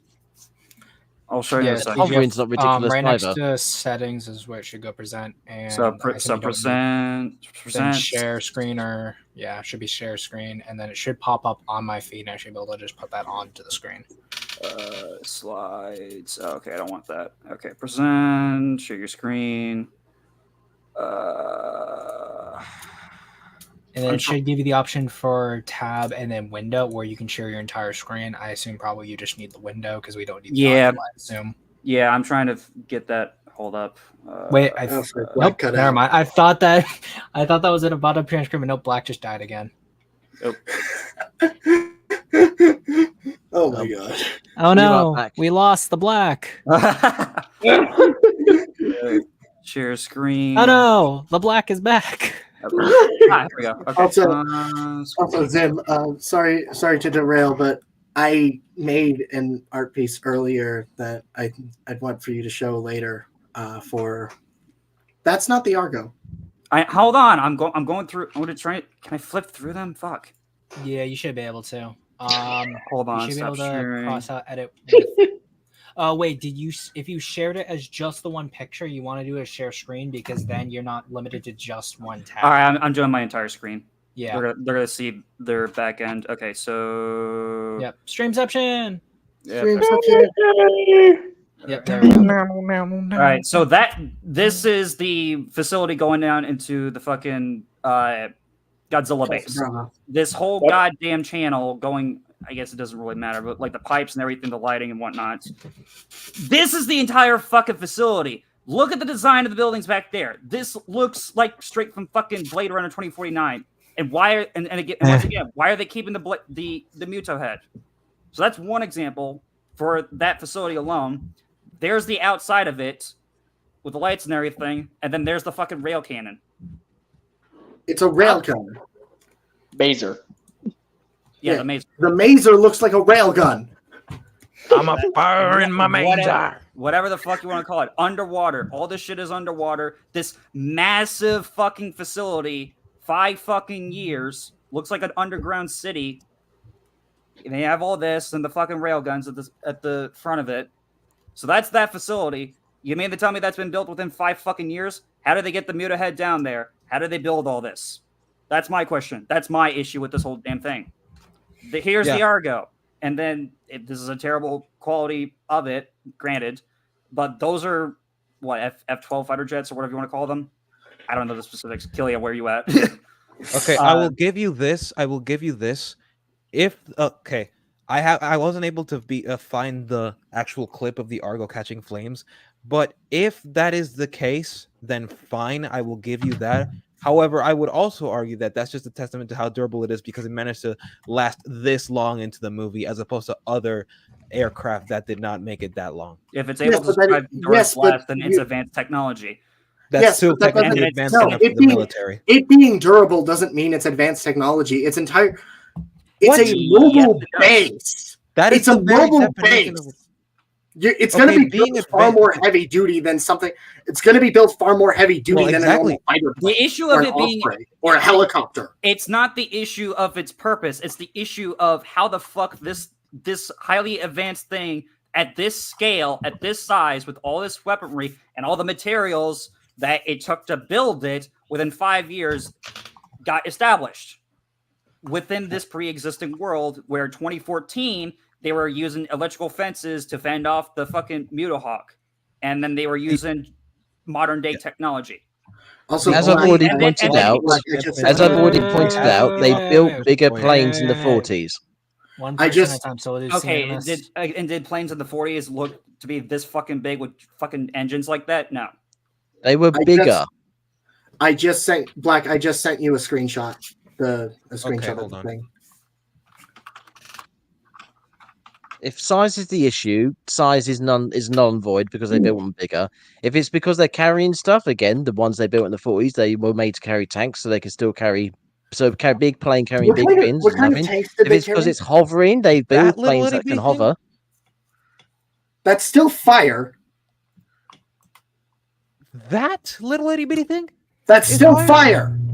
fire. Wait. And show how those- much damage wait. would that have done? Wait, screenshot on my end. I'll send it to you. Yeah, send it to me. Because like Also- if you're talking, also if it my were like a apology- huge Also, flame. my apologies for the background noise. That was my garage. Nah, you're good. Don't worry. Okay. All right, let me even just pull up the clip pretty much because I If, think there if might that be was just like a online. massive flame, then fine. But that's just a little itty bitty fire. That's nothing. That's But hold when on you a second. compare- When you compare that flame to the size of the Argo, when you compare that flame to something like the size of the Argo, We're talking about, that's like, a pretty this noticeable right flame. here and this right It's a here. pretty noticeably big flame. I mean, the left one, sure, but that's really If you that. advance the that's clip, is it a enough to- screenshot or is it a video? That It's was a the screenshot. screenshot. Oh, It's a damn it. Bro, if that's enough to determine, okay, is that really? Do you really think that's We that also- flame we is enough to also see determine it whether this thing is shake. advanced or not? Can I pretty much like pull up the clip just to see if they even confirm whether or not there's like they've taken like they say like, oh, we're taking too much damage. Let me check. One sec, I can show the clip because I was- still have everything on my thing. So one sec, wait. It was during the Ghidorah fight when they were in Washington, and then Yeah, no, I'm right at it. So There you I'm go. also just gonna put it at like 2 times speed so YouTube doesn't smack my nuts over it. So Oh, it happens here. it's right here. It's the power up scene. So the power up scene's here. Yeah. I love that shot so much. Power. It destroys all of Good these, shot. and Look at the Argo. Look at that. We see it It's still shake, operational enough. It's still operational enough. Look at that. shaking It's still functional. screens. There's lots of. You didn't see it on. Put it at normal speed. Because you do see the electrical sparks going through. I think because you got it on too fast, you don't see it. yeah, I'm just trying to not get my nuts smacked off. I'm sorry. Well, that always happens. Like that usually happens. That always happens. Just use your arrow keys. ships like this. Okay, YouTube, Warner I don't think Brothers. it works Okay, with, don't fuck with this. Okay, we're trying to make a point here. Yeah, We're wait, transforming okay. this. All right, so it doesn't go through. So wait, Go through it like half speed or quarter speed or something. See if that works. yeah, right here. So well, I was just doing normal 1, speeds. 2, 3, 4. Yeah. Yeah. 5. Yeah, you saw lightning in there. Oh, electrical Yes, sparks. Ooh, yeah. Ooh, look at that. Okay, is the Argo now non-functional because of this? Does it make it less of an advancement in technology because it took damage? Less That's because not clearly what it's- we were talking about. I would say it's still more advanced. You said it didn't take any damage. We pointed out it took damage. The other argument is that it's an Now- advancement of technology, and you haven't proved that it's an advancement of technology beyond the means clearly of this fucking thing is durable 40s. enough. If it's able to survive Ghidorah's fucking blast like that compared to everything else surrounding them, then it is a clear evidence of advanced technology towards Monarch. It just And means look it's at the back. bulkier. Look at the back of it. It Look just at means those it's engines. bulkier. Look at those It's fucking still- engines. It still survived. It's That's still like saying a operational. fat bloke is an evolved species of man. Well, the one argument Well, I I know can King make of is Candor that is, they do specifically state at this point here the Argo's damaged. They talk about Godzilla's critical mass, and they specifically order more crafts to retreat. So the argument could be made that yes, the Argo is still more advanced, but even though it was You could able also to argue survive that before other his planes blast, survive. that there were other planes. And then Yeah. you just flat out prove my point in saying the Argo is still advanced. You just Well, said- what good would it It's do if still they were to be operational. risking shot down? It Well, it says isn't. all Even remaining even if it was craft. still advanced, So there are we- other craft have survived. Are they super advanced as well, or are they just the lucky ones? Wait, They're do they say survivors. other aircraft specifically, or just craft in general? Because there's a difference between They an say aircraft all and a ship. remaining craft leave. Craft. So there are other All craft remaining have survived. That could be an All aircraft right, carrier. all that could- remaining that could craft. be- That does not necessarily mean aircraft. That could also be ships. That technically count as craft. And there are ships out in the ocean, so A ship is not going to be. So now blasted out of the you're sky. making the assumption of wording there. They said craft. You go, oh, that means ships. It's like, does it, or could it mean planes? No, that could also mean ships. That could also mean ships. it could craft, But it could also craft. mean planes. Okay, where's the confirmation for either point? Exactly. A boat or ship. There you go. Okay, so take your poison. Pick your poison then, I guess. This is Well, what I mean. You're saying you're going on well, no, it pure bad also faith. the That is saying, argument could all the planes are wait. definitely destroyed, and craft refers to ships. I'm saying We craft see could them be refer destroyed. to We planes, see and 'em. planes could survive. No, but we see them be destroyed. Okay, we actually see them exploding. okay, we have we several see- shots. We see the effects of Ghidorah's blast one-shotting everything around him except the Argo. The Argo takes damage. The argument isn't the Argo takes damage, therefore it's not advanced. No, everything else that That's not the argument we were making. motherfucker. Macaroni said that the Argo doesn't take any damage. We proved that it took damage. There you go. That's this argument done. Okay. The argument is that it's I'm super going off advanced, that. but you haven't proved that. It takes damage. It's true that it takes damage. I retract that position. Okay, But that doesn't make it any less advanced, anyways. No, it takes. But you haven't proved that it's advanced, super advanced. Well, clearly it survived this long, right? If it survived Ghidorah's fucking blast, whereas everything else one-shotted and exploded instead of getting EMP'd and shutting down or whatever else, then that's proof that the Argo is way more advanced than whatever crafts are in the area. It's not proof that Okay, it's but way here's more the advanced. It's criteria. proof Here's it's the got criteria. thicker plates on it. That's like, Okay, here's the criteria. Dude, that's like Is the that's like Argo saying still no. operational? That's like saying you hit. That's like saying you hit a gigantic armored tank, and then a smaller armored tank. The smaller armored tank explodes, but the gigantic armored tank doesn't. There's a noticeable difference between something like the Argo, which is one, far bigger than a normal plane, two, likely far more heavy built based off of its design, and a normal fighter jet. There is a noticeable difference in design philosophy. The Argo is built for a different purpose than a fighter jet, thus it's going to be built in a more heavy standard in comparison to that. If I'm making sense. Okay, let's look at the definition of advanced just to. Well, no, because but I feel think like the point that's being made is that because the Argo is far more well designed than anything else that's at the U.S. Army's disposal. The point that Black and CGF are making is that it doesn't make sense for Monarch alone to have this technology versus the U.S. military having this technology of their own. Because if Monarch, by their train of logic, is able to acquire the funds to create the Argo, why wouldn't the U.S. also have the funds to create an Argo of their own due to them being subservient to the U.S.? Well, here's the thing. The G destroyer as well too. Well, here's the thing. The G team is like, isn't the G team kind of like an extension of Monarch, or is it a branch of the military that's working with Monarch, like the G team? It's Monarch. I think it's specifically Monarch. It's Monarch. They mentioned It's Monarch. Okay, all right. You can still, it's another reason why they say it's a part of Monarch, but you can also see all of Monarch's tech have Monarch. Now, here's a question: do we know that the military don't have their own Argo? Well, we don't see them use anything like that for the rest of the No, we don't. No, so the No, we Argo don't. is specifically Monarch, and Monarch has this advanced technology, whereas the rest of the world would want it. So, like, how do you know they don't? Who the fuck wouldn't want it? No, I mean, how do you know they don't have one? Because they don't show it. There's no indication. They would have used it by Is now. that part of the narrative of the film? It's part of the What? world building. Is it part of the narrative of the film to show that all the countries in the world have their own Argo? No, If it it's not. helps That's No, irrelevant. it's not, because we're focusing on the narrative of the film, not on how many countries have an Argo.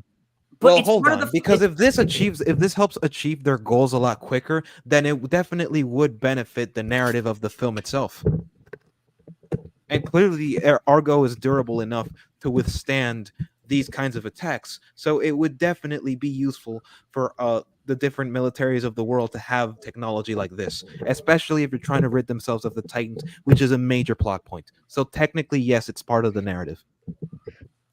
Okay, asking who's but we winning. also have the caveat of the oxygen destroyer. The U.S. military was likely busy doing its own thing with that. Now, the issue with the Oxygen Destroyer, when compared to Monarch's technology, is that Monarch's technology establishes that Monarch is established. Period. We know this. You can argue that, yes, Monarch has advanced in these 5 years. However the fuck they managed to do that is beyond me, but they still have that establishment. We show you the issue with Monarch is You issue keep with saying Monarch's that, but you're not approving it. Wait. God damn it. Wait, hold on. CGF, calm down. Calm Hold down.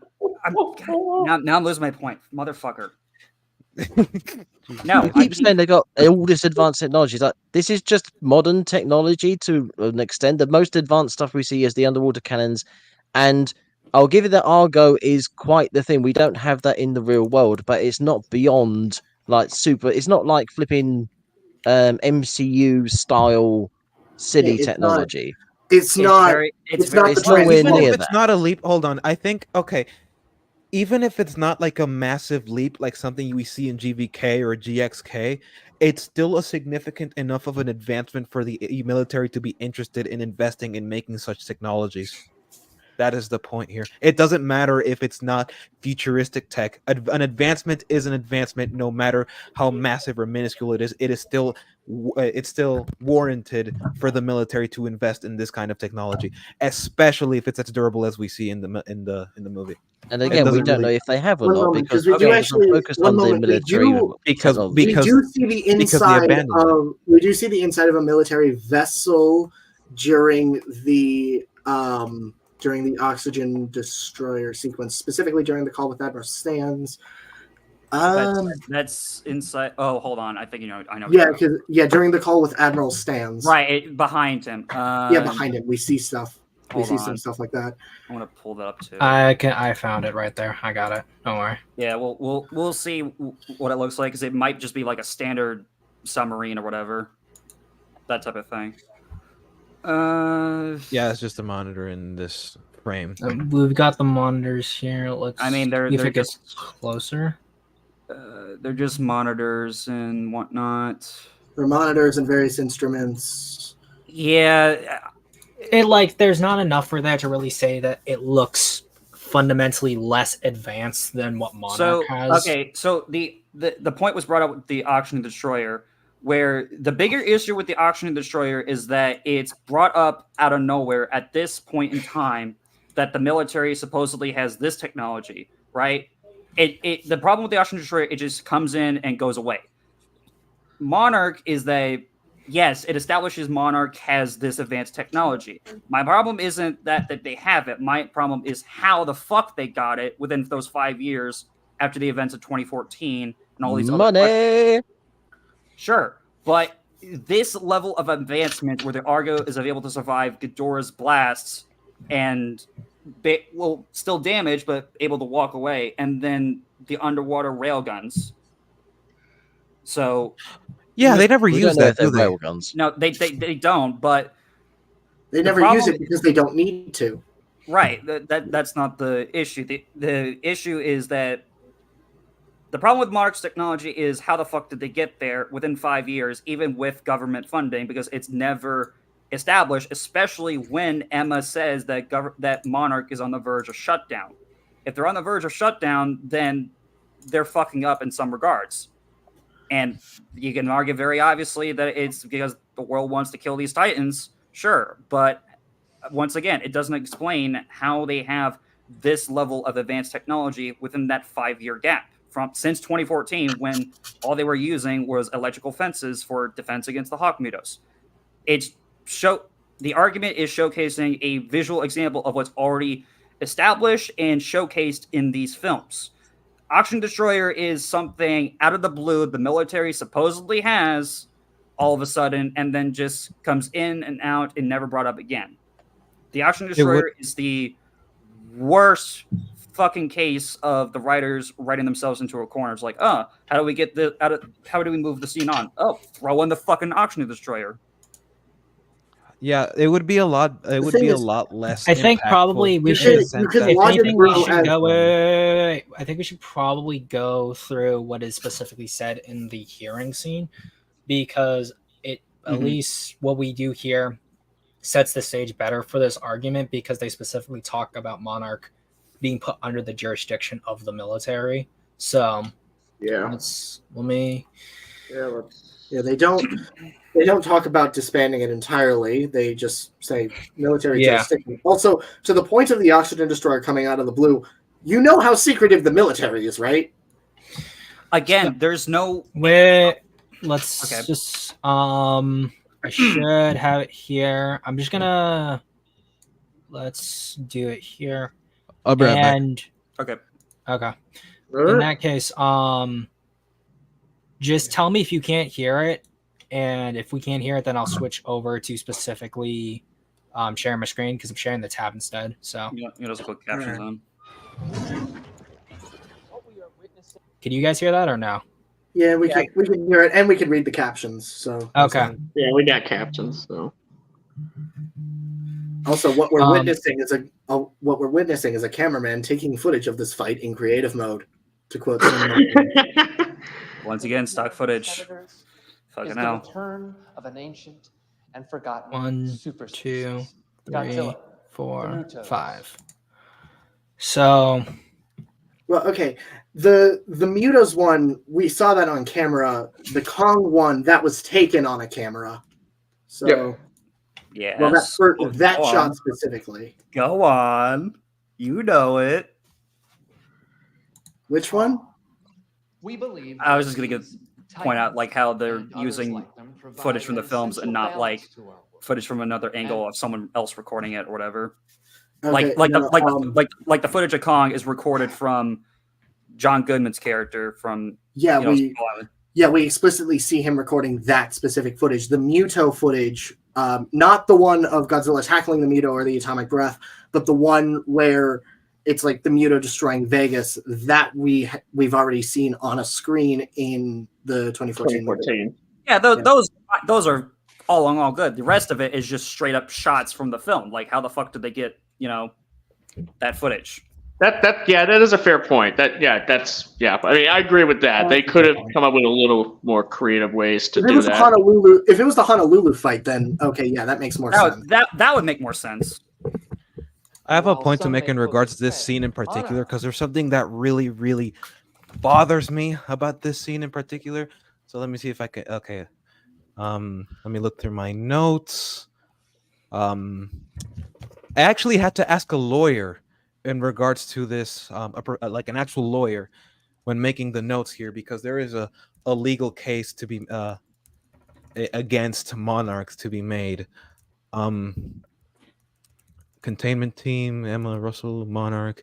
Okay, so Monarch is uniquely prepared to determine which of these titans are here to threaten us and which of these titans are here to protect us.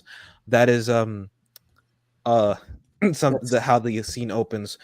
Monarch was tasked with finding and destroying these titans, as said by the senator, but for some reason withhold how many titans there actually are and why they're showing up en masse. This is not a conference that should happen 5 years after 2014. This is a conversation that should be happening after at least maximum a week, minimum a week, maximum several months after the fact, just to be generous. And Monarch can and should be severely sanctioned for this. Sarazawa says killing them would be a mistake. They return because of us. They are not monsters. They are animals trying to reclaim a world that was once theirs.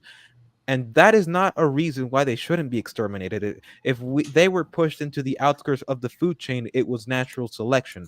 There is no reason why we should let the Titans outcompete us for that fact. And then Sarazawa says, after being questioned, I admire all forms of life. But it's ironic because apparently he doesn't admire humans enough to want to protect them from the Titans slaughtering them by the millions. And then he's asked, do you want to make Godzilla our pet? He answers no. We would be his. And nobody in their right mind would obviously take that statement seriously. We'd be giving away our survivability and free will to indifferent gods.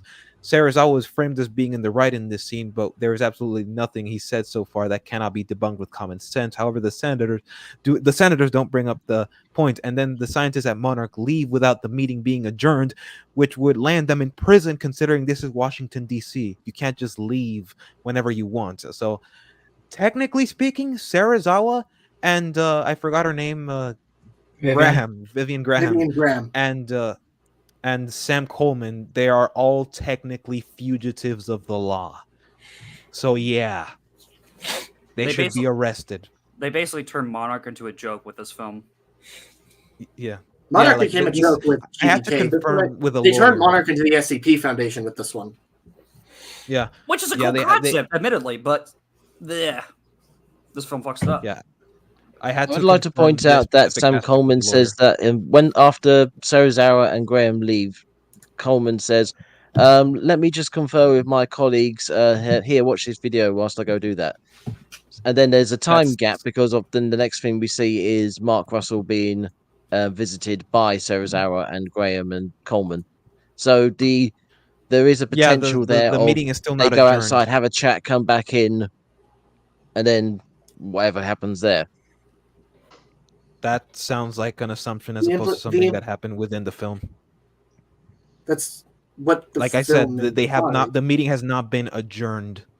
and the next thing they do is go to Russell. So I mean, they just straight up We- left. Well, we don't Senate meeting. necessarily know how much time has passed between the meeting mark and that meeting happening. So I would say like it's a leap either way to assume they did or did not.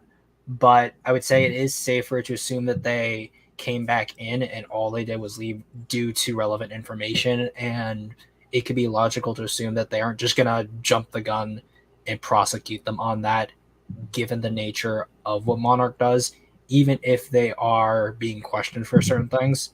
There is enough like benefit of the doubt extenuating circumstances that can occur, and there's precedent for that. So where I would side with them not being fugitives in this case, based on the information that can be provided, at least. But even then, the senator does say, you understand the consequences of leaving through that door, right? And they're already on hot water for all the things that they've done, like concealing important Which is why information, Coleman says, which "Let me could confer with technically. my colleagues." Yeah. So like That's not the an argument. excuse. It's obviously not like a good excuse, but at least No, in this it's not a case, good the excuse. film This is covers its ass enough to give This is what I at mean. least This is enough the audience the to a benefit lot of of the points that doubt. are being brought up here. To like, why aren't we seeing Argos with all the militaries around the world? Why aren't we seeing more discussion about this? That the amount of stuff that's in this film and the amount of time that is allowed to be given to everything that's in this film, we are given enough to get an understanding of what's going on, and then follow along with the narrative. But the amount of stuff that you guys are coming up with is why don't we get all the information about why do we get all the information out of that? Why don't we get this scene with this? Why don't we get this scene with that? There's so much going on with this film that if we did all that, people would be complaining even more about the fact that there's really boring human stuff in it. Would I it would make say- the film So better? you- Because if so- it did, then it wouldn't matter what people said. Really? I would say, like, at least in now to play devil's advocate on their side, I would say at least in that case, that argument is more hingent on other people's criticisms of supposed fixes that they're giving rather than the fixes they themselves are giving, I guess. So that's what I would Yeah, say. At on least in top case of that, they're- I would also argue that juggling so many things, they have more to fumble in this case.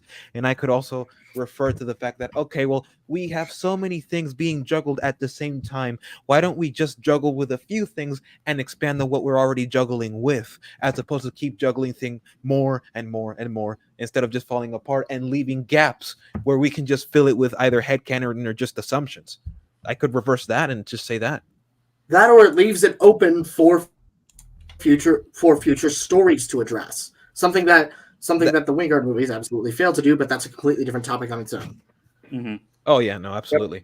But yeah, Yeah. no, you can say yeah, you can take the few that you're already juggling and juggle that and expand on that and successfully do that, and then the other stuff that you let go, you can pick that up in the next movie and expand on that, then repeat the process until you covered all your bases in a consistent and logical way, as opposed to just juggling so many things that have the potential and definitely have been falling off of their hands while leaving gaps where you have to fill in it with both assumptions and headcanon. That is the main problem here with the argumentation. You can't just go off of assumptions just to fill in gaps left by the writers when it's the writer's job to fill in those gaps. Then you guys are going off of assumptions to go in the opposite direction. How so? You- We're basing ourselves off of the evidence provided in the movie and the stuff that should logically happen. We can't assume anything. So, Regarding mate, the Argo, well, we you have read made an assumption. Wait, wait. you read a lot of the script just now, but you left out sections of the script. So say, look, they left the building, therefore they're fugitives of the law, therefore they're on the rest or whatever. I then said, well, Sam Coleman said that he would go outside and confer with his colleagues. There's then a time jump, and then we go to the next scene. You didn't mention that bit. So as far as the information you gave, it's they've completely fucked this up. But if you add that extra little bit of information, you can, given some good faith, assume something else. You can also assume bad faith and assume something else is happening, but that is purely down to interpretation of the scene as opposed to what you So, did. but that just sounds like there is a gap there that is being filled Yes, there's a gap by there for headcanon. interpretation. For interpretation, as opposed to something that it's the film's duty to explain. Is it? I don't. Do you Yes, need that's the every point of little the thing writer. explained, or do you need enough? Do you need enough information so that you can understand what's going on, so you can move on with the narrative? Well, this isn't enough information now, is it? Well, it was for me. I don't know about you. I would say Well, I mean, if you- Monarch being in hot water is enough information for me to say, hey, for me to establish one, get a sense of Emma's motivation, first flaw, get a sense of Emma's motivation, at least part of it, and two, establish Monarch's position in this world. I would say this Senate hearing is enough for me to understand where Monarch is in as of the story post 2014. Well, yeah, that is one thing. But then they leave. They just abandon the Senate hearing without being adjourned. And again, this is they're first of all, they're already in hot water. They've already committed the crime of hiding information from the government that could help them save lives, and now they're just leaving just out of nowhere. How? Well, imagine can the you writers' room where they assume- have this scene. Imagine the writers' room where they have this scene where, Graham and Sarah hear about the Mothra attack, so they stand up and they leave the room and they walk out. Then someone says, "Well, surely that would cause all of these problems, which you just pointed out. Surely that would cause all these problems." Then someone would say, "Let's give Coleman this line here to sort of cover that bit up." And yeah, as far as I'm concerned, it does, because then it adds the little bit of, well, potentially something else happened after that we didn't see. It leaves Okay, room, that it leaves scene room for the audience to fill in the blanks, thus not really break investment, as that's not the focus of the next scene. The next scene is Mark is on his own and they have the conversation. Well, here's two different things. Okay, how about this? Sorry, how about this? How about we have that same scene, except Coleman stays behind, begs for the Senate to let them go so that he can cover for them while they take care of whatever business it is that they need to take care of. Bring back the information that the U.S. Senate has to give to them, and if there is an ultimatum, then fine, then give them an ultimatum, because they absolutely do deserve an ultimatum. And then rendezvous with Mark and Vivian, and then you patch that up just like that, so we can have room for interpretation of what it is that they said based off of that scene that would have been cut at that point, while at the same time removing the issue of them leaving the courtroom without the meeting being adjourned, because again, that is a crime. You can't just talk your way out of committing a crime. You can't just do that, especially if it's Washington, D.C. I'll expand upon that in that this scene does two different things, and it does it poorly. It establishes that there is an emergency going on, so that what they just straight up leave in the middle of the hearing, which you do not fucking do whatsoever, because again, that is a crime. And then the scene just plays it all out as a fucking joke, and a very poor attempt at humor, and then they all leave. What could have been better is that Sarazawa and I forget her name leave. Vivian Graham. Actually, no. What would have been better, and this is just rewriting and redirecting the goddamn scene entirely, is that they get notification about the Mothra outpost going on, and so in that scenario, they just basically glimpse and shock or whatever, and then like, oh no, this is happening, and then you cut. You don't show them. You don't have to show them leaving, and then an easy fix for this entire scene would be you show them getting the notification of this going on. You see the reactions, then you cut to the next scene, and it abolishes all those problems. But instead, it You What need this that does- scene to then No. establish the fact that they are ignored later on when they use the oxygen destroyer, because he says, "Oh, we should be waiting for the Titans," and they say, "No, sorry, you had your chance. We're doing our thing now," which is set up earlier in the film by them trying to walk out of the Senate hearing. Okay, but that's a crime. What they're doing is not a crime, and this It is not doesn't a help petty. anything. This isn't a petty gotcha moment. This is not a petty gotcha moment. It's been established that they have been working on the oxygen destroyer, presumably before they even had that hearing. So this is not a gotcha moment. This is not a setup and payoff moment. Okay, because again, like they said, the oxygen destroyer was a thing, and again, they have already committed the crime of this is technically treason, like concealing government information for a government organization. Hiding information from the government is considered treason. So that's already more than enough to land them in jail. So on top of leaving the Senate, no, that's even worse. You're adding, you can't talk your way out of that. Okay, my point goes beyond, yes, that, but in terms of the narrative and story of this film. If the point is to showcase they're in a rush to get to the emergency, then in that case, you just show the notification, you show the reactions, and then you cut to the next scene of them arriving. Period. And then you need the scene to establish it, but you don't need it as a payoff with the oxygen destroyer, because that's not necessarily a payoff, because that would be extremely petty. There's no mention of the oxygen destroyer whatsoever. There's no mention of the military going under any kind of action to do so. There's still debate because there's the whole point of the Senate hearing is debating what to do next, what to do with Monarch, and what action for the military to do. That's the whole point of it. But yes, inherently, there's no mention of the military building anything. The oxygen destroyer is still a big fucking issue in the movie on its own, and it doesn't affect the rest of the film except for the one scene where it comes in out of nowhere and it has zero effect other than just getting rid of Godzilla. That's the oxygen destroyer's purpose. It's a poor excuse of a purpose, and it's only for one scene. At the very beginning in the Senate hearing, what I'm saying is an easy fix would be to cut the whole segment of them out, leaving the Senate and playing it off as a sad excuse of humor, of like, oh yeah, let's just leave. And senators, here's a funny example of kaiju procreation, because why the fuck not? That just showcases that Monarch is a joke, and Monarch doesn't take anything seriously, and then now they just cut themselves off from like the U.S. government and everything else. So that makes it a bigger issue in terms of the world building and the context of the real worlds in this film on its own. Easily could have been fixed if they just showed the notification, showed their reaction, cut to the next scene. Easy fix. There you go. On top of the fact that the government doesn't need Monarch's permission to do anything. Monarch needs permission from the government to do things because they work under the government. In other words, the government is in a higher position of authority than Monarch. So they don't need Monarch's permission. So saying, oh, they went behind Monarch's back, or without a consulting Monarch, they don't need to do that. They're the government. They're not required. They're not obligated to tell them every little bit of information that they will only tell Monarch what it is that they need to know. Their relationship is purely on a need to know basis. So Monarch does not require permission from the government. Okay, no, the government does not need to ask Monarch to let them drop the oxygen destroyer.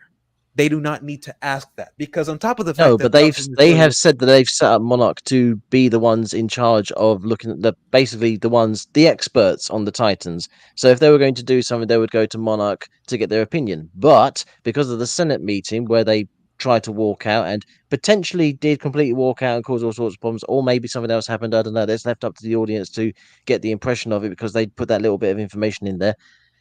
But that scene with the oxygen destroyer is there to say Monarch cocked up, then the government is no longer relying on Monarch for their expertise in the situation. So when the military decides to launch the oxygen destroyer, they don't then first say, hey, Monarch, is this a good idea? They just go, well, fuck them. We're just going to do it anyway. So basically, Monarch has shot itself in the foot, which is why the military do what they do. Yeah, but then again, the crime of treason is more than enough to warrant that decision in the first place. You don't need to have them essentially have it up in the air whether they're fugitives of the law or not. You don't need that. All you need is the established, yes, this is treason, and you will be sanctioned for this. And we will be commandeering over your missions from now on. That would be that when you establish that, then that patches up the issue at that point, because you don't have to rely on, first of all, a very bit of forced of a very cheeky bit of forced humor, first of all, and secondly, you don't have to completely disregard that scene in particular of them leaving without the meeting being adjourned, just to leave it up to interpretation as to whether they would have been prosecuted or they would just be allowed to let go, which they absolutely shouldn't.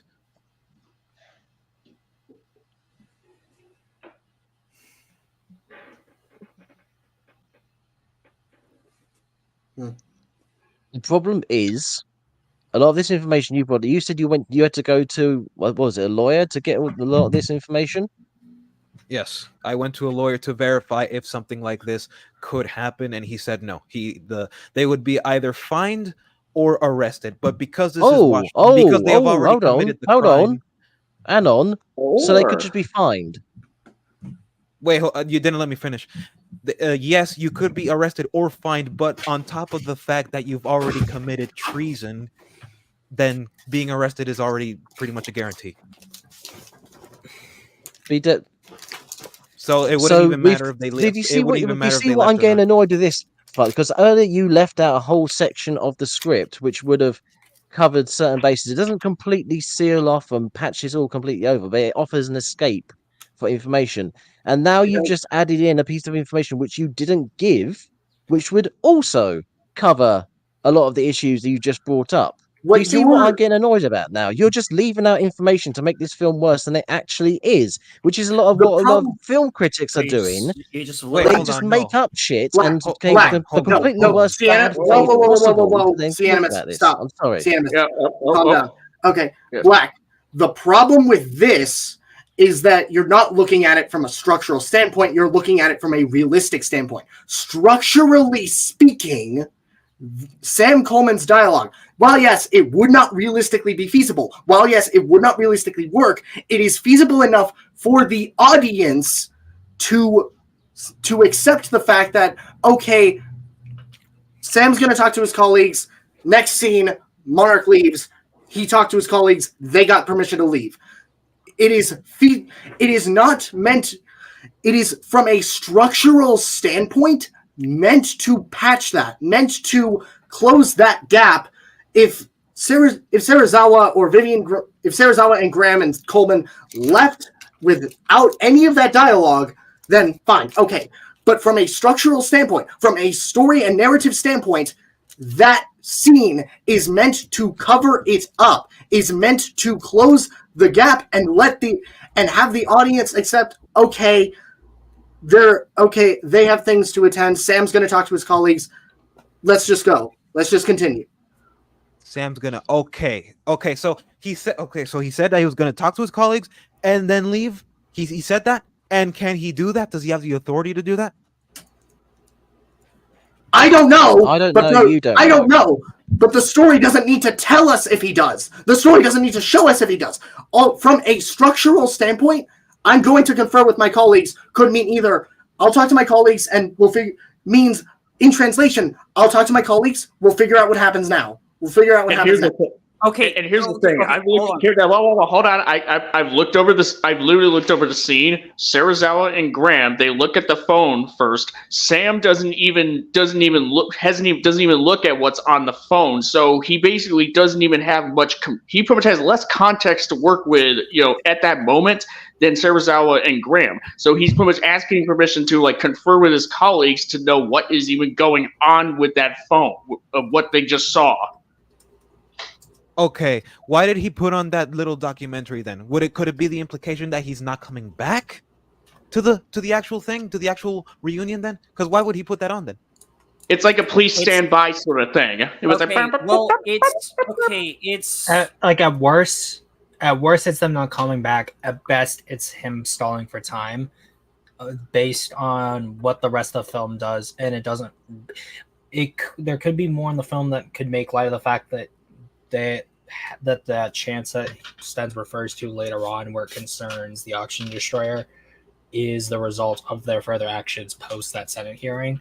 But based on what other dialogue is presented, we can't really make heads or tails on it.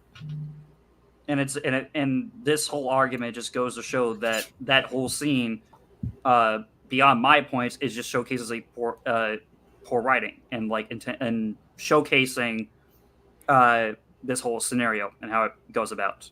Structurally, Like I said, just leave him behind. Structurally, I agree on, but the way the scene plays out and how it ends, both in terms of the dialogue, how they leave, and how it's edited, infers that they just straight up left.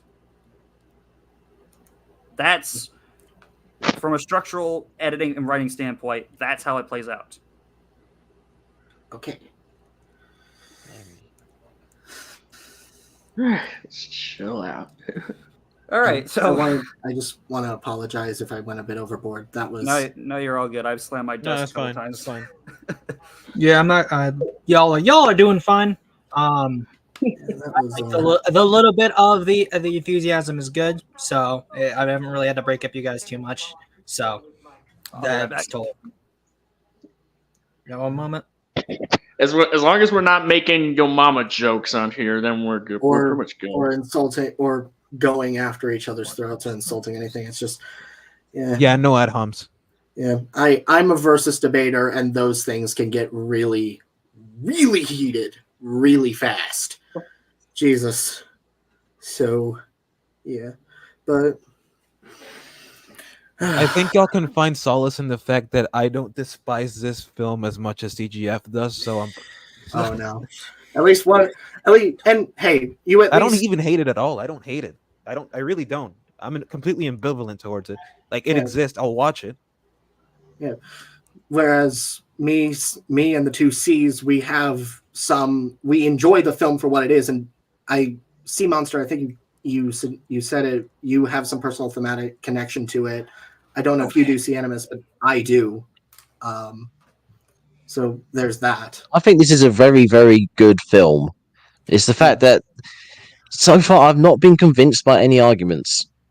This is the problem. It's like so far we've got Blackarooni's come up with this very specific part of the Senate scene could cause all sorts of problems. Then reveals some more information, which means it might not be as massive a problem as he says it is. CGF is saying that there's massive technological leaps, which there aren't. And then they're saying, okay. There's stuff that's happening. The Argo doesn't get destroyed. Oh, it does. Emma's plans don't make any sense. We explained why she thinks her plans would make sense, and it's part of her mentality. That is the problem. Why she becomes a villain in the film is her mentality, which we compared to Thanos.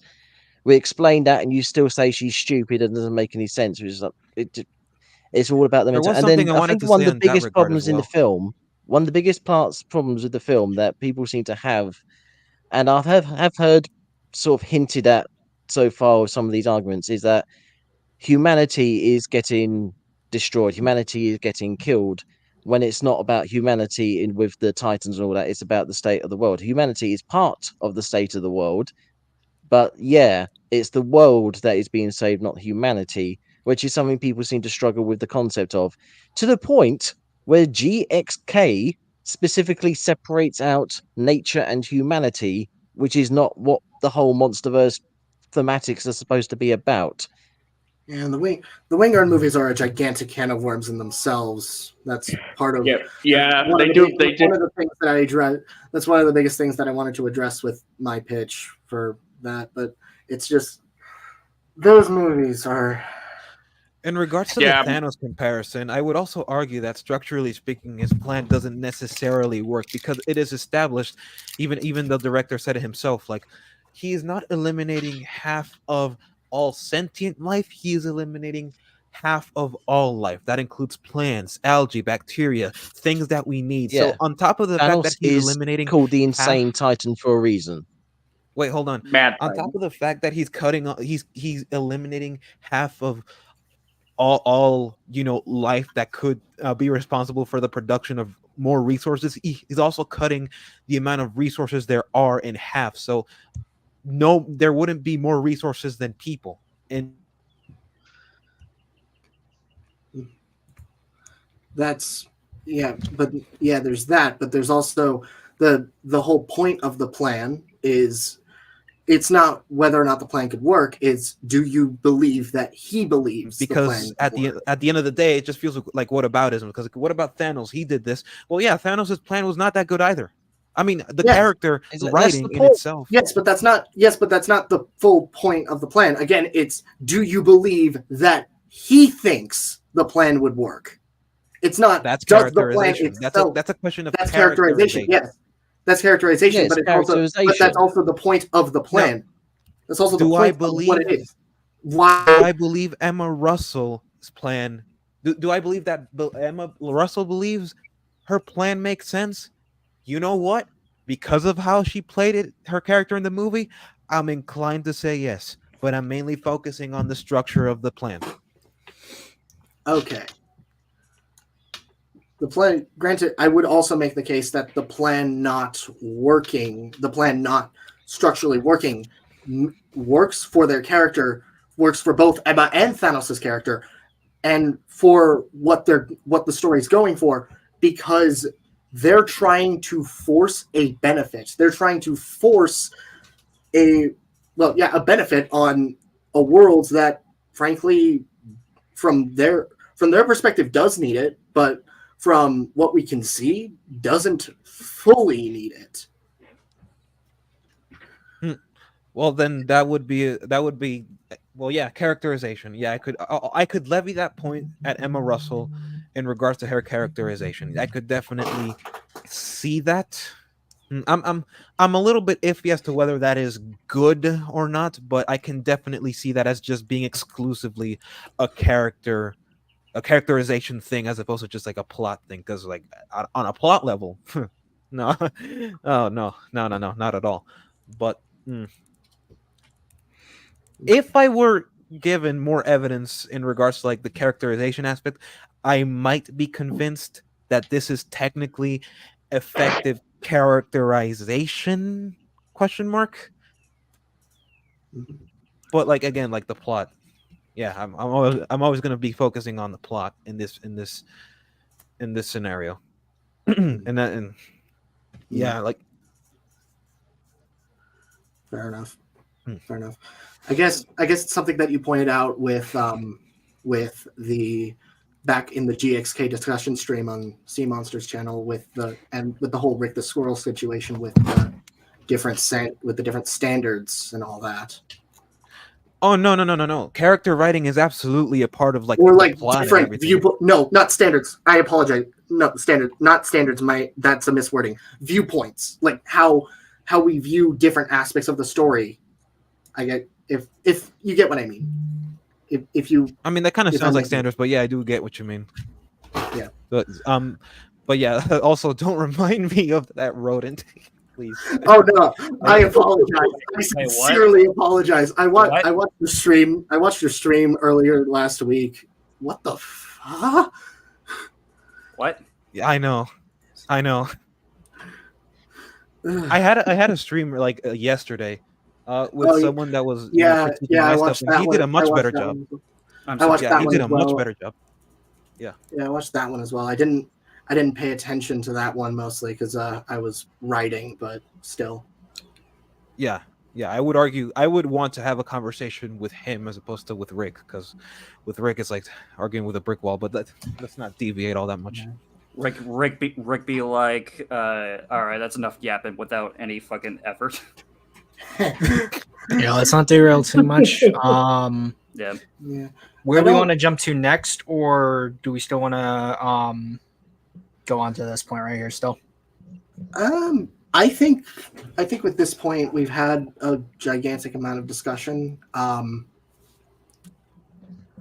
don't. If anyone has any other topics, yes. I mean, I have something. Go ahead.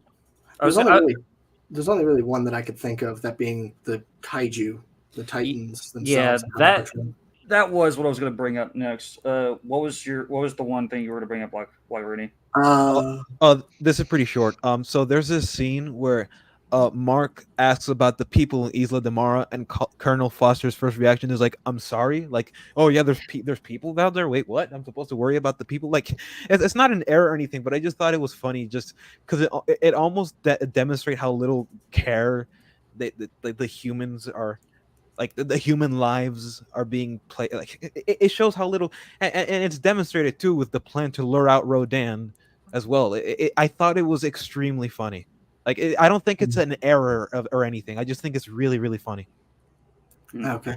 Funny thing that you mentioned that. That's actually a bit of a basis for my pitch. Because like the whole motif with that pitch is not again.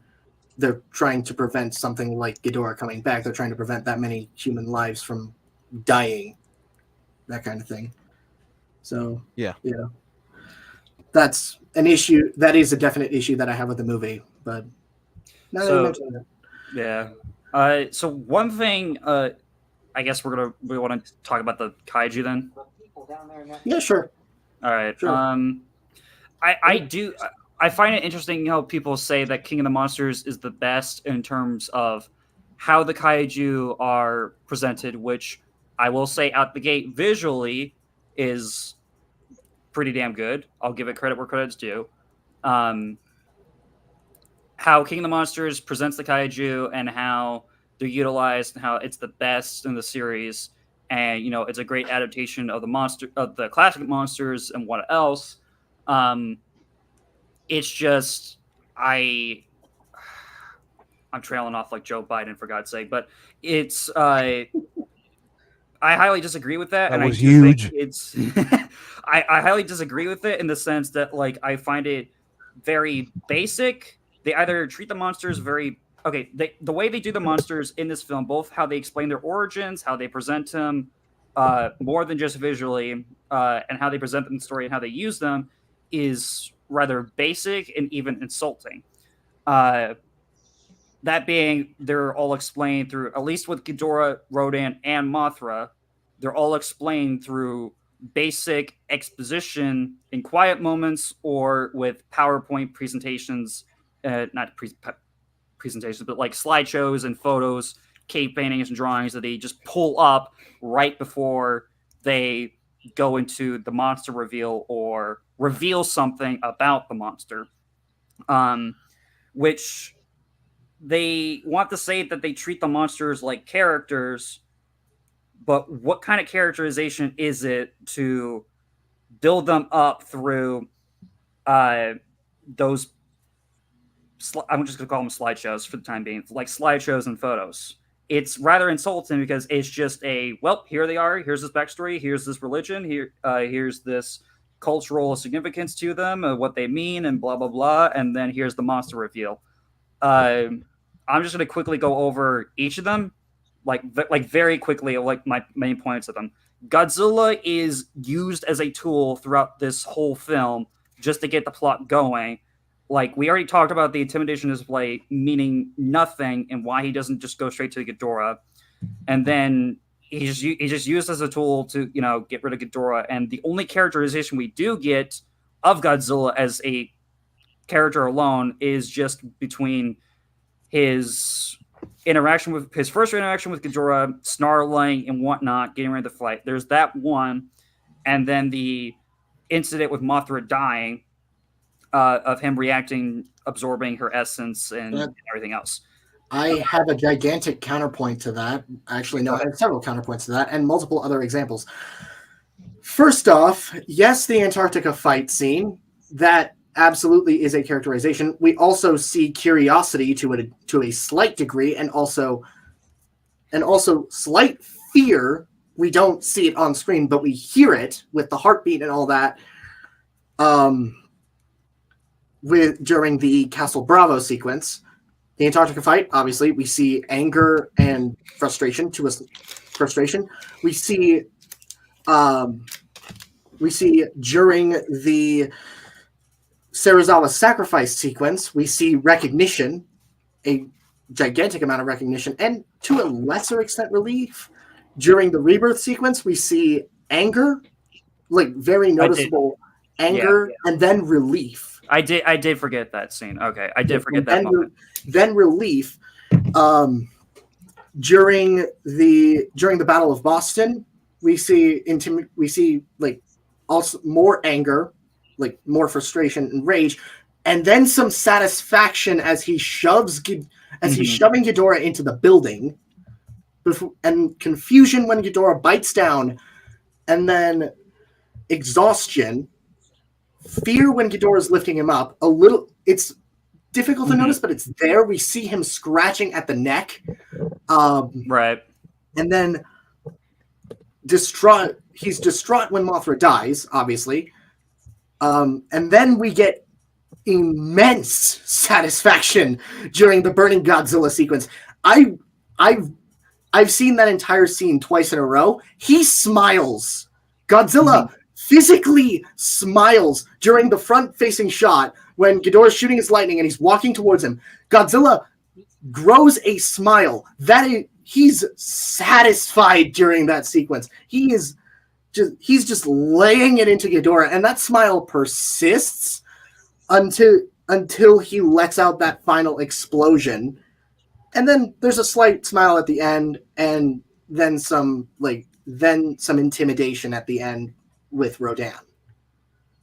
I feel like those are just reactions, no? Like I feel like that would have been reactions because when I hear characterization, I'm thinking like something much deeper. Even if those are reactions, that still gives a sense of his character, of who he's like. Sure, that definitely could be the case. However, when CGF said characterization, I was thinking more like, okay, what's his opinion on things? You know what I mean? Of course, it's kind of hard to do that with like an animal that can't talk, but you know, you can. If you look at shows like Primal, you can pretty much infer. For example, Spear at the very beginning of the show. Not necessarily in the first episode, but she was afraid of water at first. I will say this: you could argue it with Godzilla's intimidation display, how that's his sense, and I did say this before, that could showcase his not Spear Fang. Sorry. No. Yeah, his communication with the humans, but again, that segment falls apart because it only plays off for visuals and makes no sense contextually of why Godzilla's there, what's his purpose. He has no reason to be there, and he's warning the humans about the oncoming Ghidorah. How could that be as a warning if they explicitly say it's an intimidation roar? That goes into bigger issues with that point, in that, like, if it's a warning about Ghidorah, then what is he doing fucking around there instead of going straight to Ghidorah, and why didn't he take care of Ghidorah beforehand? The amount of time he spent there could have been used dealing with Ghidorah before he had time to rise and kill him then and there. And Godzilla had how many millions of years or thousands of years or whatever else to kill Ghidorah. Exactly. So it does degrade his character a little bit as his alpha protector. Because if Ghidorah is an invasive species, Godzilla's gonna, sense that. So it falls apart. Well, I would say it doesn't degrade necessarily the character, but rather his function, his title. You know what I mean? It makes the title kind of to that end. Itself. Also, so to Black, to your thing with the Primal comparison, I would actually say those reactions are enough for the audience to infer or piece together what Godzilla's thinking. We see his reactions to Ghidorah are like, you again. And especially for the burning Godzilla sequence, as that immense satisfaction showcase is could be read as him finally happy that he can put down this threat. We see Ghidorah whooping. We see Ghidorah either being a match for him, with the exception of the underwater fight, because that was Godzilla's domain and that was interrupted. But we see in both the Antarctica fight and the Battle of Boston that Ghidorah was a match for him, and then Ghidorah got the power up and overpowered him. Well, okay, Antarctica fight, they were basically even. Start of Boston, it was back and forth. Power up, Godzilla. Then Godzilla falls from orbit, and Ghidorah was going to kill him. Okay, so you can imagine that satisfaction is. So you can imagine that satisfaction is him finally putting down the creature that almost killed him. I will give you the Arctic fight. I will give you the Serizawa thing, and I will give you the intimidation against Rodan. However, the smile thing, I did not see a smile where I did. I could not physically. I know that Godzilla is capable of smiling. I just don't see it. I don't know. I did. One Like, second. where Let me could find you- the scene again. Let me find it. Because there's also like the structure of his mouth as well. It could be just him opening his mouth. I don't know. I know No, that he- again, no, it I know wasn't- that he can't. No, it wasn't smile. him opening his mouth. It wasn't him opening his mouth. We could see like a visible frown that. Okay, so Ghidorah's I reaction. mean, when he smiles, Blah blah blah. like specifically when he smiles. Okay. I'm open to the idea that he can. I just want to know where. One sec. I'll send you a screenshot real fast. Let me just All right. full screen it real fast. I'll send it to you. Those are my points with Godzilla, though, is that there is that characterization, but it's more subtle to the point where like it doesn't come off as if they're treating him like a character, because it's still like with the opening, his first introduction is the problem in setting everything up, both in terms of how he's utilized as. Okay. Zim, could you pull up the scene real fast? Which one are we looking at? The burning Godzilla one. The burning Godzilla scene. At the start or at the end of it? No, it's when Ghidorah's blasting his lightning at him after Godzilla destroys his wings. Right before his second burst. No, it's the front-facing shot, or maybe you could just play the entire sequence. Yeah, you're funny. No, I don't want my stream to die. I'm not doing that. I'm joking. Okay, I'm joking. Don't worry. I'm joking. No, but it's the front-facing shots when Ghidorah's blasting its lightning at him. So yeah, right here. Yeah. I love this scene, by the way. Good God! Right there. Like, That's, I mean, right that's a pretty there, good spectacle. right there. You see a visible frown. Then, as he steps, it was right there. You could see this. No, go back a little. Go back a little. Right there. Or frick. use your arrow key. So that's the first shot. I mean, I see the frown, but See the frown. You see the mouth. the smirk, the actual like his mouth. Because his mouth goes from. His mouth looks. That's another one where it could be a toss up too, because I could see it, but I'm not even sure if that's an example of him as he gets closer to the camera that his mouth is just opening. His mouth just changes. Yeah. Am I autistic? Because I can't see it. I think it's with the next one. The next shot after this part. Holy crap! I think I might be autistic because I can't see it. Maybe, Or is it this one maybe you're if I, I'm like, force autistic. myself to see it. Dude, I'm autistic. Oh, okay. There's the curve. There's a curve. There's a curve right there. I guess. Is that curve not have like? Wasn't that curve already there? Or I don't know. It's a toss. It's definitely a toss up. Maybe if I can force Because I myself to, definitely like, see a blink. smile. I definitely see like a smirk or smile or something. It's one of those things where it's like I could be convinced. I can be convinced of it, but then I'm also like, what are they on like that Adam Wingard wavelength? Where had they what's it called? If they wanted to make Godzilla smile, they would have done like a GVK, like full on smile type thing. But yeah, this is why you need people like Braden here. Too bad I sent him a link in case he could be a third for your side, but I know he was super busy, unfortunately. So, I didn't know that because I actually sent him a message, but he didn't answer.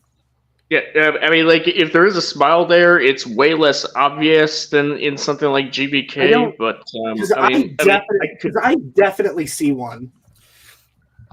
I'm going to pop off now. You have to bounce out. It's 2 a.m. here, nearly. I'm so sorry. Should we end the debate since one of our sides is leaving, or? I mean, it's still. Well, you guys do 2v2 if you want. I'll have to watch the stream afterwards, of course. Yeah, no. What's it called? Square up. No. What's it called? If anything, I mean, we don't have to make this just the last one, so we can always do another one. We could probably continue it. We can always do more. I know, obviously, Black Runa, you leave after like I come back from GFS for things, so probably you wouldn't be able to come on yourself. But yeah, I don't mind doing more of these. We're dogpiling CGF movies, bro. Yeah. Hey, yo. Wait, what about Brady? What if Brady comes in? Watch as we, no. Watch as we do that, but then he just walks it. No, watch as we do that, and he just rocks in like he's a freaking Doom Slayer. No, I was thinking the scene Bring it in on. Infinity War where Thor arrives to Wakanda, and then he brings and then Brayden just brings Jaden with him. But yes, let's get the Animus out. Thank you, of course, the Animus, for coming on. Of course, any fun things down the pipeline, and of course, where can everyone find you, my good sir? Well, this has been a very interesting debate. Be interesting to see if we get some more in the future and where they will go. As for me, I am C Animus. My YouTube channel is C Animus. I'm also on Twitter under C Animus. For future projects, there are two that I have in mind. One is quite an obvious one, i.e., the Godzilla X Kong critique, which I will get to eventually. There is also another video in the pipeline, which I think I'm actually going to start. I'm actually going to finish first, which I have alluded to in previous streams. It's going to be a Godzilla 98 Shin Godzilla comparison. Ooh. And Shin Godzilla is not going to come off well. What? Hey, yo. After that video, Are you implying that 1998 is better than Shin Godzilla? Let me give you the spark notes of what I've got down so far for it. Where is it? Right. So, this was initially started with what were we talking about? Oh, it was on Sea Monsters. Yeah, we were covering somebody. It was a King of the Monsters review that we were covering. Yeah, and they said, "Oh, Godzilla 98 is just an animal, so it doesn't show any emotions." I then started going off on one saying, "Of course, it does show emotions. It's an animal. Animals have emotions." And then I said, in that regard, Godzilla 98 is better than Shin Godzilla because Shin Godzilla is just a walking statue for most of the film. Not even that, because Daimajin exists. And then from there, it's like I started thinking, well, what else does 98 do better than Shin Godzilla? And the emotion bit actually links to so many things, like the plot, like what is happening in 98. Well, there's an actual plot going on. There's like a direction of what things are going on. Shin Godzilla is just walking somewhere for some reason that we don't know about. But even that gets buggered up by the end thing. The plan to defeat Godzilla in 98, and has a bit of sense to it. It's a bit contrived and there's a lot of plot armor going on, but it's fairly straightforward. Shin Godzilla's plot and the plan to defeat Shin Godzilla makes no fucking sense. And the actual execution of the plan is absolutely appalling. The human characters, I mean, they're both shit. They're both shit in both films. Whoa. Nick Totopoulos is at least ironically funny. And y'all gave me shit for saying 1998 No, is like better his than King of the girlfriend is Monsters. definitely like the worst character. She's like the 98 Mary is Jane better of than the Shin movie. Godzilla. 98 is better. Well, no, actually, you're all wrong. You're all wrong because I will. What was this right on? 1, 2, 3, 4, 5. I will 1v5 every single one of you in this chat right now.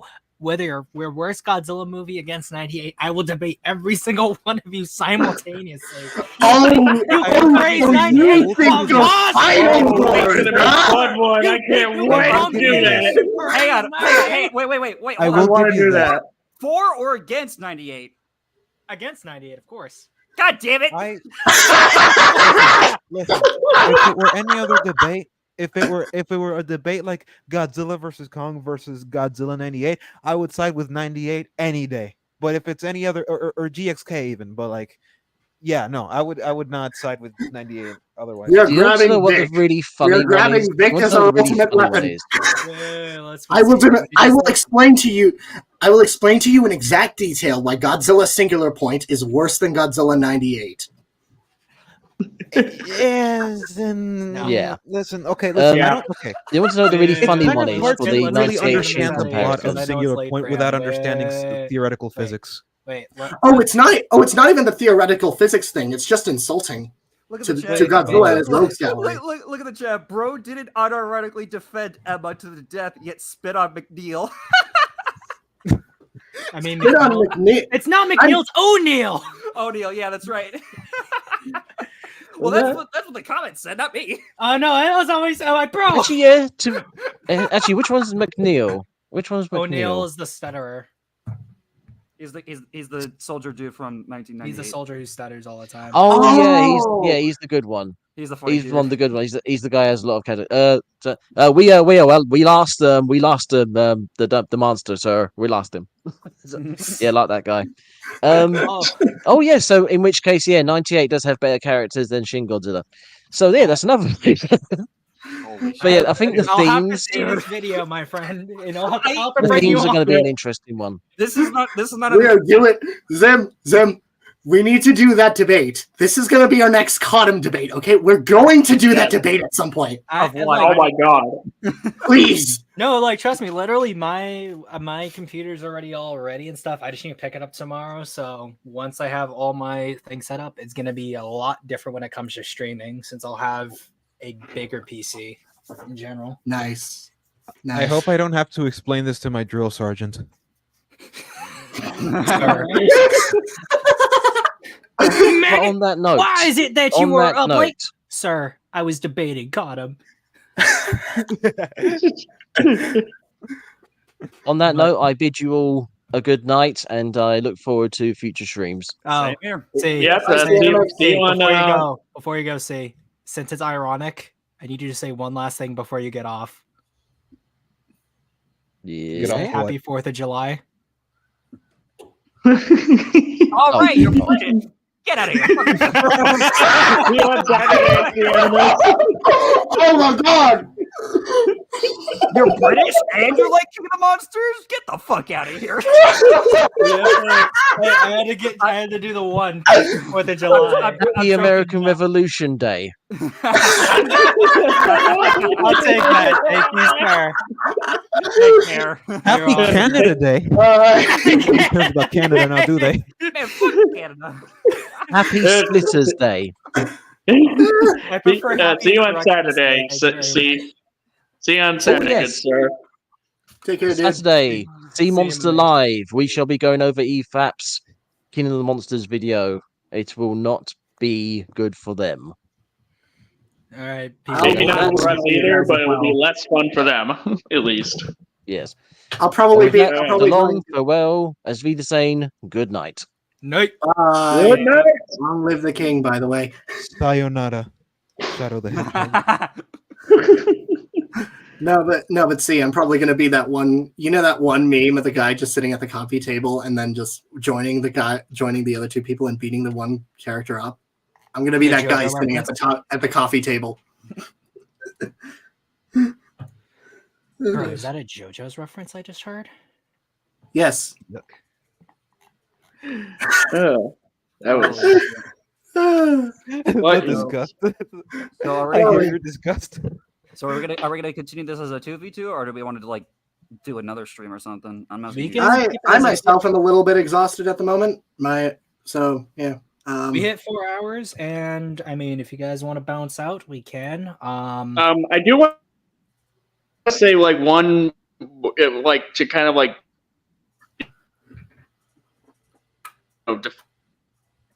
it, You're, because Someone else is I want to dying. have us like at least do that pretty much. and he's gone. Oh no. Bro died of ligma. All right, I guess we're not. Who the hell is Steve Jobs? Hey, Minecraft, you want to be the? You want to be? You, Ligma you All want to right, be the? King Ghidorah. Damn, pretty cool, pretty neat. Oh, What? what? Sea Yeah. monster. As far as Cutting off. King Oh no. Damn, bro, that No. ligma hit him real hard. Oh no! Ghidorah goes, it's like, yeah, like You have I give Ligma. the thing. Oh my. You're cutting off, dude. You're You're cutting cutting off. I'm gonna write it in chat. Hold on.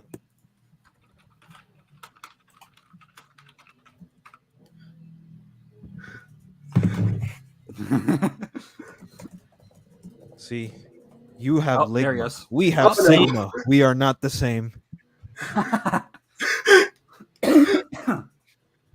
Oh, this is fun. Yeah. Yeah. Yeah, for as heated as this got, this is a lot of fun. The heat is what makes it fun. You know what would make this a lot more fun? Hmm. A beer. Oh my god. I'm Oh, already no. drinking. What are you talking I about? legally can't drink What the fuck? yet. What are Yet. you, Dun, 20? dun, dun. 18. Oh, damn. Dear government, I am not drinking. Gulp, gulp. I could grab myself some apple juice if that works. Oh yes. Oh, apple. You mean apple cider? I don't like apple cider. I'll What? be back. What? That's That's exactly what you get.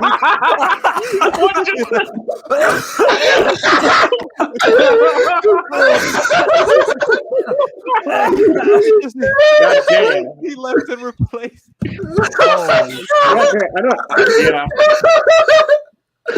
Yeah. All right. Do I sound good? Am I lagging at all? Yeah, you sound better now. No, you're good. You got You're you're good. better. Okay. All right. So, anyways, I wanted to like talk a little bit about King Ghidorah, about what makes him work as like a villain kaiju is that there's points where you could tell that about what his character pretty much is. So like, because for instance, like the fact that he didn't have to like single out like those soldiers that were shooting at him or single out Madison. He could just kind of like carry on about that. But the fact that he singles them out, like all three of the heads, it pretty much just goes to show like how like there is like a sense of like intent of like he enjoys causing pain pretty much, like, you know, which pretty much solidifies why he's a force that Godzilla needs to expunge from the earth pretty much. And that's why his and- downfall is so satisfying. Yeah, and Wouldn't it and be plus funny the if fact that if Ghidorah was just racist towards other species that weren't Titans, that would be funny. If it was just He probably is. That's probably why he does what he does. because he doesn't kill Yeah, the other Titans. He just kills humans. He doesn't kill other Titans. Well, with two exceptions. no, he wants to kill yeah. Godzilla. Well, he kills Mothra, and well, here's the thing: I mean, he he kills doesn't kill Mothra. Rodan. He does. Well, He does kill Mothra, but that's because she attacks him. He kills Godzilla for obvious reasons. But well, here's the thing: like he would totally like if Rodan gave him reasons to gave Ghidorah reasons to kill him, he would. Let's just say, there's no reason, like based on what we see of like what he does, like there's no reason for us to assume that Ghidorah wouldn't kill Rodan or any other Titan if they were to step out of line of his reign. Let's just say.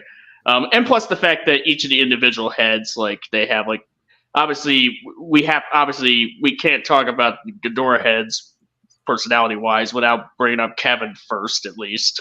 Kevin. Being like a lot more curious, pretty much. Hey, Ghidorah, you can't say that. Yeah, you. Oh my god!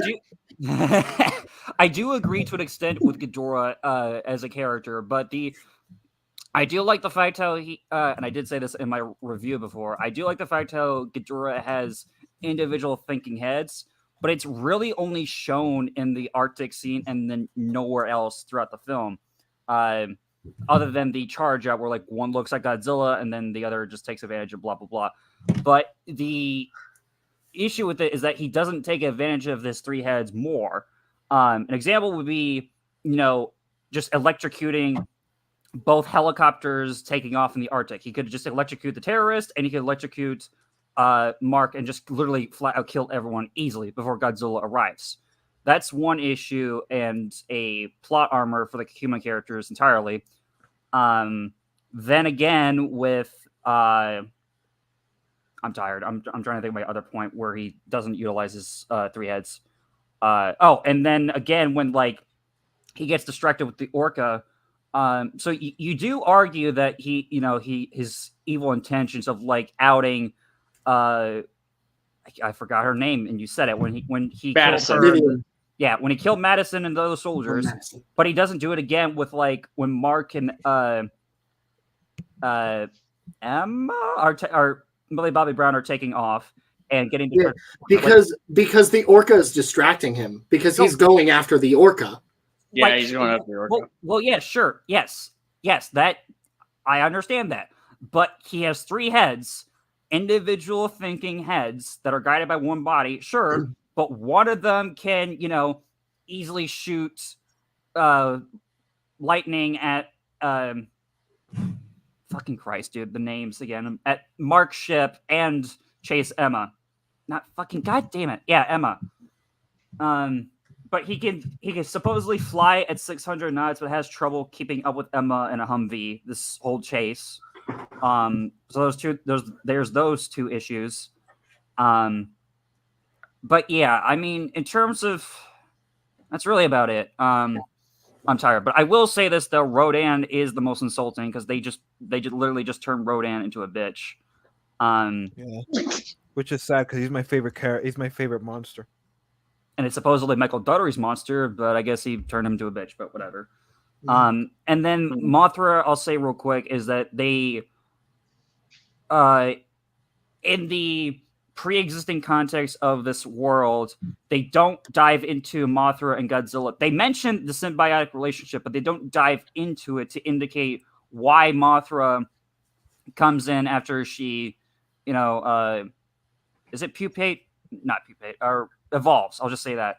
No, it make a joke out of that too. Metamorphosizes. Yeah, metamorphosis. Yeah, thank you. Here's the thing. Just to look. Yeah, I'm sorry. Go ahead. Well, here's the thing. Like you say, like, oh, they don't go into much about Godzilla and Mothra's like relations, much in this movie. It's like, here's the thing. If it is what we think it is, would you really want that? No, I'm not saying to go into that. I'm just saying show more of that, not the symbiotic relationship, but showcasing how Godzilla and Mothra are more connected than just in the last 20 minutes of the film. No, what I mean is like, no. I was doing a little bit of a joke there. It's just like, would you really want to know, like, if whether or not Godzilla and Mothra fuck each other? I know Yeah, what that you were was a getting. joke. And, I know. Yeah. I know. There are 2 points I want to bring up. These are the last 2 points I'm going to bring up because I have to go. Sorry to leave you behind, CGF. The entire reason why I begged Zim to start the stream early is precisely because I didn't think I was going to have the time. Completely irrelevant, but in the 1 hour 45 mark, 1:45:24, we see a move set that I really, really like, which is Ghidorah using his 3 heads one after the other to bite Godzilla individually, which is a move set straight out of this video game called Godzilla Domination. I don't know if you guys have played it, but I've played it. I really love that game, and I really like that move set was implemented into that specific scene because it's really cool. It's one of Ghidorah's awesome move sets in the game. Finally, I understand our mentality. Yeah, that's dope. Some of the fight choreography in this movie is actually pretty cool too. But anyway, there's something I have to ask about Mothra in particular, because I've seen Godzilla movies with her, not a lot, but it's like some to get a general sense of her, and I still don't understand her. Because like even in this movie, right, she's a monster that serves nature and humanity. Why is she interested in both nature and humanity simultaneously? Well, I mean, is Mothra like a human force? Is Mothra like a force of nature, or is it a combination of both? Is it like an outer worldly entity? There's a lot of questions I have in regards to Mothra. A lot of the explanations that I've gotten have been a lot of it tied down to Eastern spirituality. However, the thing with Eastern spirituality in this particular context is that they use that and it becomes really esoteric, like with the use of energies and stuff like that, like energies in general, psychic stuff. A lot of it just the explanations as to the hows and the whys of Mothra, a lot of it feels very ambiguous and very difficult to understand. And it's something that I think, although translated into the movie in King of the Monsters, I wouldn't levy that as a positive either, because I don't think it's a negative per se, but at the same time I wouldn't call it a positive either. It's something I've always wanted to understand, because and this is why I don't like it when pieces of media implement stuff like religion, especially Christianity. I'm especially protective of how films depict Christianity. I mean, recently we got a trailer for God's Not Dead, and I absolutely despise those movies because of how they portray both Christians and atheists alike. But yeah, it's very, and so like I feel like you would have to understand enough about like Eastern mysticism and stuff like that to really implement those sorts of aspects of Mothra's very existence. And even if it is accurate, then I would also levy the point towards the actual, belief system itself, But this is why I don't like it when monsters, specifically, well, not fiction in general, but specifically Godzilla, just delves into the spiritual without really understanding why it is that it works, or if it works at all. Oh, however, that's just like theological argument. So, as a question, how is this? Do you feel the same way about something like GMK? Because I know you've stated that you like the movie. Same with and you mentioned your dislike of it in the Heisei Gamera trilogy, despite liking the movie. How does it feel with GMK? Does the same apply, or? I mean, with GMK, I would argue that it's less of a problem, mainly because it's. Well, actually, no. Scratch that. No, because I was gonna say that it's not as present, but then I remember like the whole thing. The entire plot is the entire plot. Yeah, the entire plot. By virtue of it being consistent within itself, I can't say that is a problem, but that definitely did bother me a little bit. Okay. Also, I was gonna give a recommendation for Howl from Beyond the Fog because that's a short kaiju story that's more of a ghost story in terms of structure. It's not exactly mystical in themes, but it is mystical in atmosphere. So there's that. Oh, that sounds interesting. Yeah, I was going to bring that up. It's from 2019. It's really freaking good. It's really freaking good. It's beautiful. And you can I'll find give it a watch. You can find it on YouTube. So, all right. Well, with that, you know what? I think I might come back at some point if the stream is still going. But for the time being, I have to go. If I come back, then I retract everything I said. I don't actually would need to go. But for now, I actually do have to go. I will continue watching the stream if it's still up, and if I have enough time, then I might come back. But yeah, for the time being, I gotta go. So I'm just gonna hop off, and yeah, I'll see you guys later. All right, peace. Take care, dude. See ya, guys. All right, you too.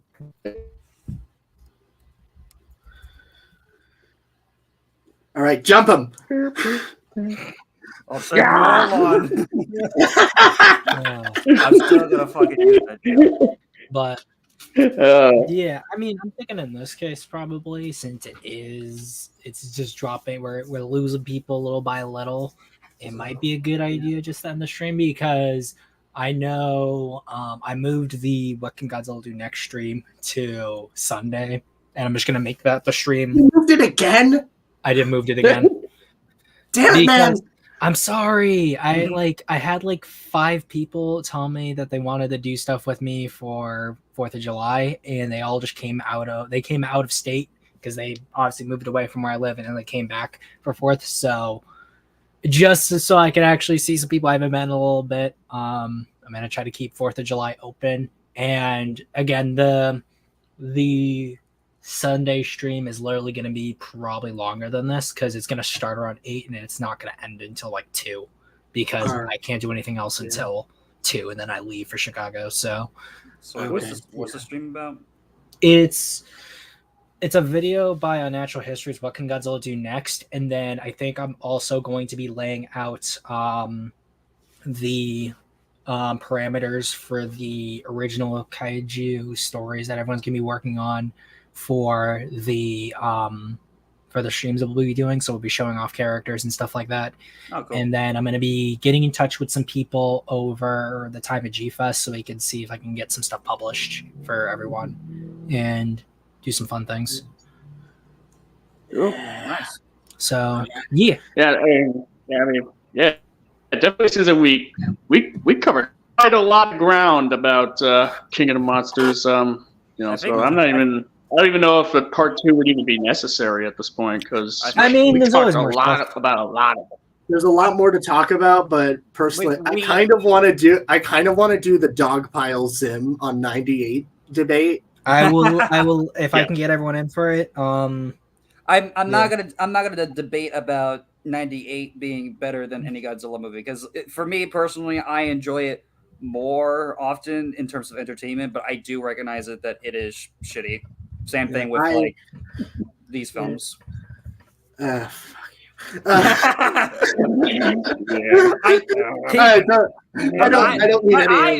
personally still stand by 98 is better than King of the Monsters. Period. I will smack your nuts. Even after everything we've just gone over, I will smack your nuts too, Damon. Damon, swear to God. You are no true Targaryen. No, you are but a long shot. but I have some defenses for 98, and I don't think it's as egregious as Singular Point was. But so my thing, I just found it surprising that someone says that 98 is better than fucking Shin Godzilla. I did not expect that from CN Miss. I'm curious to see what his points are, and I'll probably make that a one-on-one just with him. Cool. But yeah, because I'm interested to see what his points are. I'm definitely really looking forward to seeing what he would have to say about it because it's a hard sell for me to agree that Shin Godzilla would be worse than 98. I don't know. I mean, I can think of movies that are worse than 98, but Shin ain't one of them. I wouldn't say. I could say 98 is more entertaining than Shin Godzilla because I thought Shin Godzilla was fucking boring, but I don't see it as a terrible movie. I recognize its writing strengths and its story and message, but other than that, it's in terms of message, writing, and story and all that, it's better than 98. But in terms of entertainment, 98 is way fucking better. But that's where it ends. Yeah, I agree. I enjoy 98 more. Shin, I flip-flop between whether or not it's better than 98 from like a general standpoint, because the more I think about it, the worse the more the movie falls apart. Yeah. But yeah, I'm interested to see what his points are, especially considering there was another one a while ago, back when Shin was new, comparing Shin to Godzilla 98. I think it was the Gojira 54 video, Gojira 51, Gojira 54. I know D-Man did a video on his, back in the day, D-Man did his video on his Shin versus G14 video, which was, good God, that was awful. Fucking not D-Man's video, the other video. Oh, okay. D-Man's video was pretty good. D-Man's video on it was pretty good. It was the Cinema Sins parody. I will say that Godzilla -1 is the best Godzilla film, but I would get called a tourist for saying that. So no.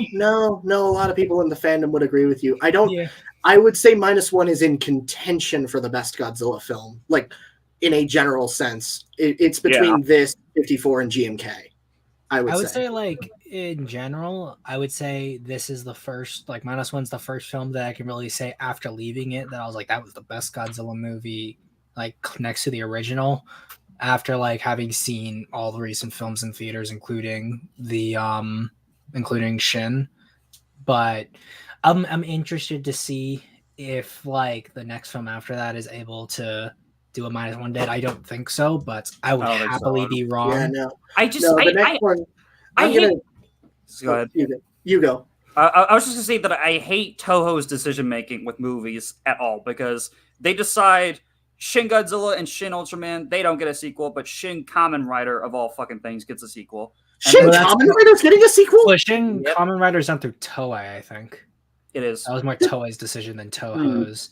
And Subaru. It's really, I guess it's more the sense that like, well, they're all maybe with Shin Ultraman they didn't do a sequel because they didn't what's it called, with Rising, they probably didn't want to have two competing new Ultra properties if Rising was coming out, since Shin was different from the shows.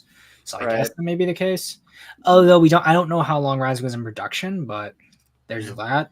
And then as for Shin, honestly, I'm gonna say this: I never thought Shin was ever gonna be able to be like the Godzilla to like last for a while. But I could definitely see -1 getting a sequel and then being the modern Heisei. Even though it's not, I could definitely see them like down the line being after this new one that Yamazaki is brought back, and then he's given more time because he's already talked about wanting to set the movie any number of years after -1 based on production. So it's given the fact that Yamazaki is also on top of the world, I would be very surprised if Toho doesn't say anything. Where with Shin did really well in Japan, but then it didn't do necessarily the best in America. Mm-hmm. No fault of its own, but I just think that -1 like Shin, much wider appeal.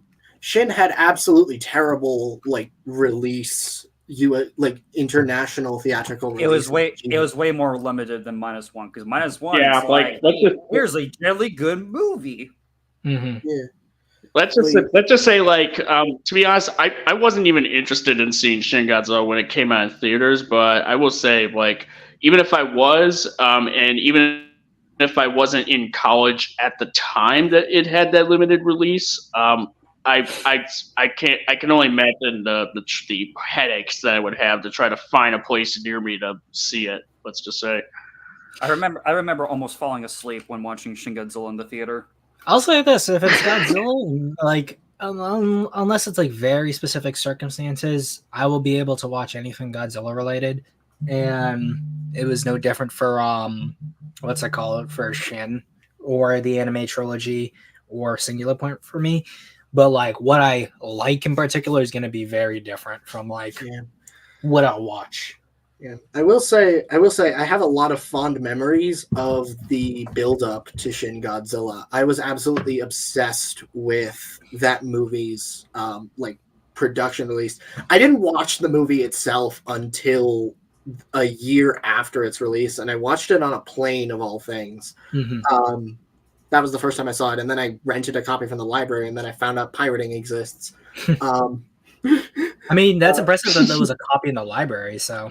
Yeah, it was by fat chance, and it was between that and Colossal. I chose Shin Godzilla, and I wish I chose made the right Colossal. choice. Yeah, I kind of wish I chose Colossal because that one's an infinitely better movie. Hey, I liked it. I mean, like, again, not just Godzilla, even Kaiju, I'll watch it once.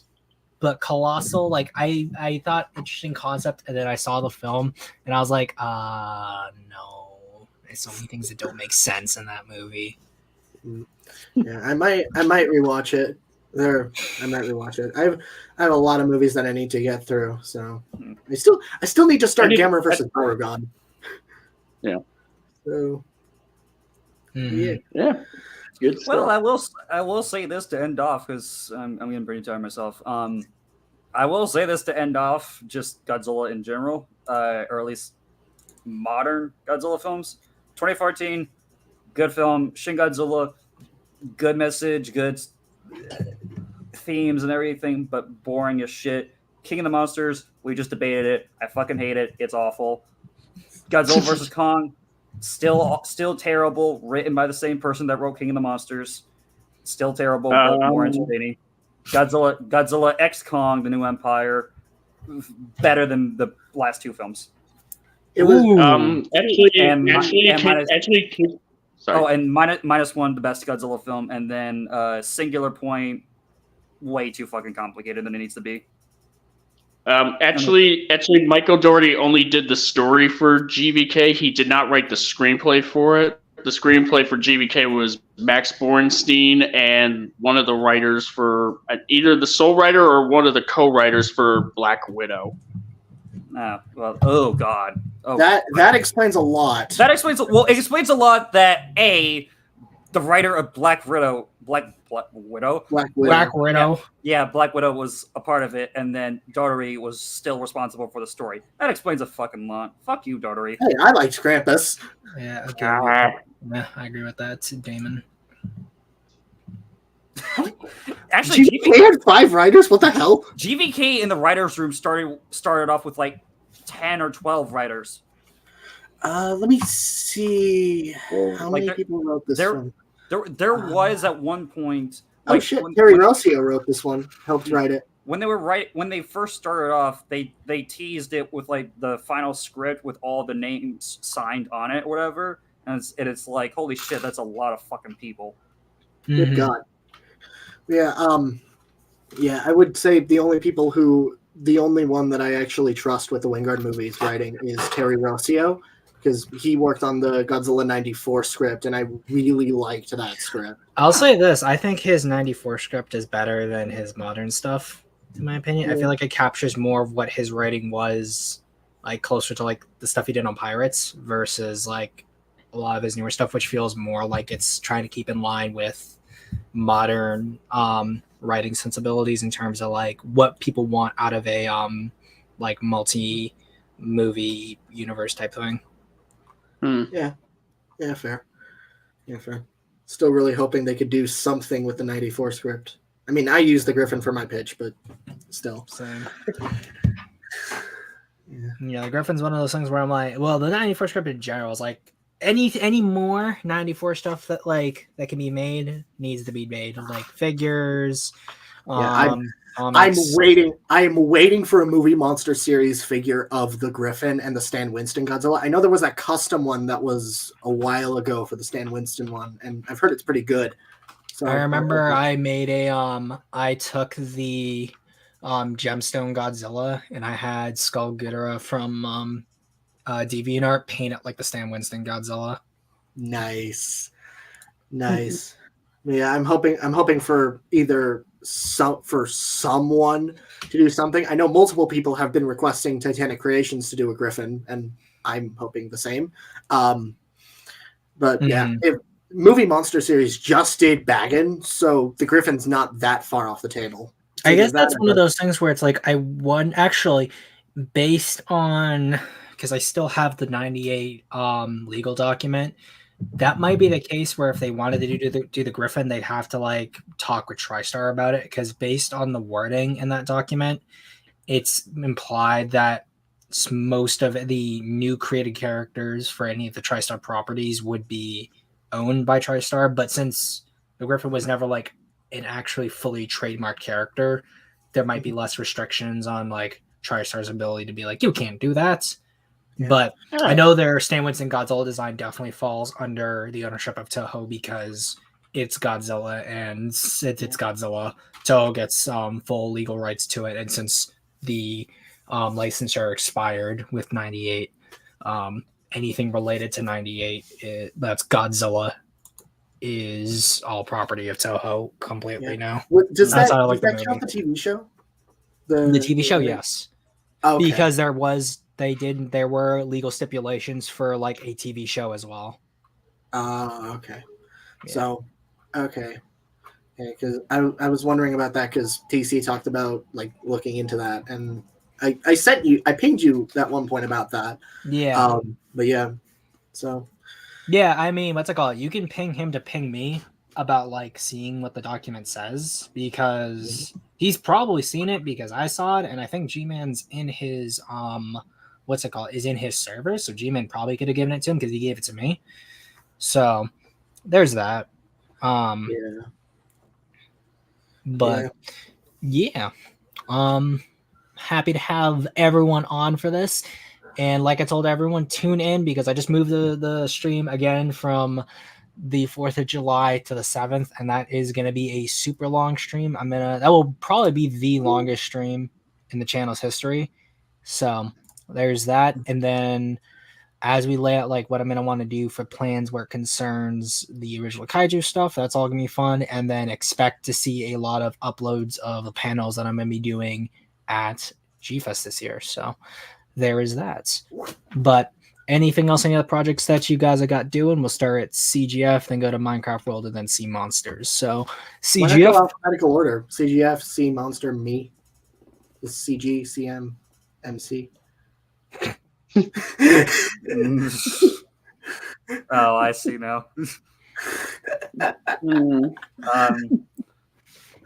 Well, I'll say that I'm, as of my own personal channel, I don't have any Godzilla-related stuff planned, but I am working on the 3rd episode of my own indie animated series, The Bald, episode 3, currently.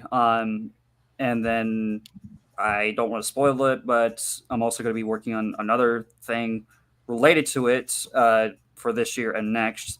And then my recent short film I did, Aftermath, that came out last year, I'm currently developing and working on the sequel for it, which is going to be 20 minutes long. Voice recordings are scheduled, storyboarding is done, so that'll be next year. So just big animation stuff I'm working on currently.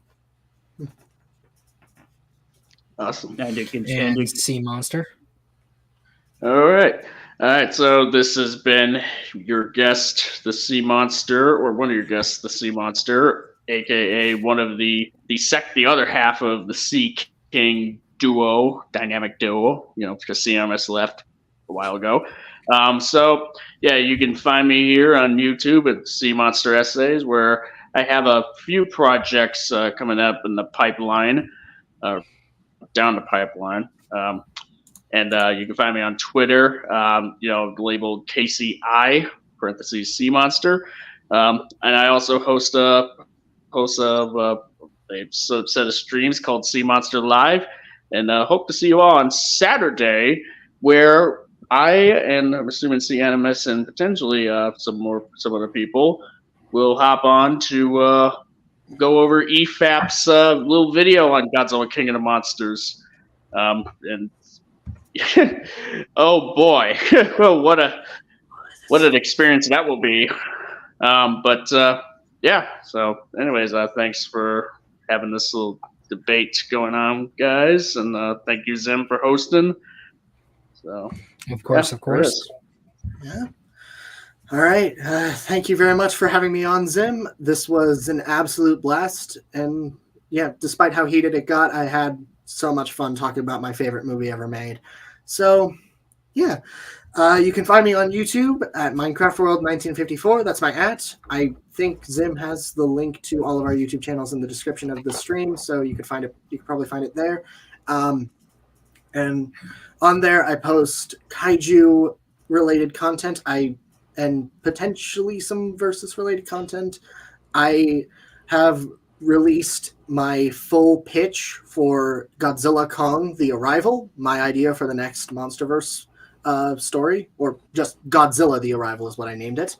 And I have an upcoming video about Project Nemesis and why I think it is one of the best pieces of kaiju media in recent memory. Genuinely, it's amazing.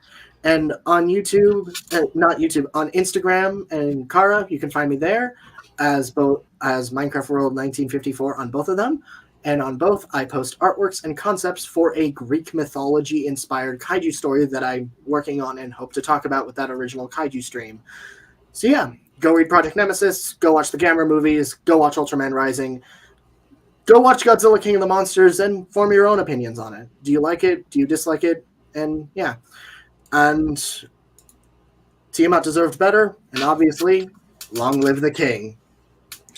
And of course, you can find me at Zimzilla99 essentially everywhere, of course. Just have to add an OG underscore if you're doing it on Twitter, a YT behind it if you're looking to see me on PlayStation, where I play a lot of my games, although that will soon change because my $1,800 PC came in, so that's going to be where a lot of my gaming is going to be taking place. And speaking of gaming, expect not just more streams of me actually doing games. So I will be rebuying Gigabash and Dawn of the Monsters for my Steam account, along with Terra of Humosaurus, so that I'll have a little bit of kaiju games to play along with others. And expect more stuff on Blender, because there's a lot of stuff related to coding down the line in terms of projects I'm going to want to be doing in the future. So stay tuned for those. And while I'm at G-Fest, I will be working on a short story of a certain public domain character from a time before Godzilla. So that's going to be fun. And it just lets me work on a story that is related to kaiju that doesn't really have an overarching story outside of it. It's just gonna be a one and done thing, so it's a little bit liberating in that aspect. And then of course working on other stuff related to my main kaiju series. And I usually do these earlier in the stream, but I'm dropping the Discord link for everyone who isn't a part of it. That's kind of where the community is built. If you want to come on for these, I always drop the links for these in the Discord first, so that viewers of the channel can be a part of that and enjoy and be part of the fun experience. And if you want to help with the channel, support by being a patron or a YouTube member. Those help a lot. But as always, thank you for coming with us. And remember, degenerates like you belong on a cross.